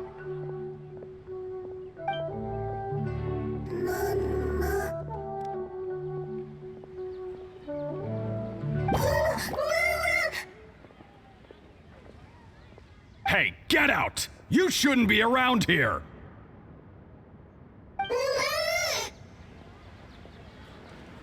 I'm sorry, Lesser Lord Kusanali. Fungi don't usually come near this place. Last warning! Get out before I kick you out, you hear? Hang on. I think it's trying to tell us something. But Great Dendro Archon, it's a monster! Please, don't worry.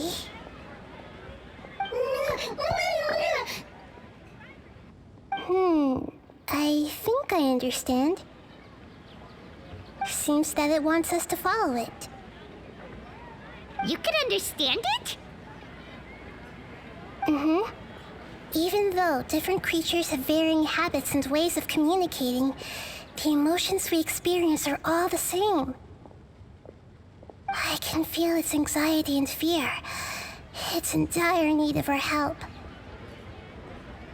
Well, fungi are kinda cute, but...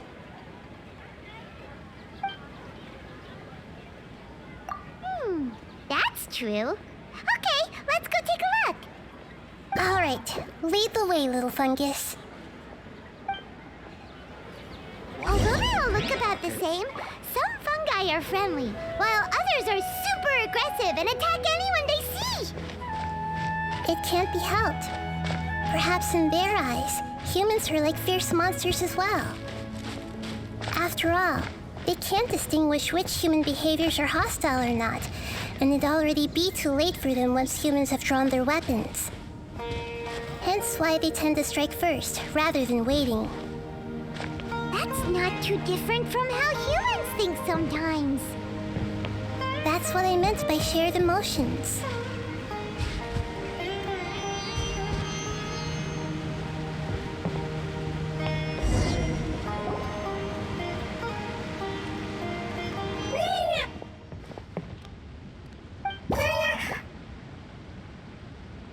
It appears it was in a hurry because of this unconscious fungus. Seems like they might be family. So maybe this fungus wanted to bring Nahida here to help its family member. Probably. Although fungi are simple creatures, they're very sensitive to elemental power. Maybe it noticed me on my way back and thought I'd be able to help. I'll take a look. I should be able to help if it's just a common illness. What is it, Nahida? Strange. Very strange. This fungus didn't develop from a spore. It's an elemental life form. Huh? An elemental life form? Yes. Although the fungi you normally see are capable of using elemental powers, they're merely borrowing elemental power from nature around them. As for this fungus, it has elemental power flowing through it. Definitely not anything like your typical fungus.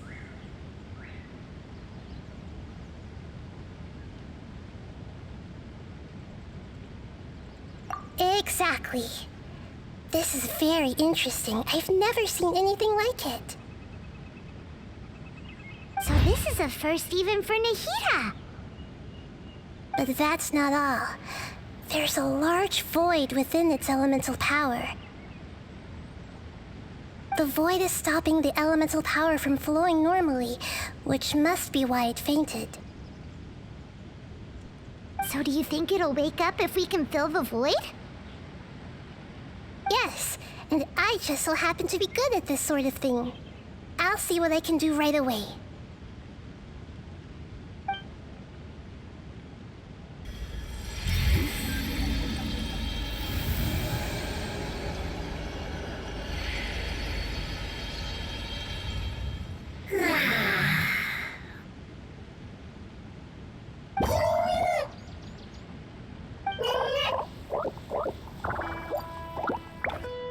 My power was compatible.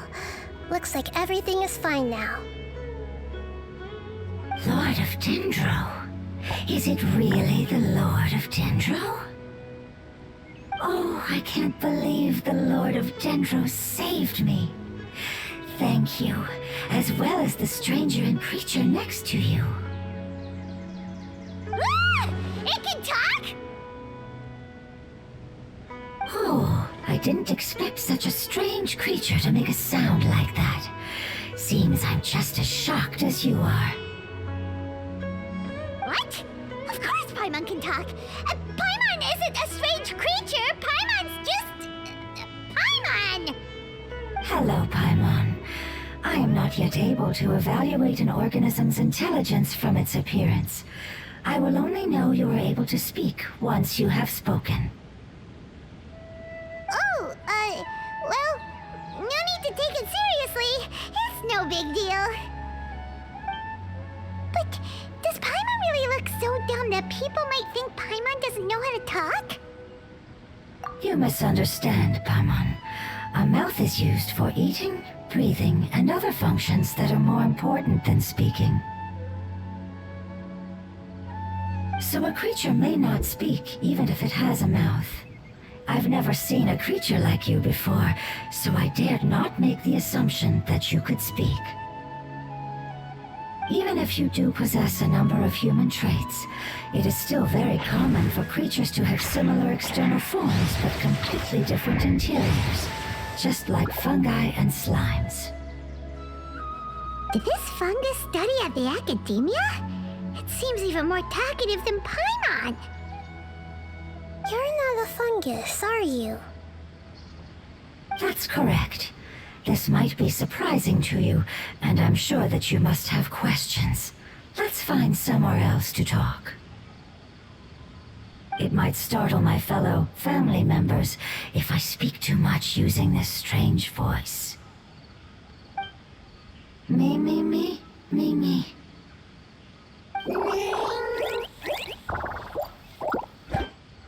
It says that it's very thankful for your help.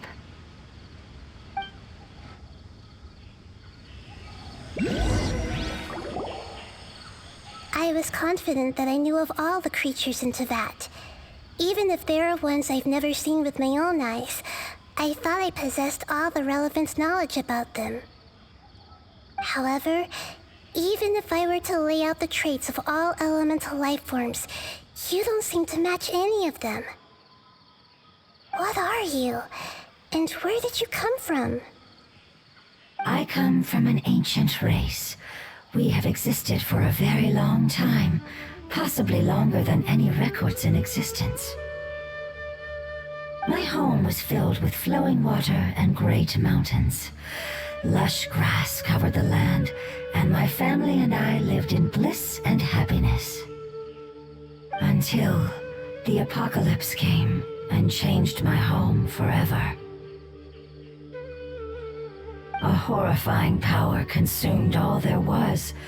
The seeds of catastrophe nested and grew inside of us, twisting and warping us, causing us to lose control. We were victims of the apocalypse, yet in time, we also became the apocalypse itself. The apocalypse? I'm not sure what it means either. It sounds like some kind of old fable. It's a long and complicated story. It will take me some time to explain it clearly. Don't worry, we'll listen. Please continue. I was lucky and managed to survive. Afterward, I left with some of my family and came to Sumeru to search for a way to rescue my homeland.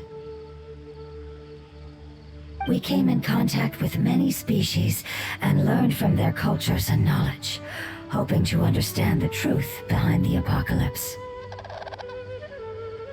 We later found out that humans know the power of the apocalypse and refer to it as forbidden knowledge. Your home was destroyed by forbidden knowledge? Does that mean you're from the desert? Bonjour à toi. It said that they are Merci. looking for a way to save their homeland, but the catastrophe of the desert should have ended a long time ago. The Lord of Dendro is correct. We are not from the desert. I would very much like to tell you the location of my homeland, but unfortunately, I've forgotten. That may sound a little odd, as it is very important to both me and my family. Yes, how could you forget?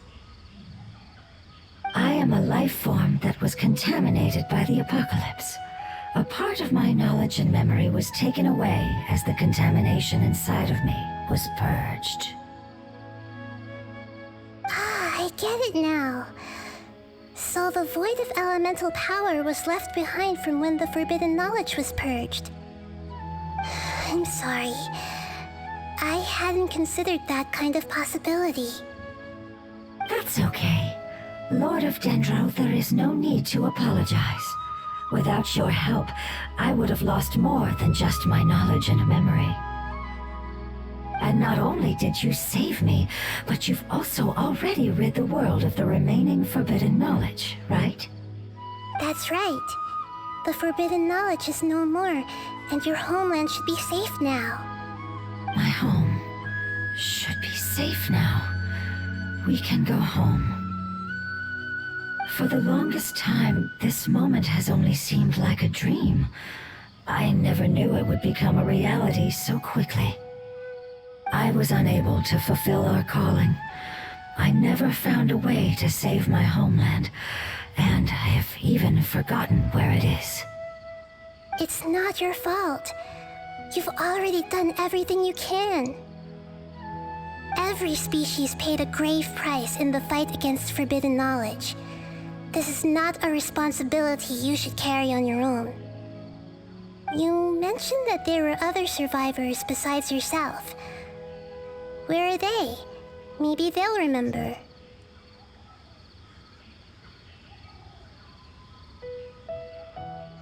The apocalypse put us through immense pain.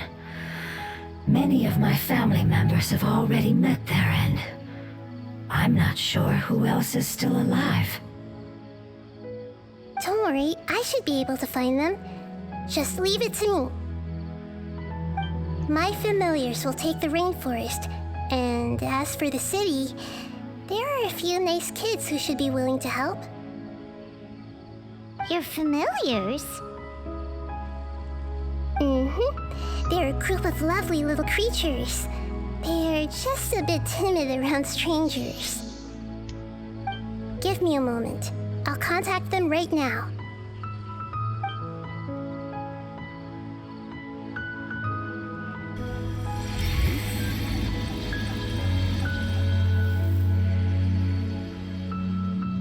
That should do it.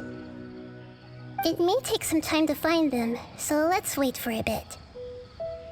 Thank you, Lord of Dendro. We all believe that you will keep your promises.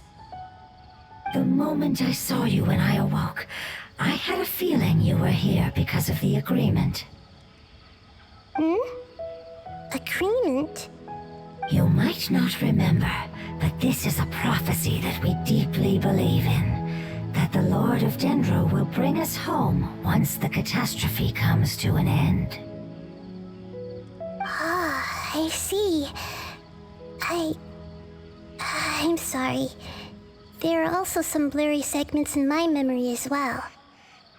But I'm very concerned about your homeland. This is something I should help with. It's really no trouble to me at all. Would you all be willing to come with me somewhere as we wait? The more family members that can return home with me, the better. But didn't you say that you don't know where they are? Yes, but I know their end. I will explain it to you along the way.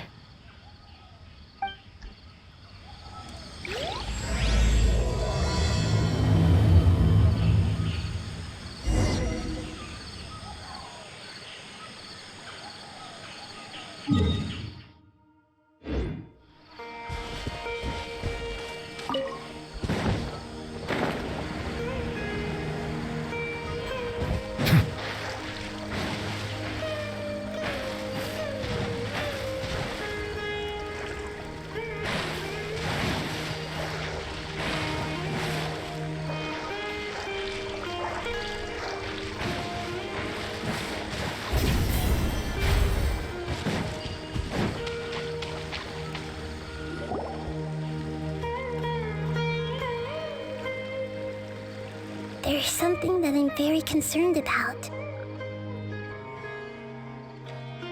Yes, I didn't mention it just now, but do you remember when I told you that the power in the crystal is very similar to mine, yet also different? The elemental power inside the crystal is completely identical to that of the fungus. What? Exactly. The prophecy that it mentioned was probably an agreement that I made with an elemental life form that once represented its race. I had to deal with the forbidden knowledge to save their homeland. The process, however, took away some of my memories. That sequence of events would explain the persistent feeling that I had unfinished business. Makes sense. Too bad it's unable to tell us more. Yeah, I've been trying to think of a place that fits the description of its homeland, but I'm unable to come up with anything. Agreed. I really want to send them home, so they won't have to wander around anymore.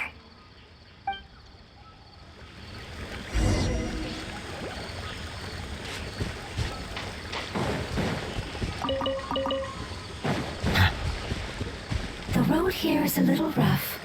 I'll lead the way. Don't worry, Paimon can handle any road!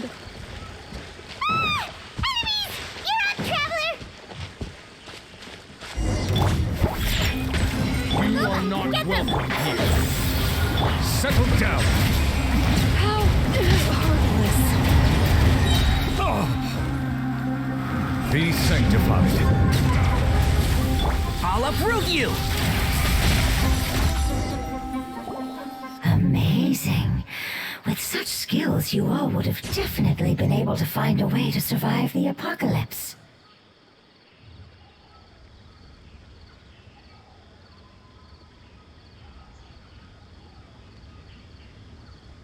Hey! Paimon has been meaning to ask. You all didn't originally look like this, did you? No, we didn't. The appearance of our kind will change according to the environment. After communicating with various living organisms in Sumeru, we discovered that fungi are the life form most adapted to live in these lands. Thus, we gradually took the form of fungi and became a part of their group. It's hard to believe that's even possible. The most important instinct any life form possesses is adapting to the environment. I don't think that should surprise you, Paimon. Your hand is shaped like that for a reason, so you are able to grip and use tools more easily. The reason why fungi absorb elemental power is to blend with the environment and fend off natural predators. We are dendro life forms, one of the most ancient life forms in this land. That is why we are so adaptable. So you mean, if Paimon wanted to, Paimon could change into a different form as well? Not as freely, I'm afraid. You would require a long time to make that happen. Although this is common sense to us, it is still extremely difficult to explain. Putting it as simply as possible, changing form requires energy, and energy comes with time. You cannot make a sprout grow into a giant tree instantly, nor can you force a tree to bear fruit overnight. I see. Humans have a term for this. It's called growth. Ah, you're so smart, Nahida! Paimon gets it now! Growth. I see. Yes, then this is what you would call growth. A most beautiful word. I shall enjoy it more as we walk.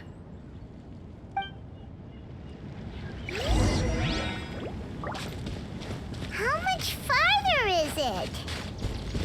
We're about halfway there. You're doing great, Paimon. Do you need me to carry you on my back? Huh? Oh no, Paimon was just curious. Paimon isn't that tired. He seems to enjoy taking care of others. You think so? Does the Lord of Dendro need to be carried? That would be awkward, wouldn't it? Why don't you fly up and sit on top of my head? We can figure out who will carry who later! We have monsters here! I think we may have a different understanding of carrying someone.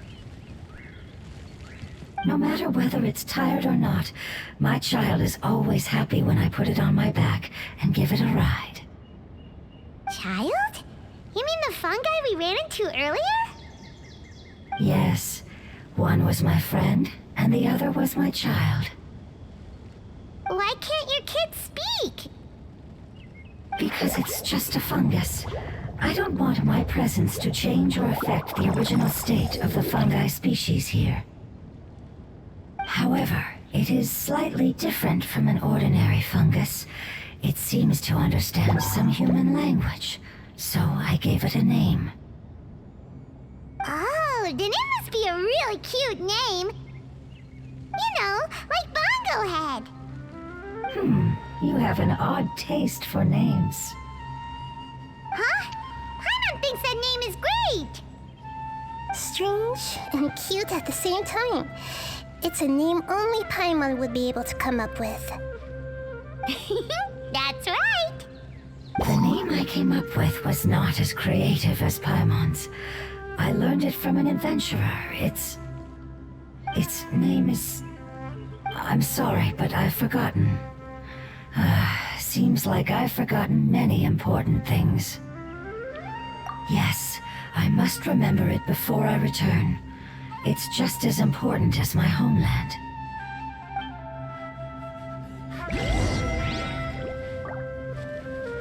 Yes, this way. We're almost there.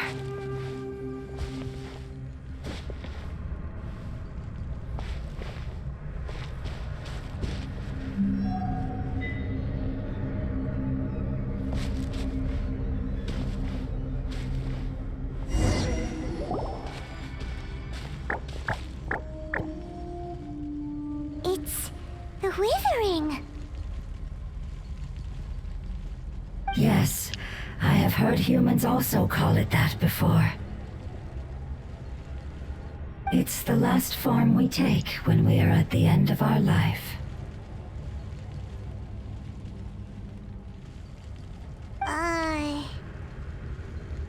It's trying to say that when they've suffered enough and reached the end of their life, they become a tumor of the Withering. Yes, I would have also suffered the same fate if it wasn't for the Lord of Dendro's help. So, this is how the Withering is formed?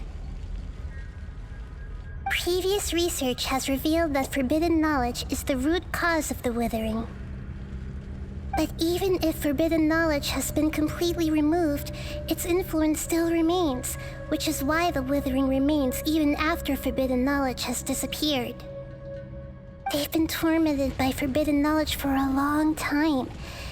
It's understandable that they will eventually become the Withering. But what a sad and pitiful end.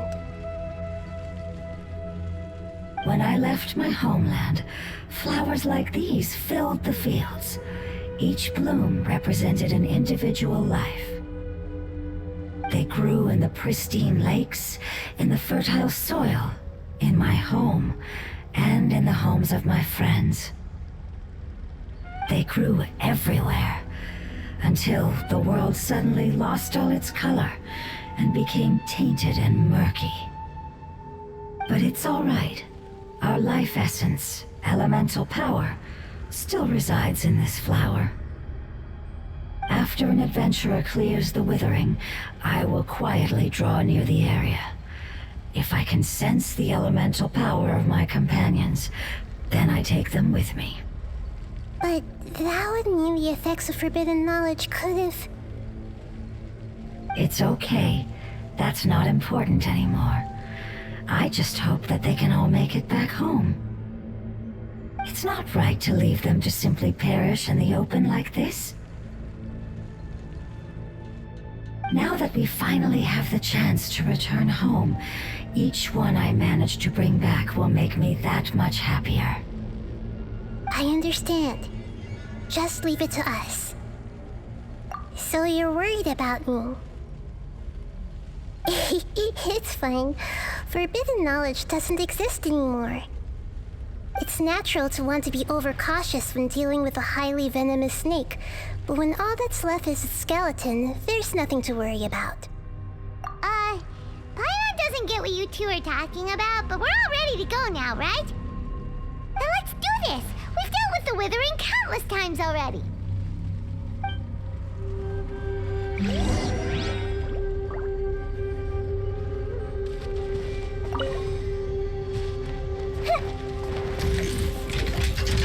Everyone hold hands! Can't see? You're toast! Settle down! The tides beckon. Let's nip that in the bud.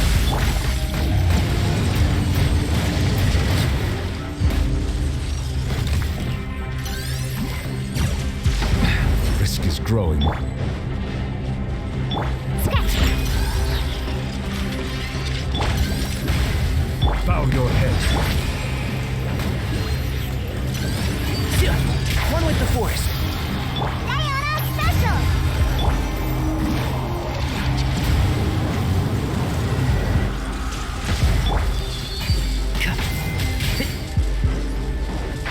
Can't see?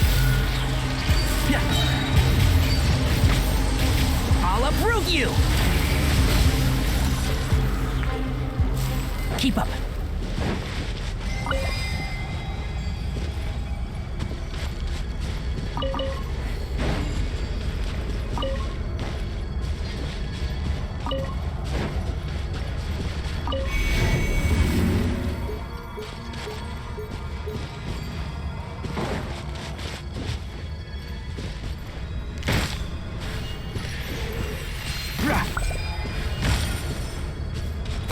One thing after another.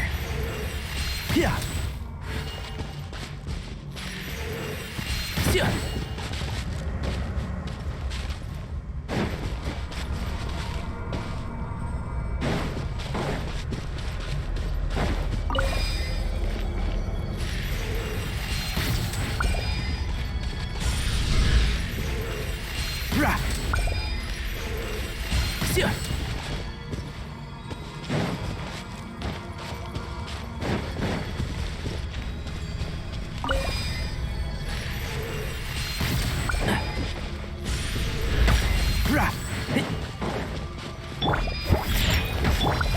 Sharing my knowledge!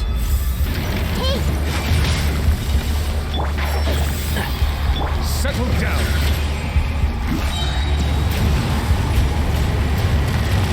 Let the mighty be humbled.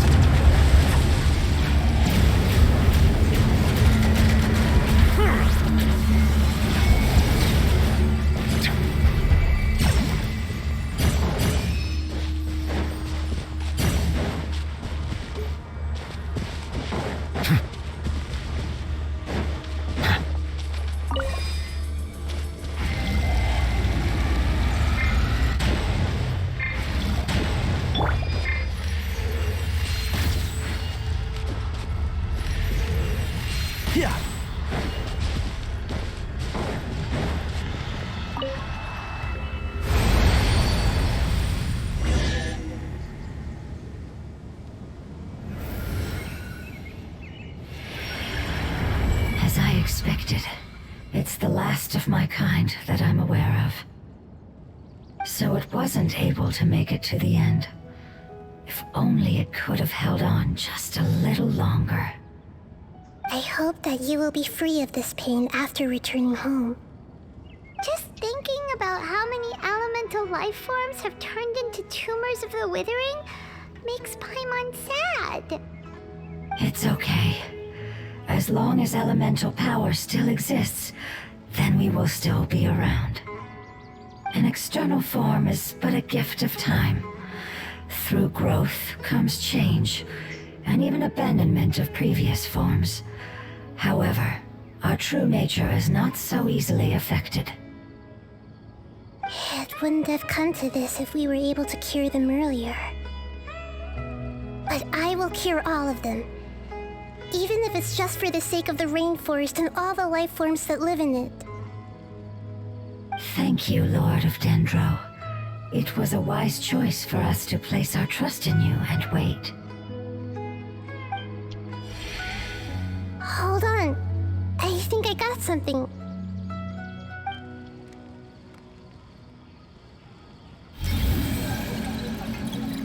Oh, I see. Okay, I understand. Thank you so much. So, they found a fungus that matches the description I gave them. It's currently unconscious. It must be in a similar situation as I was. We should hurry and go take a look. Okay, follow me.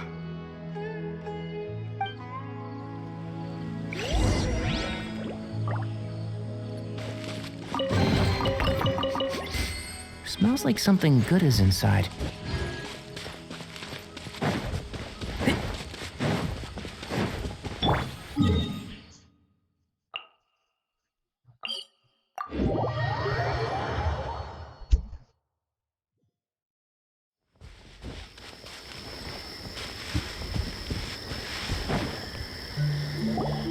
We're close now. It's just a little further inside. But there are so many fungi here. They're probably all ordinary fungi, right? Yeah, they won't be happy to see us. No fighting. These are all its family. Although we belong to different species, we've spent a long time living among the fungi. They are very important to us. They can be reasonable, as long as we try to communicate. What should we do? You're the only one who can make it through, right? But you'll need Nahida's power if you want to save that fungus. I've got an idea. Can you teach me how to change into a fungus? You want to transform into a fungus? But we don't have time for growth. Nahida is a god. Changing into a fungus should be a piece of cake for her. Even gods can't bend the laws of time so easily. Then we'll have to enter with the risk of being noticed. We may not be able to avoid a fight. But if spending some of my power will guarantee the safety of you and its family, then I'm willing to try. All right. You have great elemental power, so you may be able to do it. You will have to use power equal to that which is required to break through the limitations of time. I will lend you the relevant knowledge that I have. It should make your transformation process a little easier. Alright, I'm ready. Changing into a fungus should be quite an interesting experience. Lord of Dendro, this is nothing to joke about. I am extremely serious about this. As am I.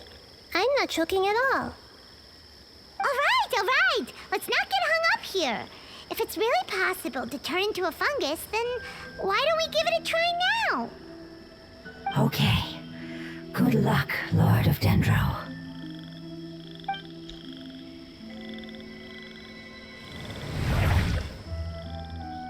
Wow! You really turned into a fungus! It's It's actually not too bad. My perspective in this form isn't much different from usual. The unconscious fungus is just below here. Can you all help me determine which one it is? Oh, how do we do that? I'll get close to them while you make your way over from above. You should be able to identify them using elemental sight since they're elemental life forms. Then, all you have to do is repeat the correct answer in your mind. As long as I'm able to see you, then I'll be able to hear your answer. Okay, got it. Let me lure away the fungi up top and make way for you. All right, good luck, Nahida. Let's go, Traveler.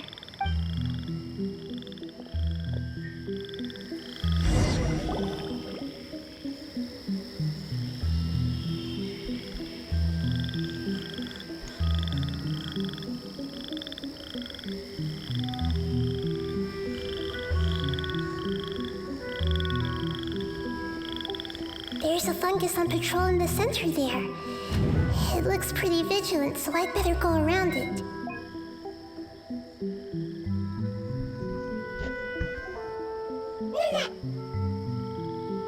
Why is it reacting like that?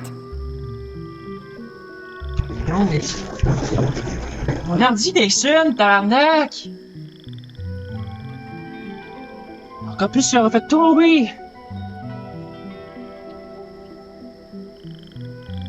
Ah, mais ça... Des fois, là... Ah, les fans!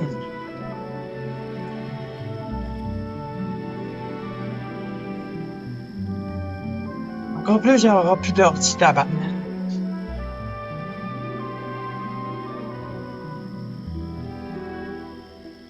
C'est encore en live? Ouais.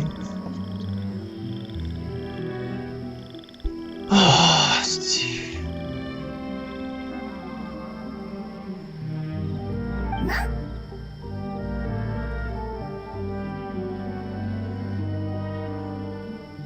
Uh-oh, the fungus on patrol noticed me.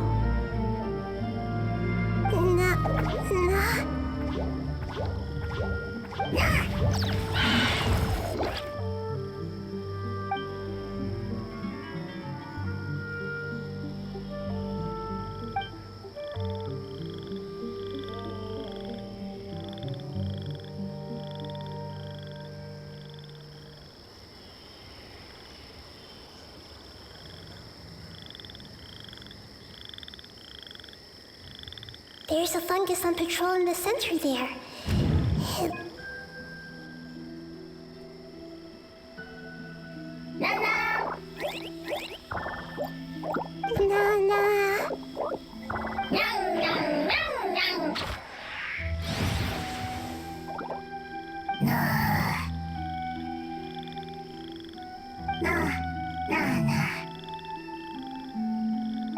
It seems they didn't notice me.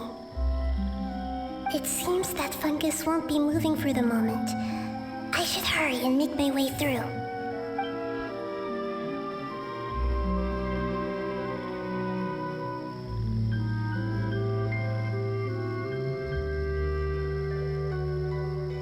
This is the spot. There are several fungi here. I'll hide and wait for the traveler to catch up.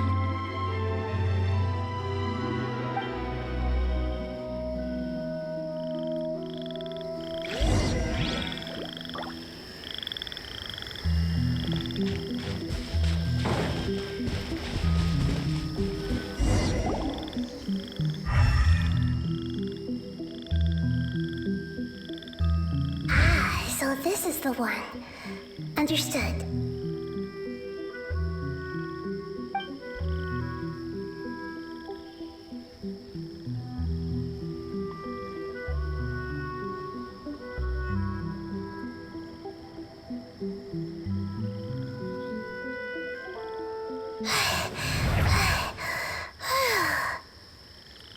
Nahida?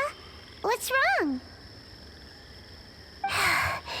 I never knew that it was so tiring to change forms like that.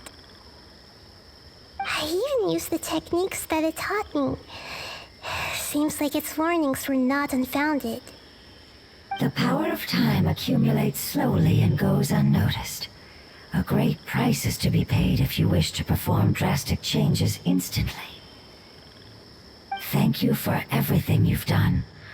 All seems to have gone according to plan. Now, we simply wait for it to wake up.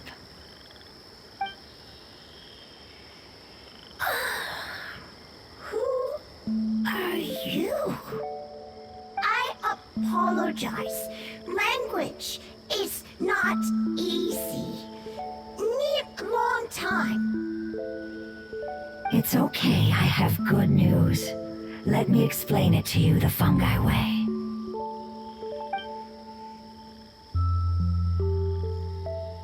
Apocalypse ended?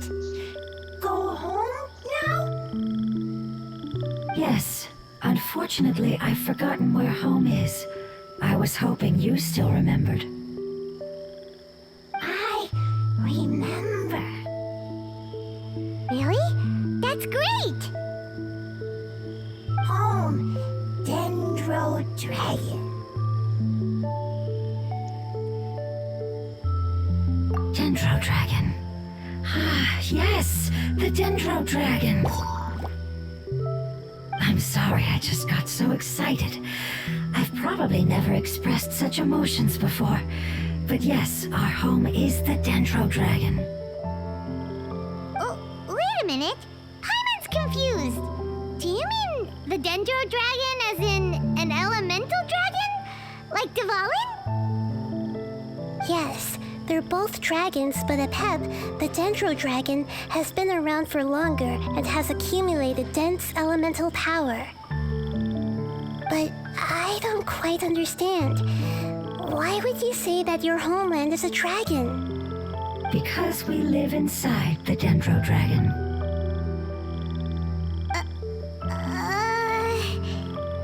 The Dendro Dragon. Inside. Very big. Mountains, water, trees, us.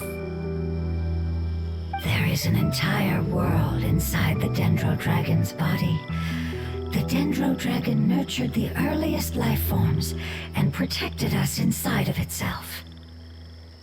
It once told us in a majestic voice that once we finally matured, we'd be able to start life in a new world.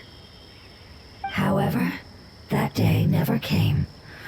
Our homeland was the greatest place there ever was before the apocalypse arrived.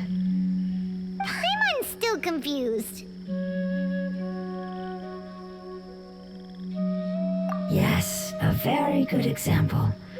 It appears that you're much smarter than Paimon. The only difference is that the Dendro Dragon is much, much larger than any Dendro slime.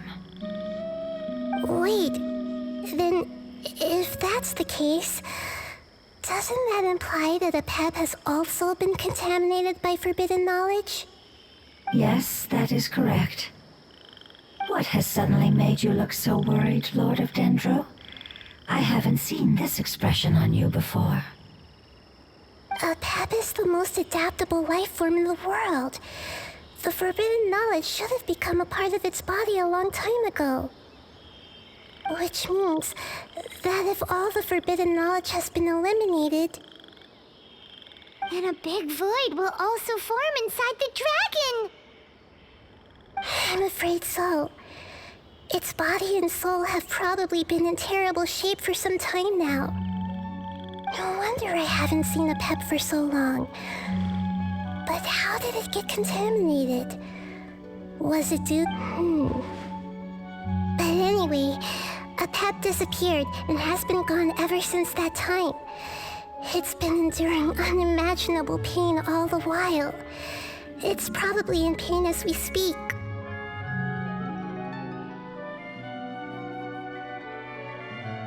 Yes! How could I have forgotten? If the Dendro Dragon fails to hang on, the elemental power inside it will no longer be able to maintain its form and will all be dispersed. Dendro-elemental power of that concentration will cause the rainforest to overgrow. Giant trees will completely block out the sun. Plants and humans will fight over oxygen. Sumeru will no longer be suitable for sustaining life. Hey, what about the crystal? Why don't you show it to them and see if they know anything about it? Yes, I'm sorry. You're right. We don't have time to panic. Have you two ever seen anything like this before? No. Its power feels very familiar. Like something from our homeland, but I don't know what it is. I'm sorry our memories aren't very reliable. It's okay. I'll contact my helpers just as I did before and see if they can locate your other family members.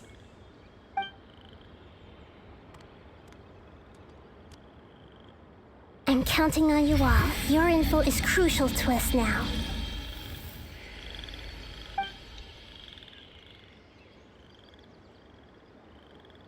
Let's wait for their reply again, though I know waiting can feel unbearable at a time like this.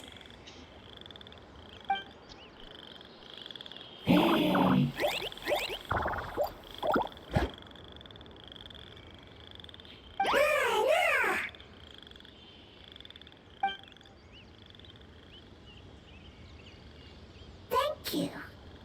Family bringing fruit. I explained to them that you aren't hostile. After seeing you save it, its family is very grateful to you. Go home, thief. Hard decision. Don't know. They are weak. I worry. If waiting, then I hope. Don't worry. I understand what you are trying to say.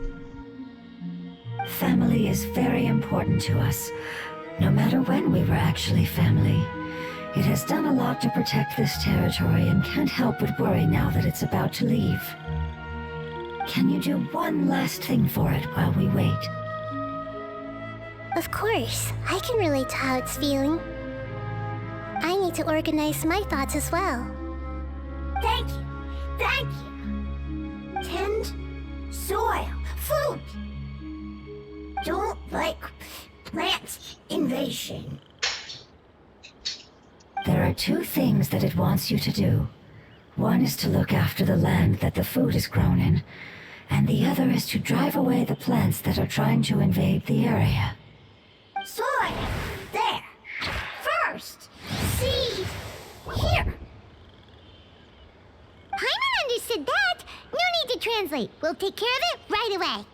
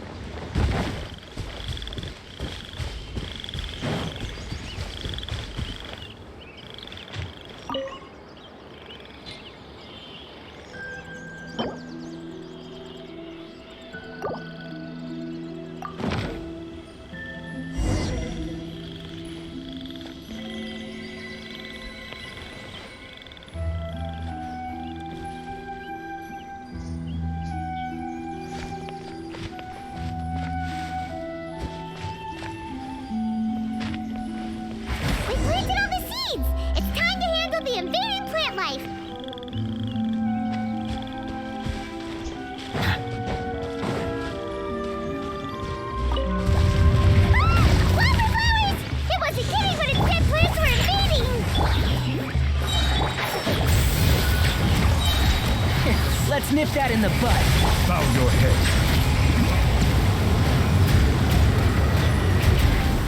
can't handle your drink, huh? Eat this!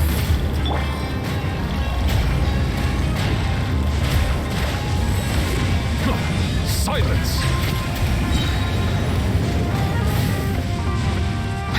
The tides beckon.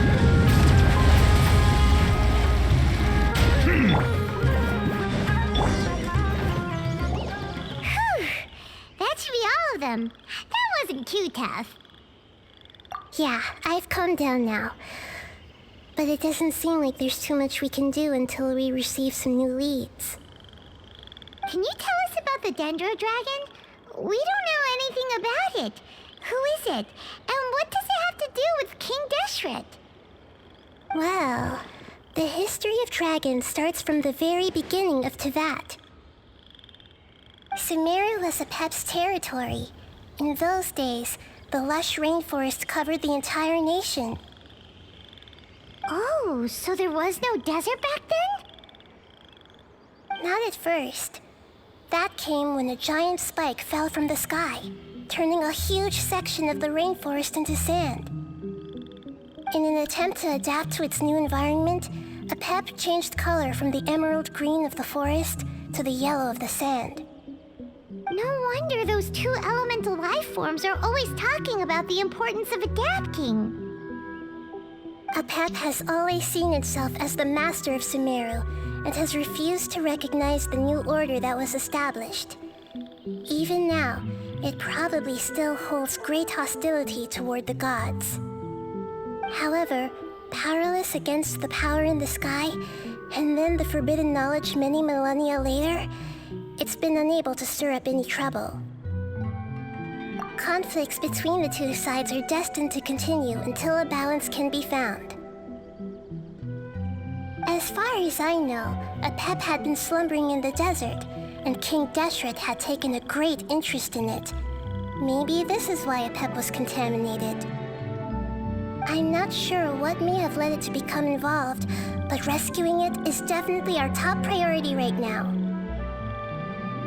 The crystal that I have in my possession is probably the key that links the two matters together.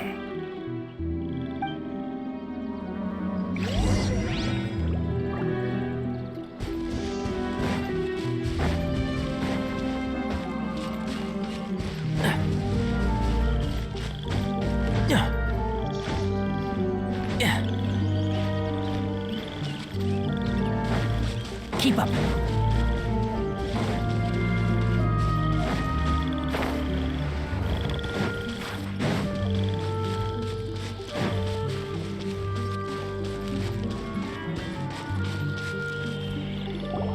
Thank you, Lord of Dendro. Family happy. You really like them, don't you? Family like. Do you not like your family? That's not what Paimon meant. It's just that you guys aren't actually the same species. Doesn't matter. Family likes me. I like family. Paimon doesn't quite understand. What it's trying to say is that as long as family members get along well, then nothing else matters. You place importance on appearances, but we do not. We find the experiences, knowledge, and connections we've made to be more important. These are all things that are more reliable than mere external appearances. These are the fruits of time, and the essence of what it means to grow. Oh, Paimon gets it now! Looks can always change, so what's inside of us is more important. It wouldn't matter. Paimon would still be able to recognize you right away. Oh? Understood. Thank you. Still nothing new from the forest. Seems like we won't be able to find your other family members for now. It appears we are out of leads to follow. And if no one knows how this crystal works, then Apep may be in danger. Yeah. Sorry. demain. Hein? Quelle heure je te réveille demain pour le matin? Donc, c'était le gars.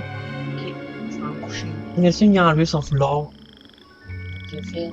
Hein? Tu l'as fait. Ben, arrêtez, c'est moyen. Tu veux le faire? Ben, il a monté ça gros, puis il a monté sur l'ordi, puis il a failli la faire planter. Là, après, je l'ai pas les pattes, mais sa patte a comme glissé, puis là, après ça, quand j'étais rendu quasiment à terre, voilà, le foulard, il est en train de ma sang là. Ben, je pense qu'il l'aime pas tout court. C'est pour ça qu'il est gossant de même. Bonne nuit. It's okay. It isn't your fault. I don't think it's a coincidence that neither of you can remember anything about the crystal. Maybe it's because the crystal has a very close connection to forbidden knowledge, which causes memories of it to be unclear.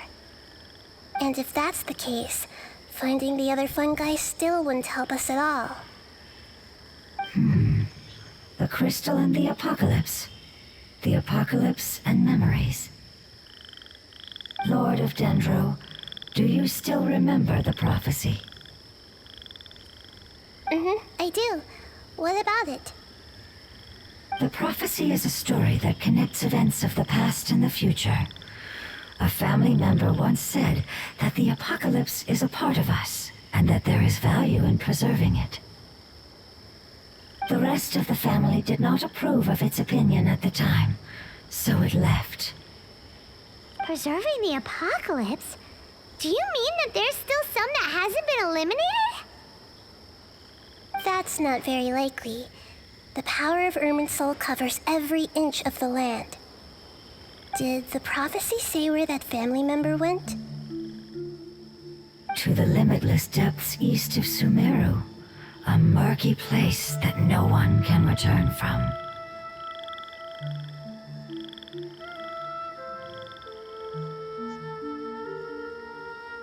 Yeah, that must be the chasm, right? But what is it doing there? It's impossible to preserve forbidden knowledge, but... what if it can be converted to a different form? I'm sorry if I'm suddenly not making any sense. However, I do think it's possible. Follow me. I'll explain it once we find that elemental life form.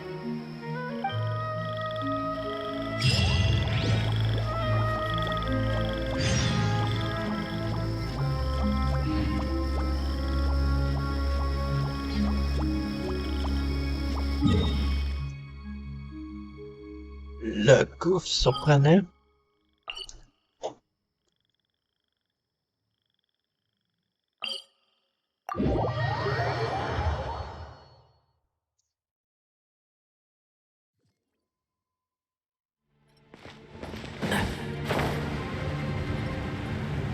Keep up.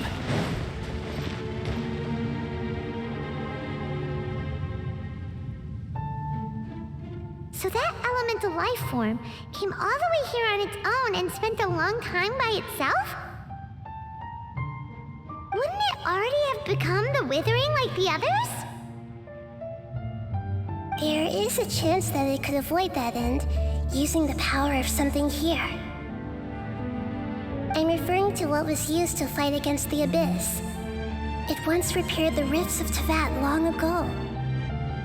It has the ability to purify and stabilize powers that shouldn't exist in Tevat. Forbidden knowledge that its light has shone upon is kept here forever in a different form. Yep, it's just like soap bubbles that rise to the water surface. Another strange metaphor, but Paimon somehow gets this one. What the Lord of Dendro means is that the apocalypse was altered by the power of the giant spike and hidden within the oozing filth. Yes, and it shouldn't be far from here. Let's go and take a look.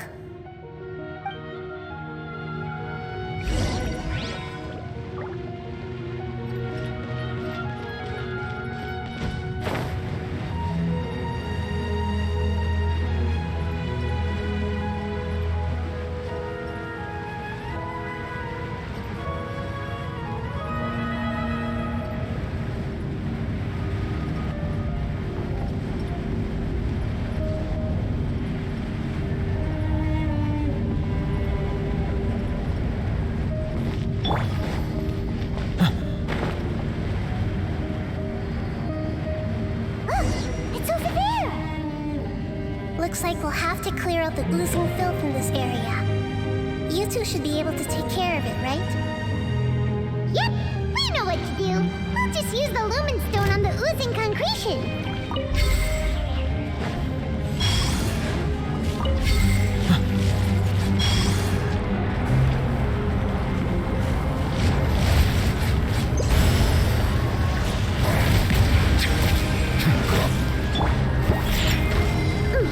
Nice and spicy. One with the force.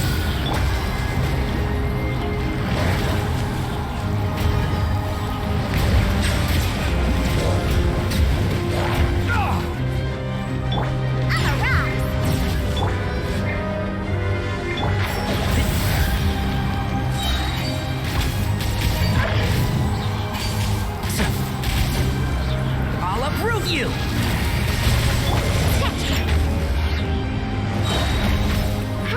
Settle it down.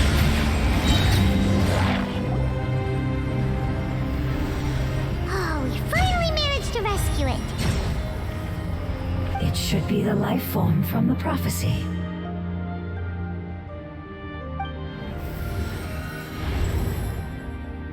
That light.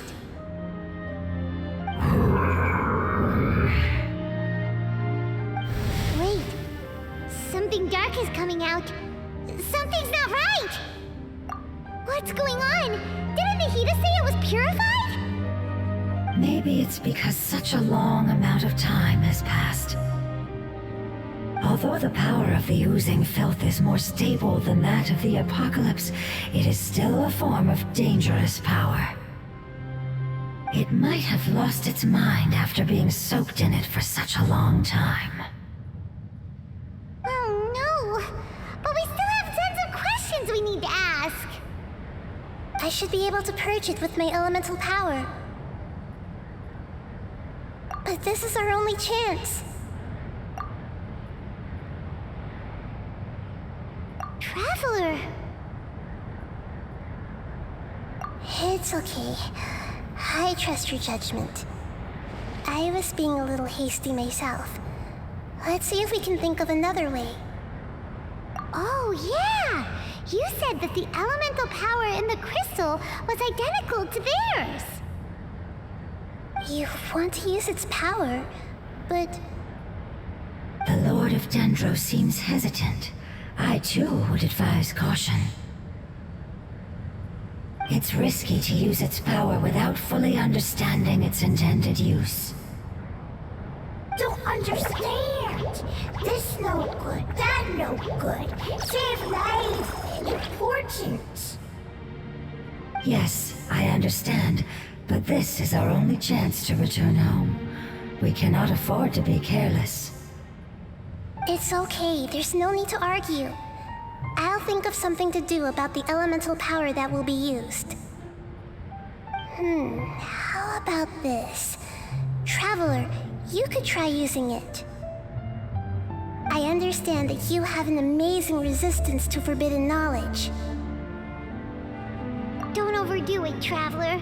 Paimon will be worried.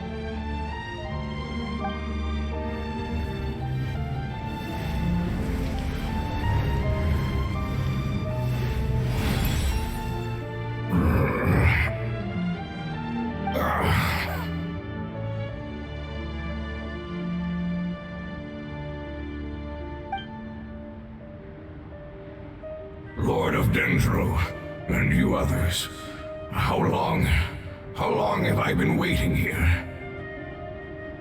Yay! Looks like it worked! Lord of Dendro, here in person. Does that mean the apocalypse has come to an end? Wait, did you get smaller again? I'm sorry, that portion of my memory is highly unreliable at the moment. I can't seem to remember who you are. That sounds about right. After all, the purpose of my existence is precisely for those unreliable memories you speak of. You once said that the apocalypse will be completely eradicated, and that relevant memories will become unstable.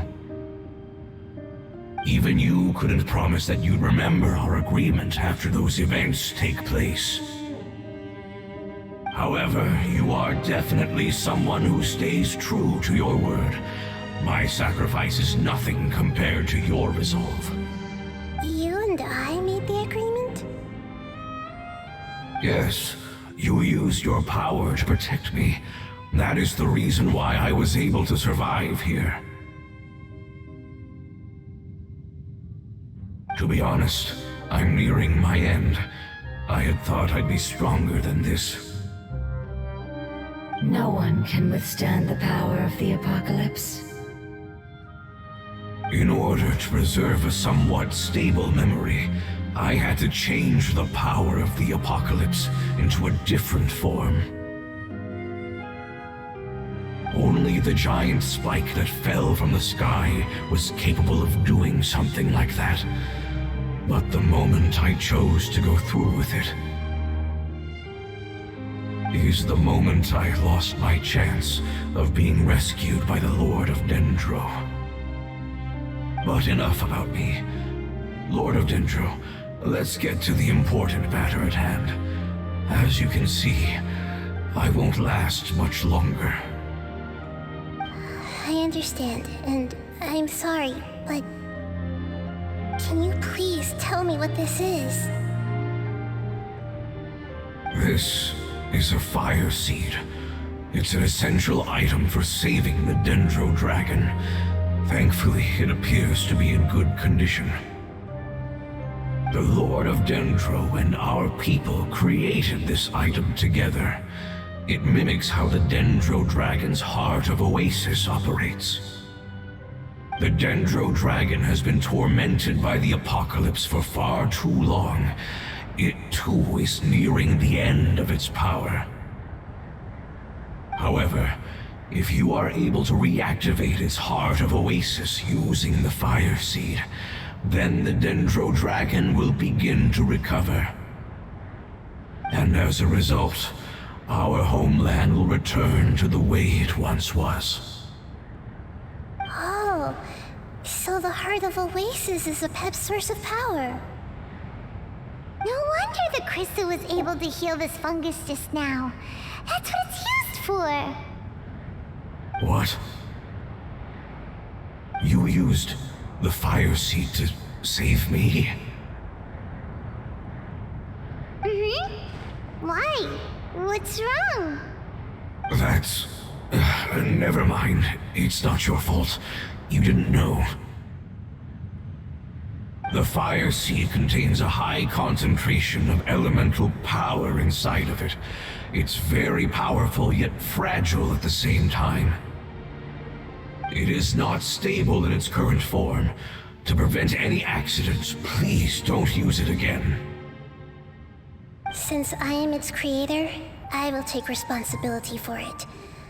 I assure you there's no need to worry. All right. Aside from being able to heal the Dendro dragon, the fire seed can also resonate with the heart of Oasis. In other words, you'll be able to find the Dendro dragon by following the guidance of the fire seed. But you should hurry. There is little time to waste. What about you? Forget about me. You should hurry home now. Everyone is returning home, including you. As I told you, I've already lost my chance to be saved by the Lord of Dendro. Lord of Dendro, I thank you for coming to find me, and for being willing to save the Dendro dragon. Our past has been saved, and our future has been ensured. It's enough for me, just knowing that they will return home. Hey, wait! It turned into oozing filth. Can you use the Lumen Stone once more? I can still feel its elemental power. Please, of all of us, it deserves the chance to return home the most.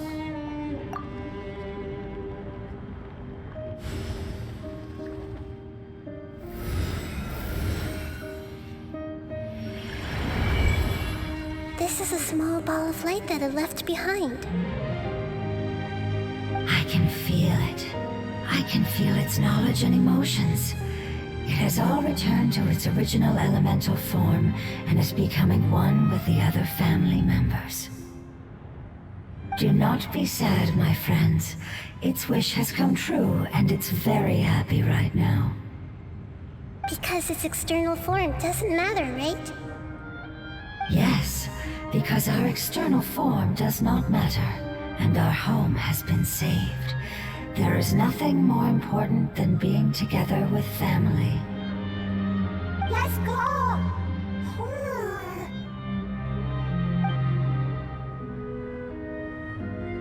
Home.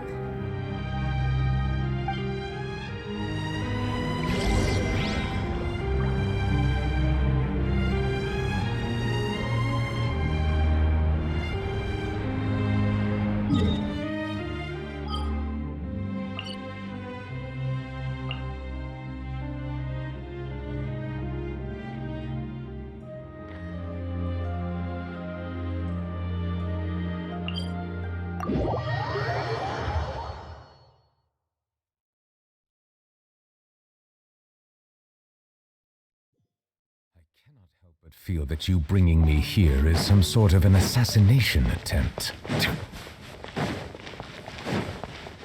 Diana Special! Keep up.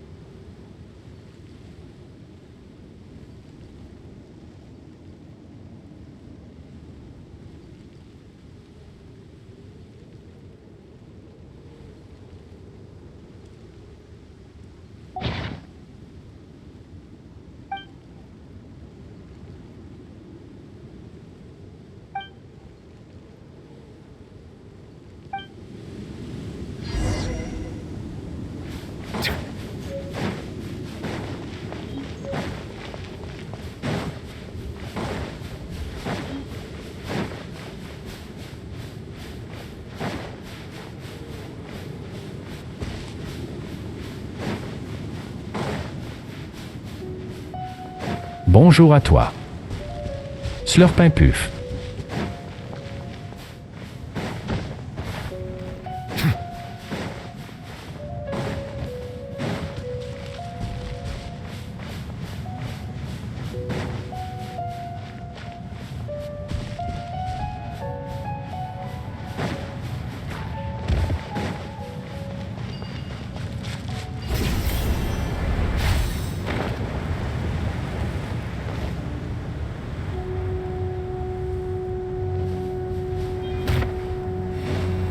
justice is blindsided.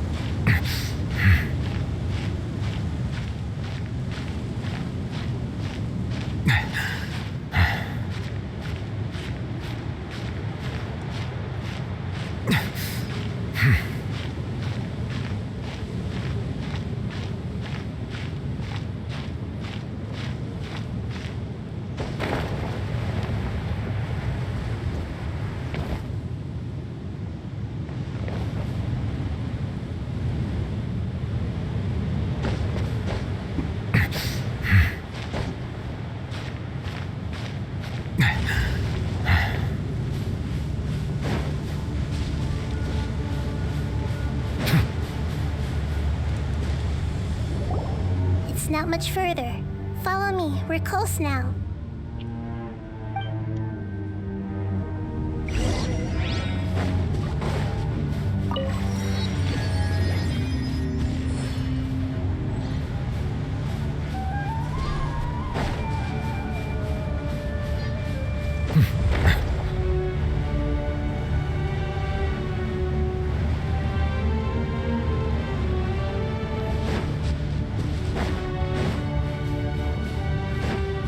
Bonjour à toi.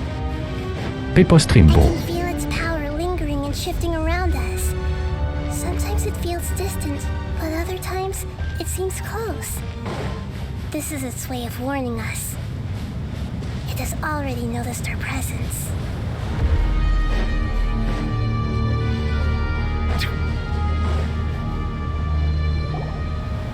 We won't be able to see anything if we keep going that way.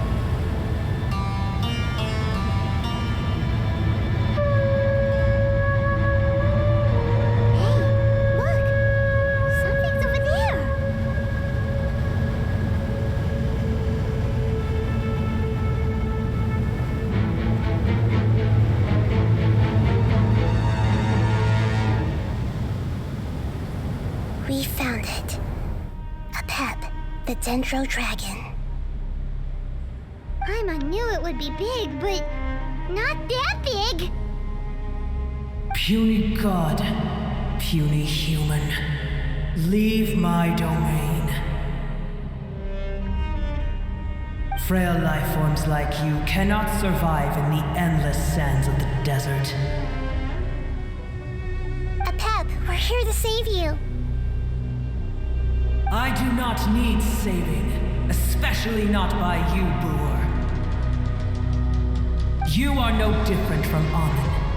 Both of you have only existed for a fraction of what you know as time. Yet you call yourselves lords of this land by leaning on the heavens' glow. You're better off paying attention to your path ahead, as you will fall where you've fallen before. I know that you hate both gods and humans, but you've grown too weak now. Can't you let go of your hatred, even for only a moment? Let go. For only a moment. Foolish Boor, you will find no gratefulness from me, even if you heal me. You will only be reviving the dragon that will destroy Sumeru and the Seven Nations.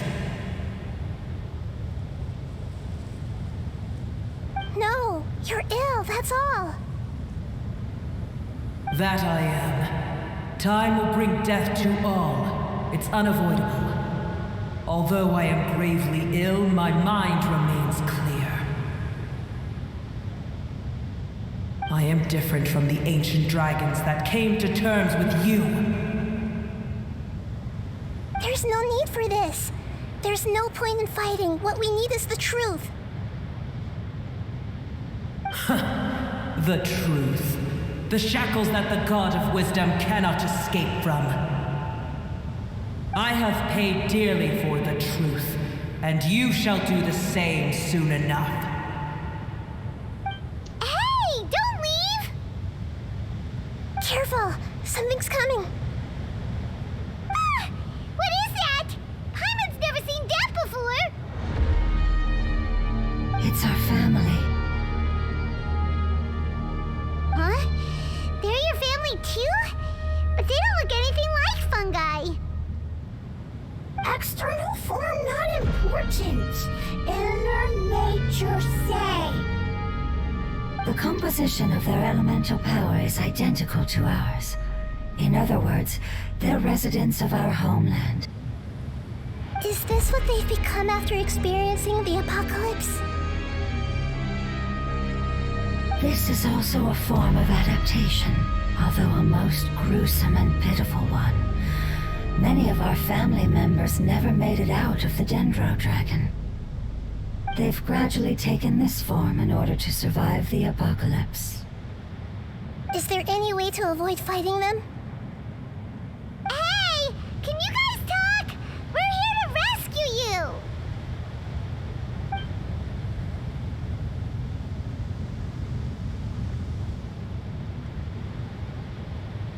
They've given it their all just to survive. They're being drawn by the fire seed. Only its power can temporarily free them from their pain. All that remains are the instincts to survive and search for energy needed to do so.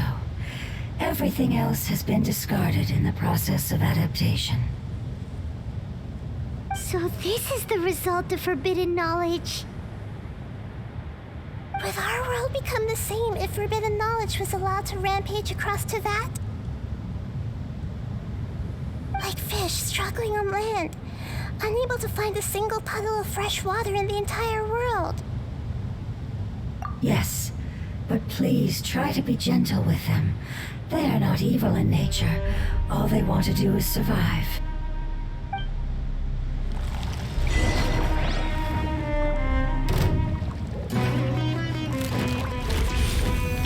Think you can bully me? Out the frying pan, into the fire! Bow your head. An oversight on my part. Be sanctified. I hear everything.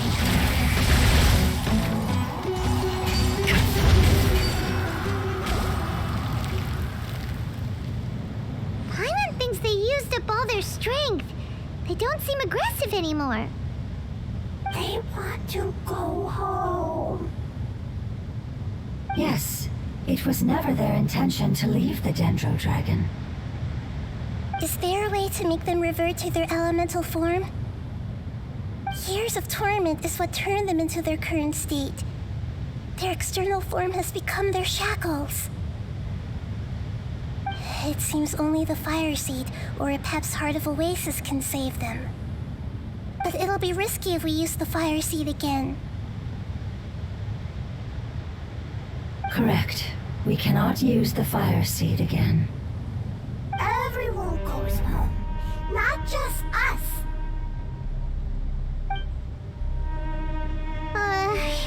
This is becoming quite the dilemma.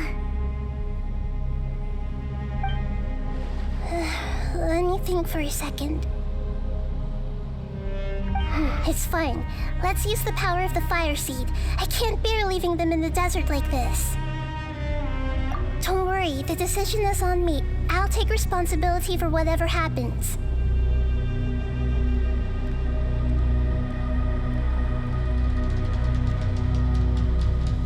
It won't require much elemental power. I'm just worried that it'll become unstable. But as long as I use my elemental power to stabilize it a little, it shouldn't be a problem. Thank you. Sorry. Stubborn. Thank you, Lord of Dendro. Returning home is the most important thing to you. I've come to understand that during our travels. I'm not doing this just to protect you, but also because I hope to use you and your experience and try speaking to a pep again.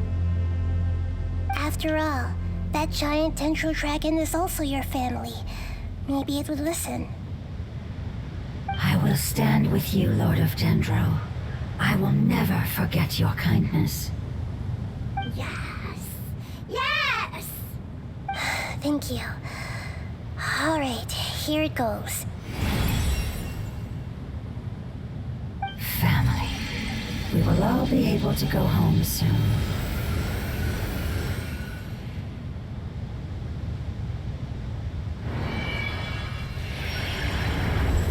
Whoa! It's shining now. Endless amounts of knowledge and emotions are moving inside of me. They're all very excited. To imagine such growth could be achieved in such a short period of time. It's because you're carrying everyone's hopes and dreams. Yes, finally, we can go home. This is the last part. Let's go.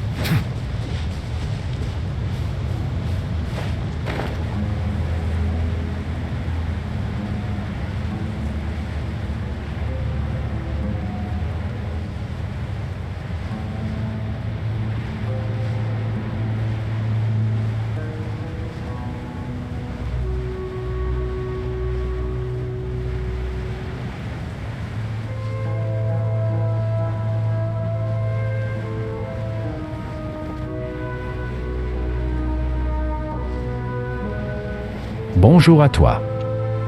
Pumanito.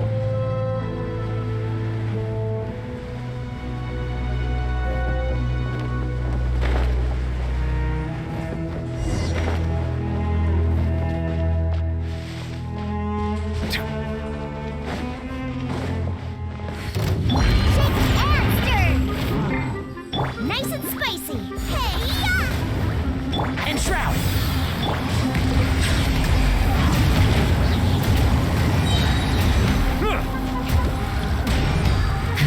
The tides beckon.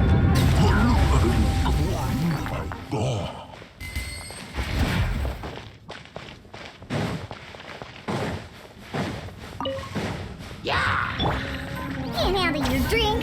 Huh? Catch out of the frying pan, into the fire. Run like the forest. Silence!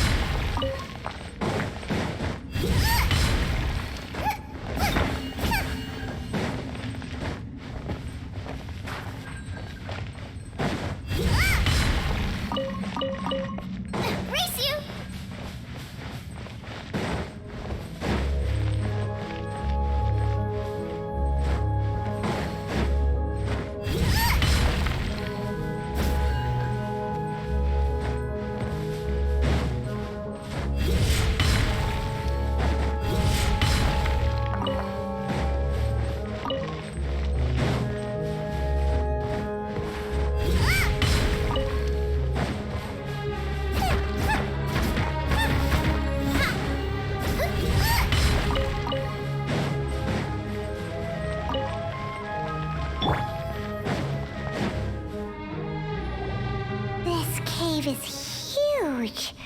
Could this be where the Dendro Dragon lives? Yeah, who knows what's inside that cave? Our goal is not only to find the dragon, but to also enter the world inside of it. That will be impossible if we can't get it to cooperate with us. But how are we gonna do that? It doesn't seem to want to help at all. I'll see what I can do. Pep, I know we don't see eye to eye, and that we have a very different understanding of the world and its orders. However, we are both born of elemental power, and both suffered the torment of forbidden knowledge. We are not that different. And right now, we share a common enemy. We should not let our differences get in the way. Wonder if the Dendro Dragon's even willing to listen. I don't care about what you believe in, who you hate, or what you've done in the name of hatred. Nor do I expect you to be grateful. I'm here to save both you and your people. My people. They've been searching for a way to save you ever since they left their homeland. They yearn for a chance to return home. And now that everything is over, all the hatred that you harbor has lost its meaning. Rather than continuing to fight, you should consider the life you've produced. No response. Your eagerness to survive means that you haven't given up on that world yet. If you claim to know so much more than I, then why don't you truly think about why you want to survive? And why you're so vengeful?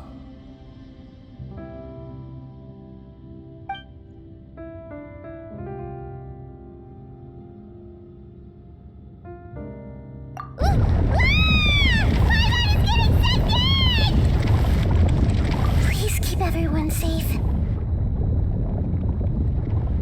And send us to the homeland.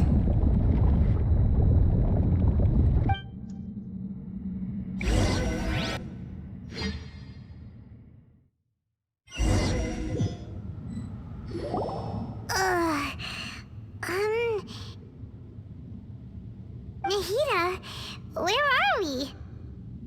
Huh? And what about the Traveler? Where'd he go? I was only able to ensure that we made it here safely. It's possible we arrived at different locations.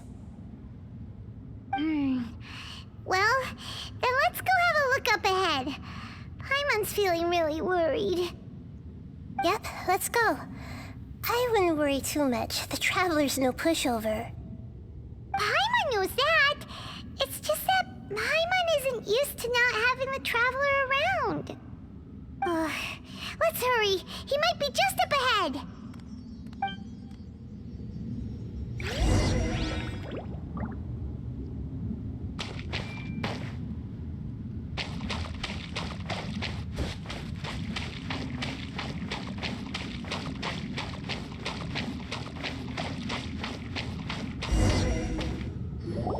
What's that? That should be the heart of Oasis. All we need to do is light it with the fire seed, and it'll restore a pep with elemental power. The damage it suffered internally will also slowly begin to heal. Then let's hurry and light it! We still need to find the Traveler! Alright, hang on.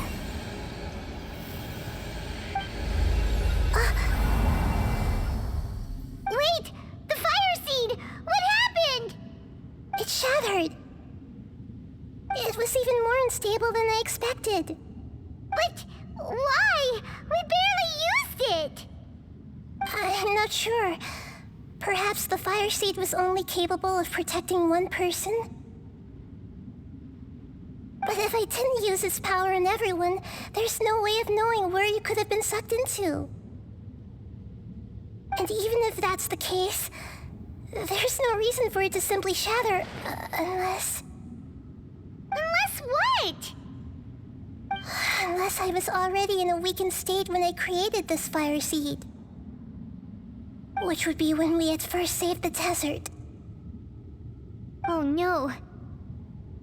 Wait, let's put that aside for a moment. If the fire seed has shattered, wouldn't that mean we came all this way for nothing? Oh, do you know what we should do now, Nahida? Oh, come on, Paimon, think!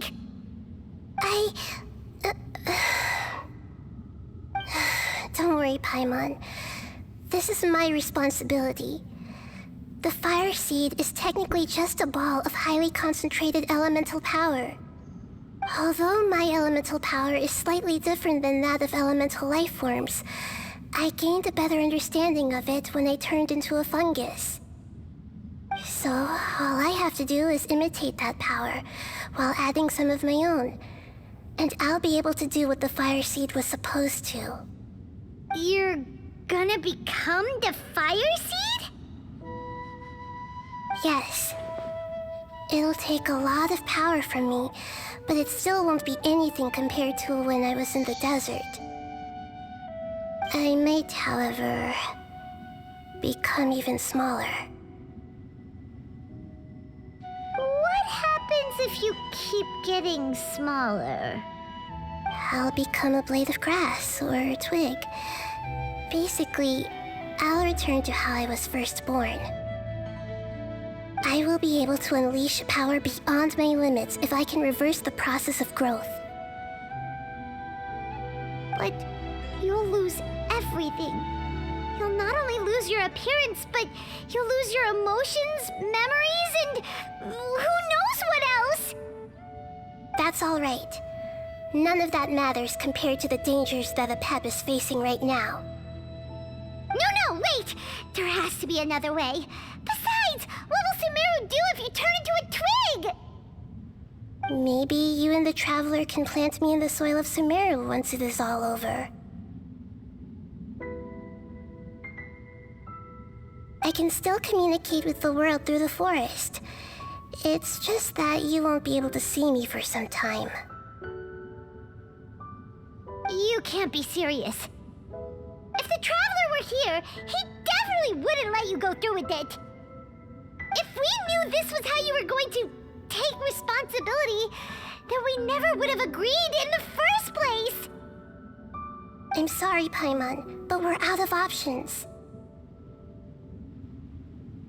Not all eagles who have fallen to the ground can soar in the sky once again. But if no risks are taken, then the eagle will be grounded forever. No. Please, no, Nahida!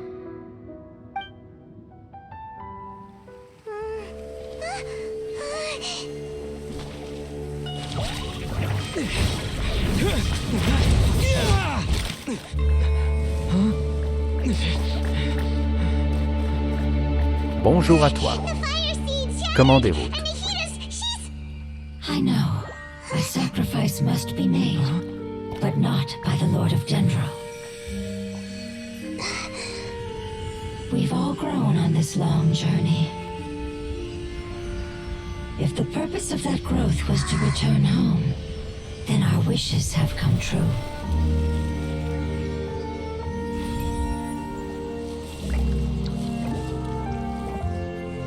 Would you lend us your power? You knew it would come to this. All the knowledge, language, and emotions that you have learned will be reverted into pure elemental energy. In your new homeland, nothing of who you were will remain. You won't be remembered by anyone. Is that truly the return you've always dreamed of? Lord of Dendro, don't be sad. This is not your home. We go home. Lord of Dendro should also go home.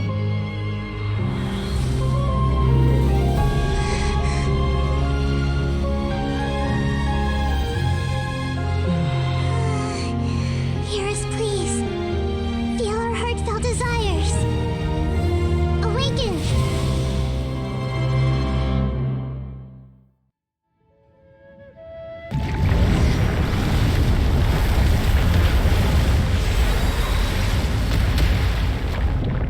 To a legend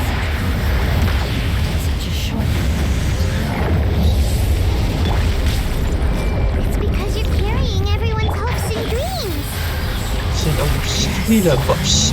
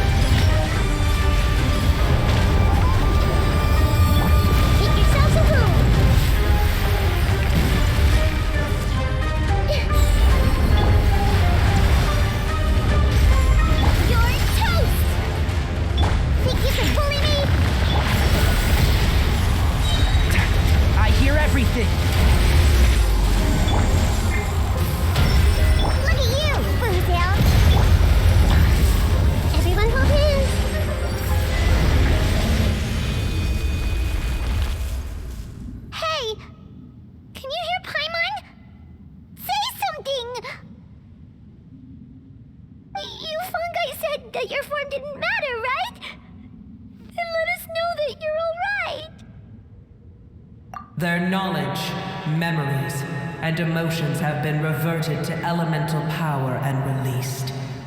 They are no longer able to respond to you.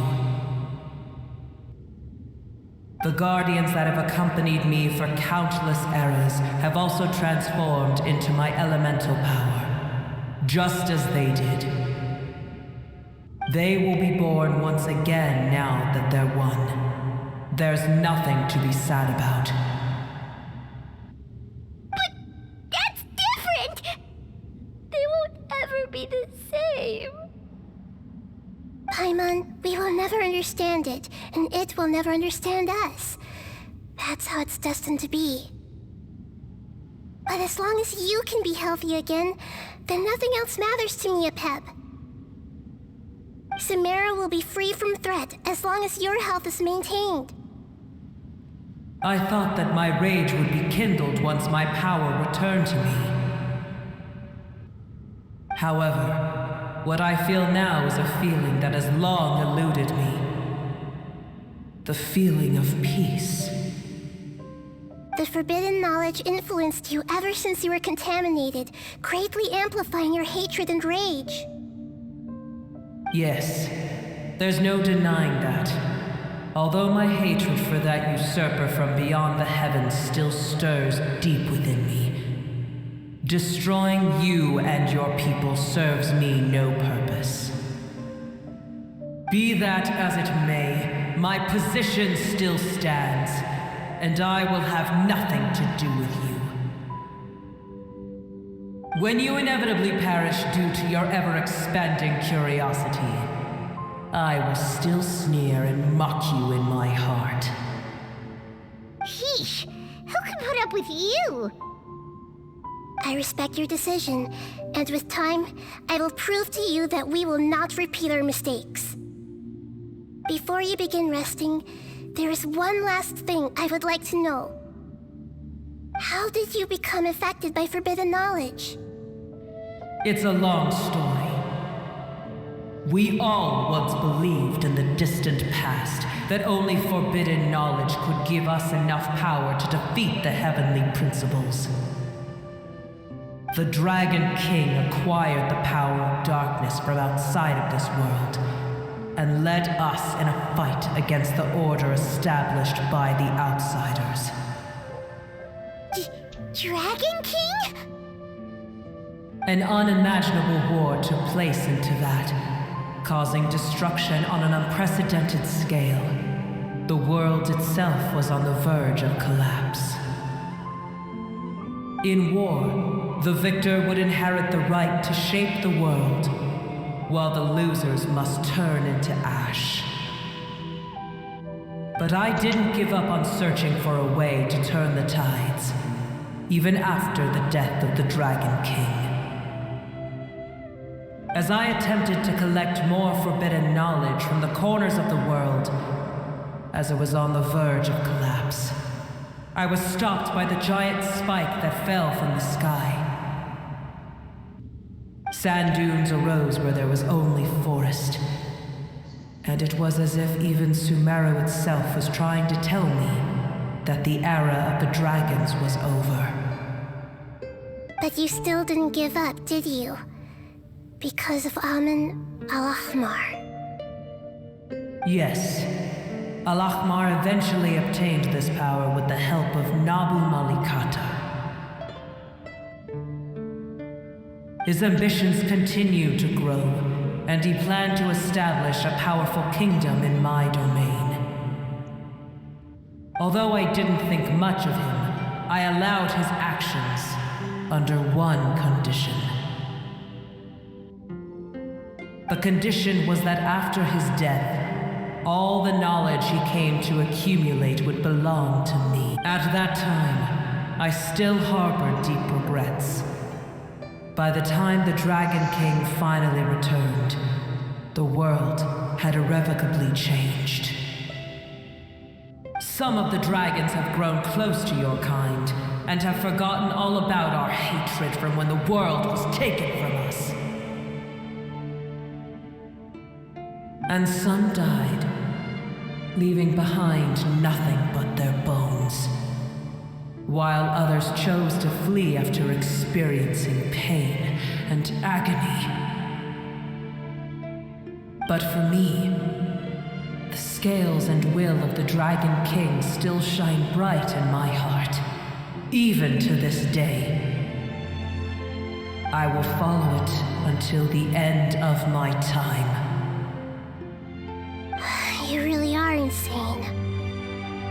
When Alakmar's proud kingdom collapsed, I swallowed him whole as I agreed and absorbed his elemental power. However, what I gained was no benefit. No. I gained the apocalypse.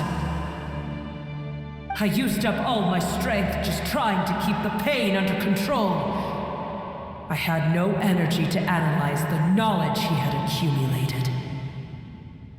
But even then, I still believed that his insanity was far greater than that of my own. So that's how the apocalypse started. I admit that I fell for his trap. I was like a final failsafe in his plan. Tiny Booer, and the rest of you, continue forward. I shall keep a watchful eye. How far will a life so dear and precious to the heavenly principles be able to go?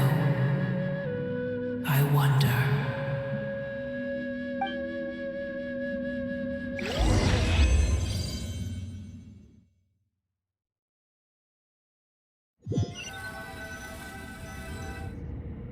Hey, looks like we've been sent back out.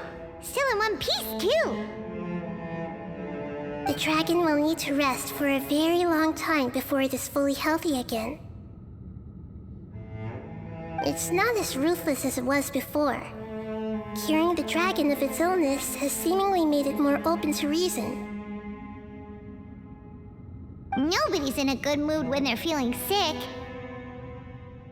Even though we accomplished something really important, Paimon still doesn't feel happy for some reason. Indeed. Although they'll still have the chance to be born again, they've lost their memories of their journey and their feelings for their homeland. Each opportunity for growth is unique in its own way. Perhaps the immense power we released was the pouring out of all these irreplaceable emotions that had built up over time. Can you really call a place with no family your home? Family. Right! The hydrofungus left behind its family. Those two fungi might be waiting for it to return. Oh yeah! Let's hurry and go take a look! How are we going to explain all the complicated things that happened?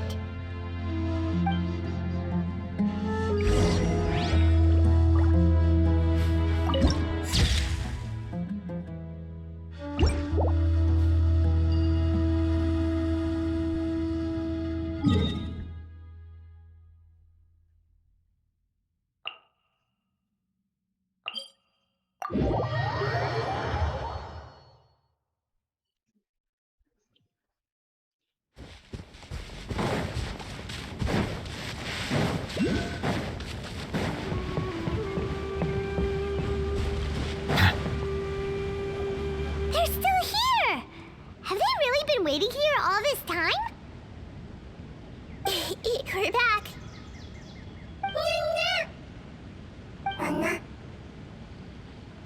I'm sorry. I really am. But it's gone home and won't be able to return for a very long time.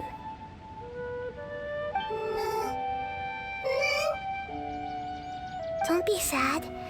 It did it to protect you. Your happiness is more important to it than anything else in the world. It said that Newer is its most important family member. That's your name, isn't it?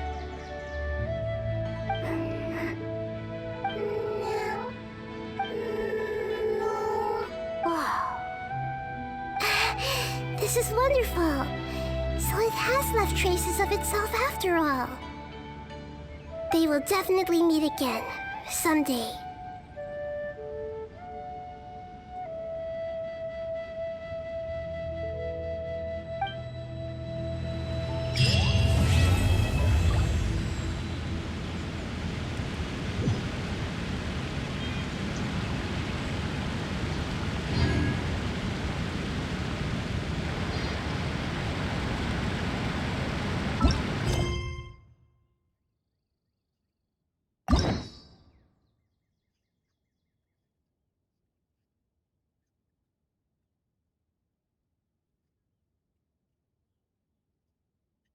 Wow. Je crois qu'on a débloqué maintenant le dragon que j'avais besoin.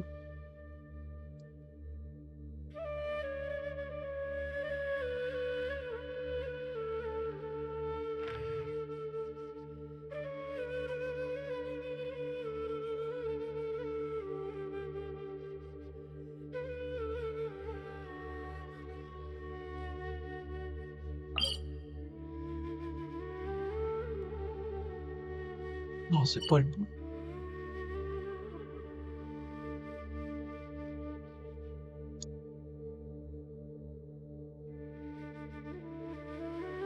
Ah, c'est ça. Tu peux pas le voir parce que j'ai pas exploré, hein, c'est ça. J'ai de merde. On va aller chercher avant de vous laisser. I cannot help but feel that you bringing me here is some sort of an assassination attempt.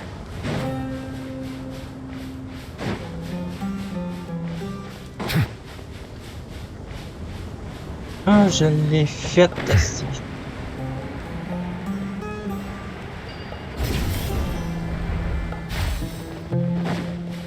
On va pouvoir fermer les drops.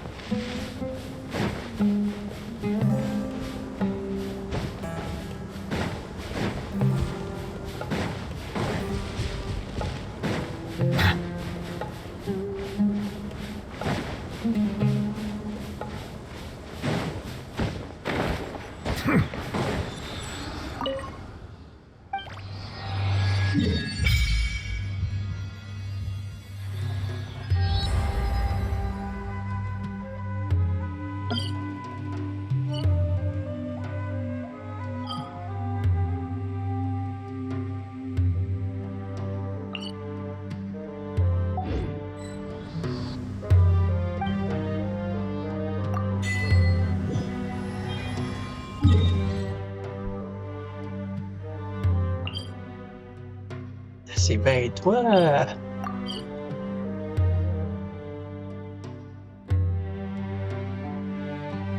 Non, c'est pas lui. Water comes in many flavors.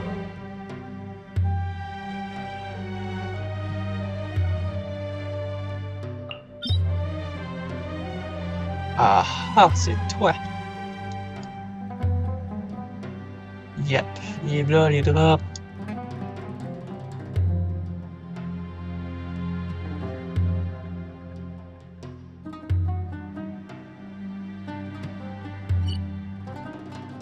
Parfait, on va pouvoir le fermer ça demain. 160 déjà. On va aller dépenser dans des fleurs.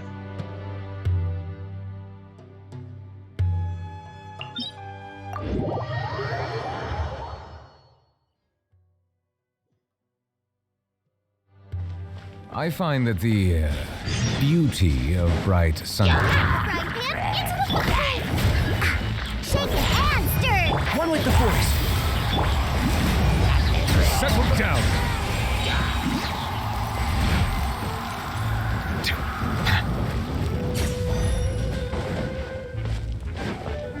Let the mighty be humbled.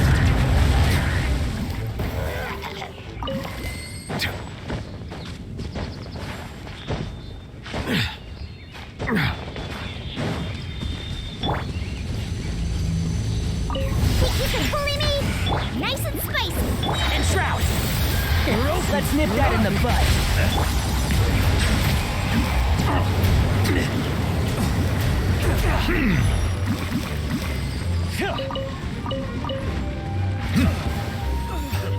Scratch. Can't handle you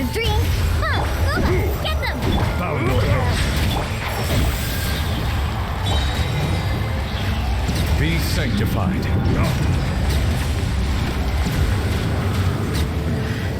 The hunter becomes the hunted.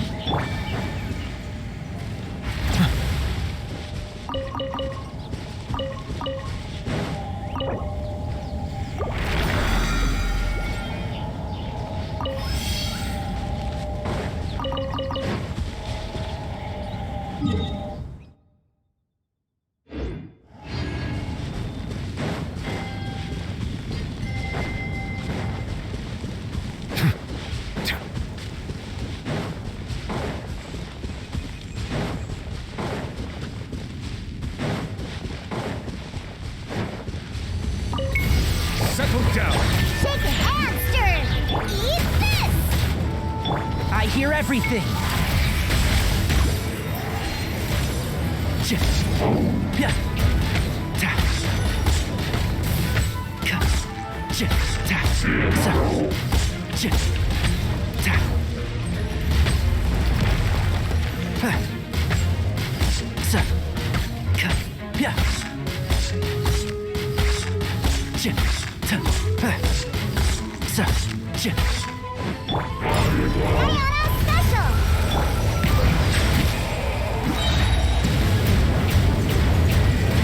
Let the mighty be humbled. As the frying pan is scratchy.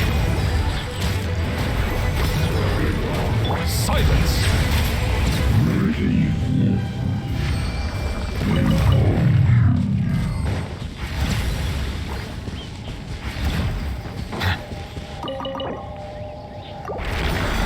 Ah, c'est fait. On va pas danser l'autre.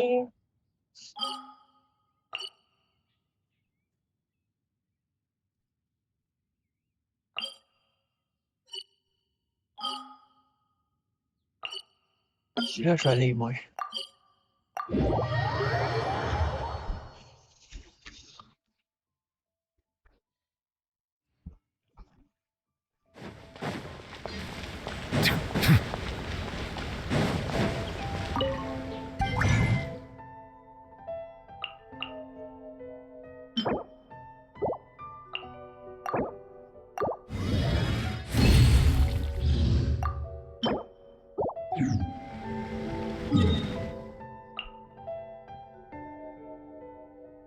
Oh, c'est parfait, ça.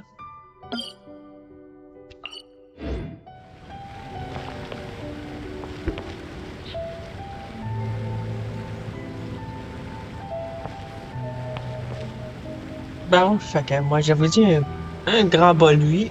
Moi, il va aller dormir. Fait que merci d'avoir regardé. Faites attention à vous.